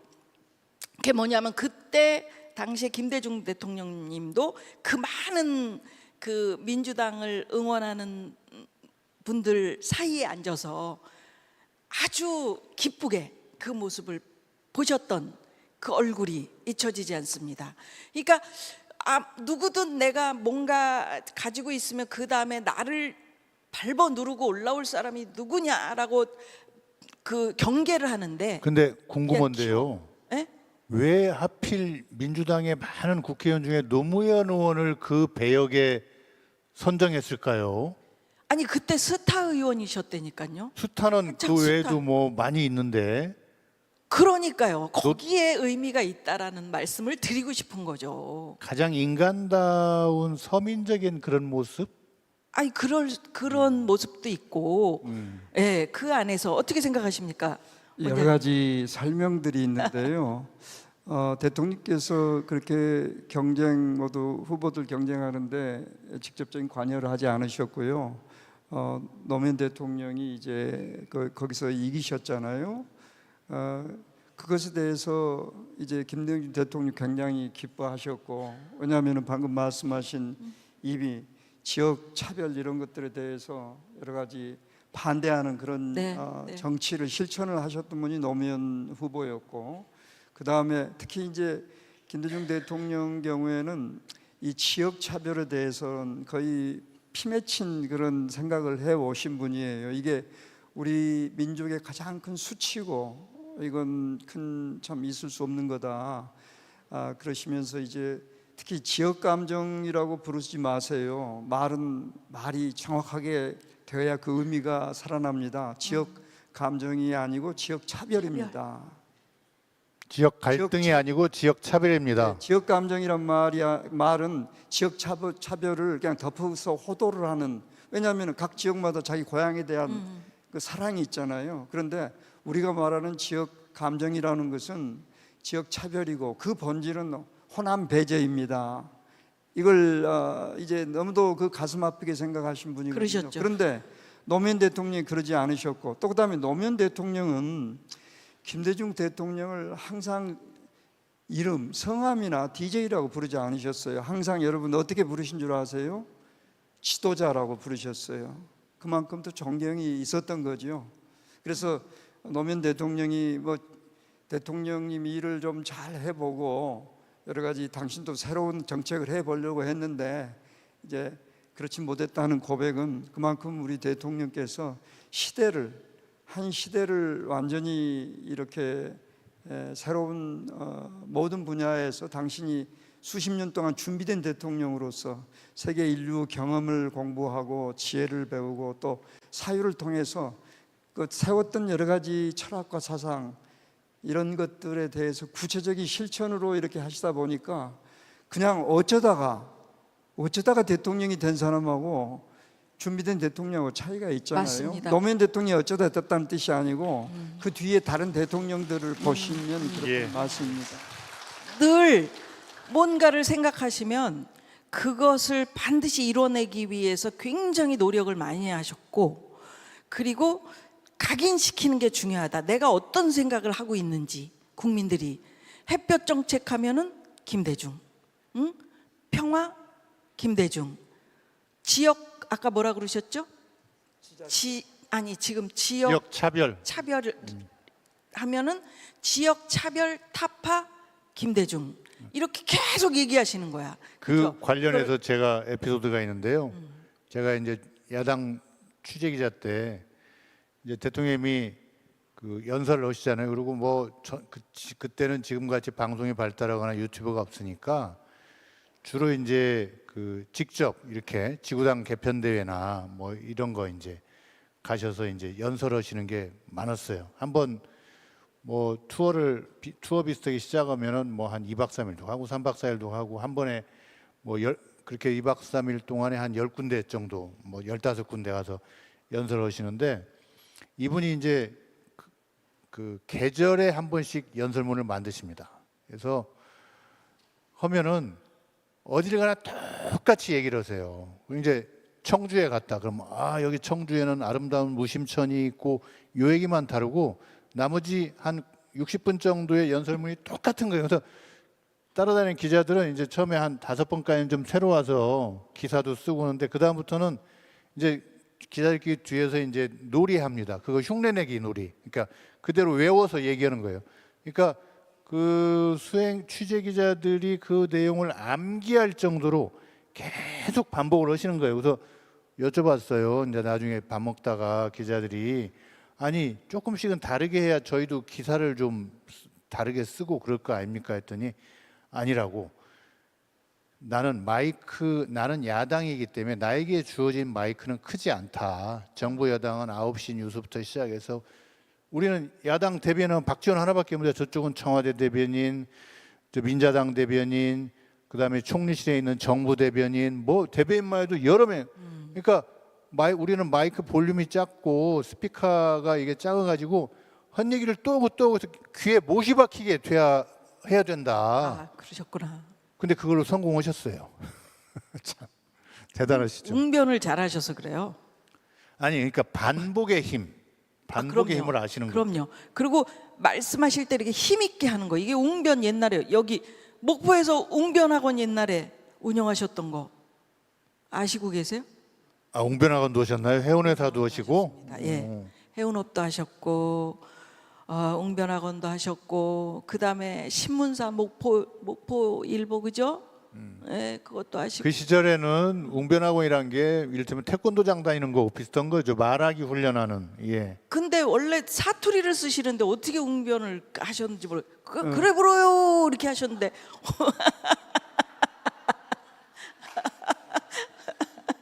목포에서는 이제 해운에서 사장하고 목포일보 사장을 지내셨고 이제 정치에 입문한 다음에 서울로 가셔가지고 서울에서 웅변학원을 오픈을 하셨어요. 네. 아, 서울은 더 하죠. 그러면 사투리 쓰시는데 네. 어떻게 웅변학원 하셨죠? 아이고 제가 저기 보성 고음제 촌놈입니다만 지금 제가 사투리가 나옵니까?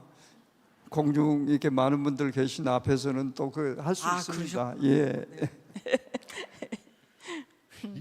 참 눈물로 시작해서 이제 2009년 그 노무현 대통령 보내던 시절 얘기까지 했고 제가 준비한 질문 중에 이 부분에 그러면 노무현에게 김대중은 무엇이었나 했는데 아까 원장님이 답을 주셨죠. 지도자였다. 항상 지도자라고 불렀다. 뭐 그랬고 자 이제 웃음 얘기를 좀 해볼까요? 우리 짠해서 가시면 안 되죠. 좀 이제 끝날 시간 된 것 같아요. DJ와 유머. 대표님. 예. 어떤 게 제일 기억나세요? 그 조금 약간 하나씩만 하고 마치겠습니다. 네, 그럴까요? 예. 그 저는 그 대통령님께서 이제 그 감옥에 계실 때 감옥에 제 얘기는 아니고 감옥에 계실 때 그 이희호 여사님께서 이제 내가 사형을 언도받을지 모른다는 불안감을 갖고 계시는데 그 면회 오셨대요. 그래서 하나님께 기도를 하는데 하나님 저 사람 살려주세요 이렇게 기도를 하면 좋겠는데 딱 손을 잡고 하나님 뜻대로 하소서 그러셔가지고 아니 그러면 뜻대로 하시면 이거 안 되죠 그럼.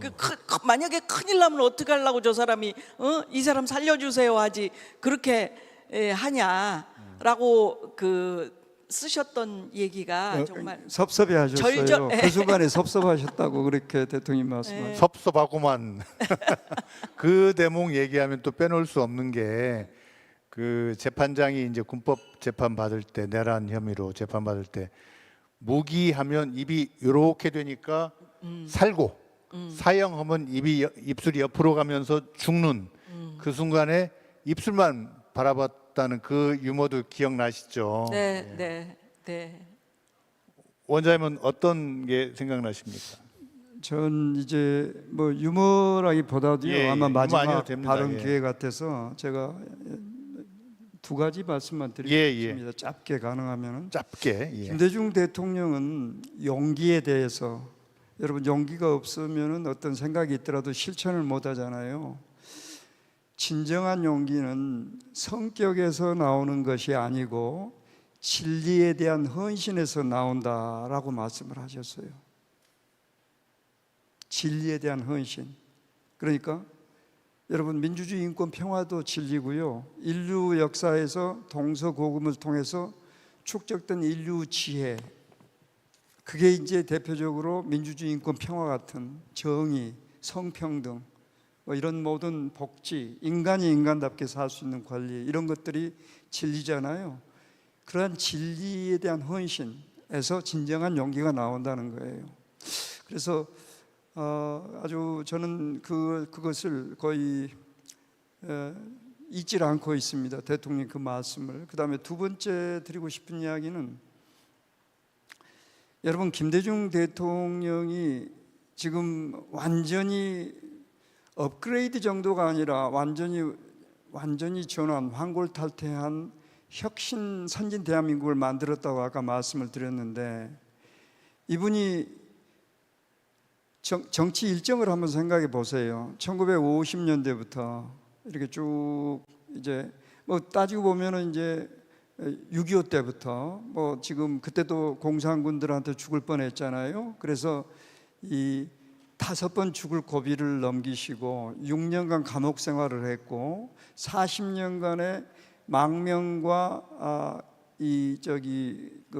연금 생활을 그렇게 하셨고, 이제 이런 분인데, 이분이 1950년대부터 이분의 정치 일정은 우리나라 민주화 독재, 생과 사의 그 고비하고 똑같거든요.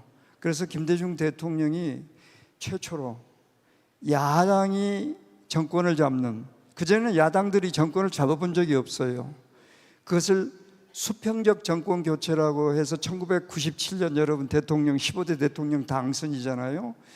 그 수평적 정권 교체 플러스 당시에 40년 정도, 37년 넘어서 40년 정도 되는 한 지역이 독점했던 정치 권력을, 이건 민주주의가 아니라고 그러셨어요. 그래서 지역 교체, 그러니까 수평적 정권 교체, 지역 교체를 이뤄내신 분이 김대중 대통령이시거든요. 그런데 여러분, 이 김대중 대통령이 만들어 놓은 이러한 정치 지평, 사실은 그 바탕 위에서 우리가 지금 정치를 하신 분들은 정치를 하고요, 그런 혁신 대한민국에서 우리가 여러 가지 모든 것들을 향유하고 있어요. 아주 좀 더 이야기를 드리자면 그 바탕 위에서 노무현 대통령이 계셨고 문재인 대통령이 계셨고 이재명 대통령이 계시는 거예요. 대통령이 김대중 대통령 그 역정을 생각하고 이뤄내는 그 참 우리 민족에 대한 그런 공헌을 생각한다면 대통령들이 정치를 잘못할 수가 없어요. 그리고 우리 국민 시민 한 사람 한 사람이 잘못된 행동을 할 수가 없어요. 그래서 그걸 제가 다시 한번 말씀을 드리면서 우리 모두 이번 또 이런 기회를 통해서 김대중 대통령 꿈꾸셨던 세상 다시 한번 우리도 같이 꿈꾸고 힘을 모아서 반드시 작년 11월 3일 그 쿠데타 그 비상계엄 쿠데타를 우리가 이겨냈듯이 앞으로도 수많은 어려움이 국내외적으로 올 겁니다. 우리가 같이 힘을 합해서 이뤄내야 된다 하는 말씀을 꼭 드리고 싶습니다. 네. 아니 오늘 제가 박수를 제일 못 받는 사람입니다. 김미아 선생님은 유명하시니까 재밌게 해주니까 박수를 받고, 우리 백학순 원장님은 맞는 얘기를 오래 하시니까 박수를 받고, 저는 이러지도 저러지도 않으니까 박수를 못 받는데, 저도 마지막에는 박수 한번 쳐주세요. 예. 아까 이제 백 원장님께서 수평적 정권 교체의 중요성을 말씀을 해주셨어요. 그때가 제가 30대 한참 기자 때인데, 정말 총으로 집권한 박정희 내지는 돈으로 집권해 보려고 어떤 재벌과 다르게 여기 계신 분과 같은 일반 국민들의 표, 마음을 얻어서 민주주의답게 표로 승부를 내는 선거에서 이긴 사람은 김대중 대통령이 최초죠. 대통령 선거에서. 그래서 뭐 옛날 왕조식으로 얘기하면 고려 태조 왕건이나 조선 태조 이성계 같은 분이라고 얘기한 사람도 있습니다. 어쨌든 저도 이제 이야기 한 토막 하고 오늘 얘기 마치고 또 오늘 클로징 멘트는 그러면 또 우리 김미아 선생님께서 좀 해주시면 좋겠습니다. 그러던 시절, 그러니까 이제 우리나라에 많은 정당이 있었지만 지금도 민주당인데 수평적 정권 교체, 표로서 최초로 야당이 여당이 되는 선거를 주도한 당이 새정치국민회의였습니다. 기억하시죠? 아마 여기 그 당원 하신 분들도 있었을 것 같아요. 어쨌든 그 즈음에 제가 이제 취재 기자를 했는데 95년도 얘기입니다.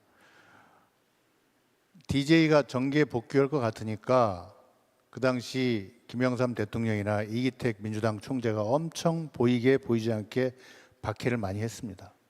어쨌든 조순 시장을 당선시키고 나니까 기억나시죠? 처음 서울시장 표로 뽑은 시장 조순 시장이 당선되니까 이건 DJ 공이고 DJ가 이제 정치를 한다. 뭐 그런 시절이었어요. 그래서 이제 제가 DJ 정계 복귀, 동교동계 신당 창당 이거 기사를 쓰고 나서 이제 발칵 뒤집혀졌죠. 예고했던 태풍이 몰아친 거였습니다. 그래서 그 기사를 쓰고 밤에 정치부장이 저보고 야 이거 오보될지도 모르는데 DJ 집에 한번 가서 다시 한번 확인을 해봐라. 해서 이제 갔었습니다.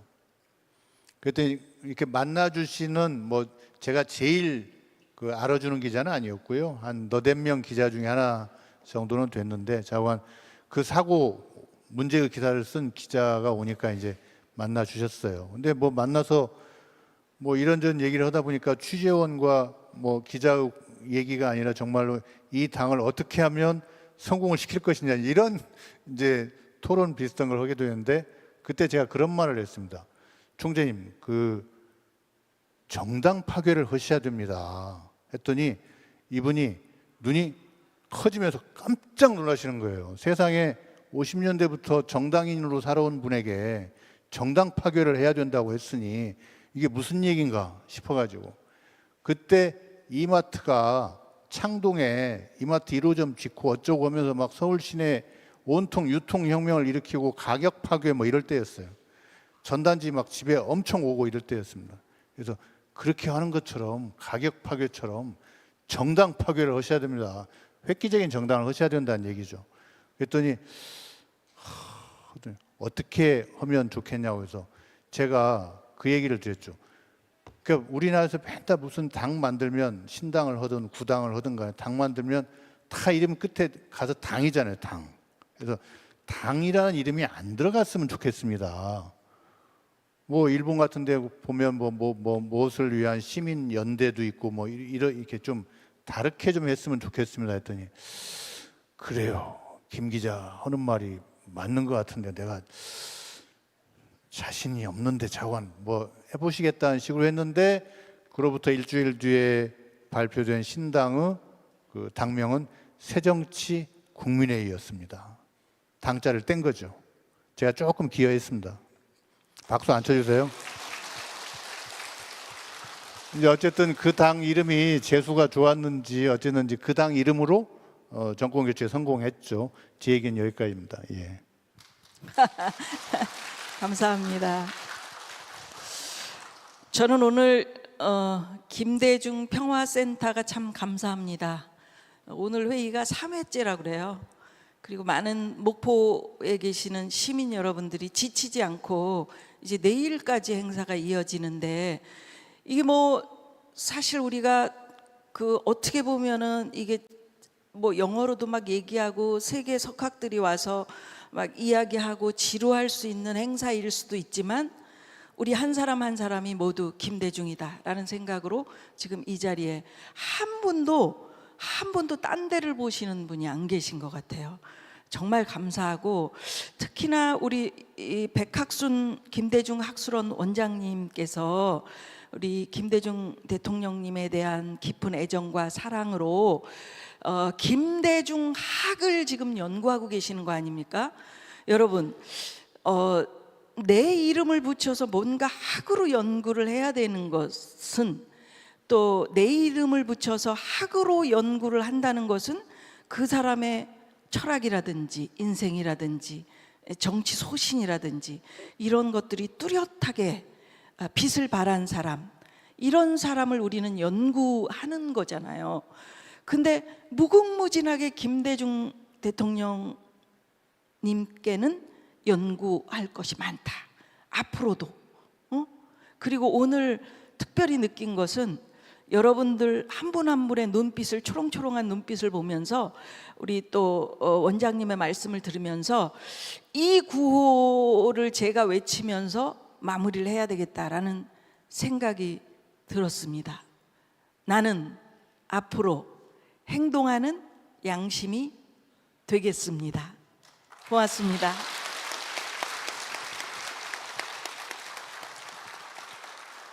네, 대단히 감사합니다. 네, 마지막 말씀해 주시겠어요, 대표님? 네, 고맙습니다. 자, 이렇게 문화행사 토크 콘서트 김대중 대통령을 말하다를 마무리하도록 하겠습니다. 때로는 또 눈시울이 붉어지고 또 미소를 짓게 하는 여러 가지의 이야기를 들으면서 정말 그립다, 많이 생각이 난다. 저도 그런 생각을 하면서 토크 콘서트 함께 했는데요. 여러분 즐거우셨습니까? 네, 대단히 감사합니다. 다시 한번 박수로 세 분 이제 자리로 모시도록 하겠습니다. 네, 말씀 속에서 들려주신 인연과 기억 그리고 김대중 대통령의 발자취가 우리 모두의 가슴을 울린 것 같습니다. 늦은 시간까지 함께해 주신 모든 분들께 감사 말씀을 드리고요. 토크 콘서트를 끝으로 오늘 2일차 김대중 평화회의를 마무리하도록 하겠습니다. 함께해 주신 여러분 고맙습니다. 내일 3일차에도 함께해 주세요. 안전히 돌아가시기 바랍니다. 고맙습니다.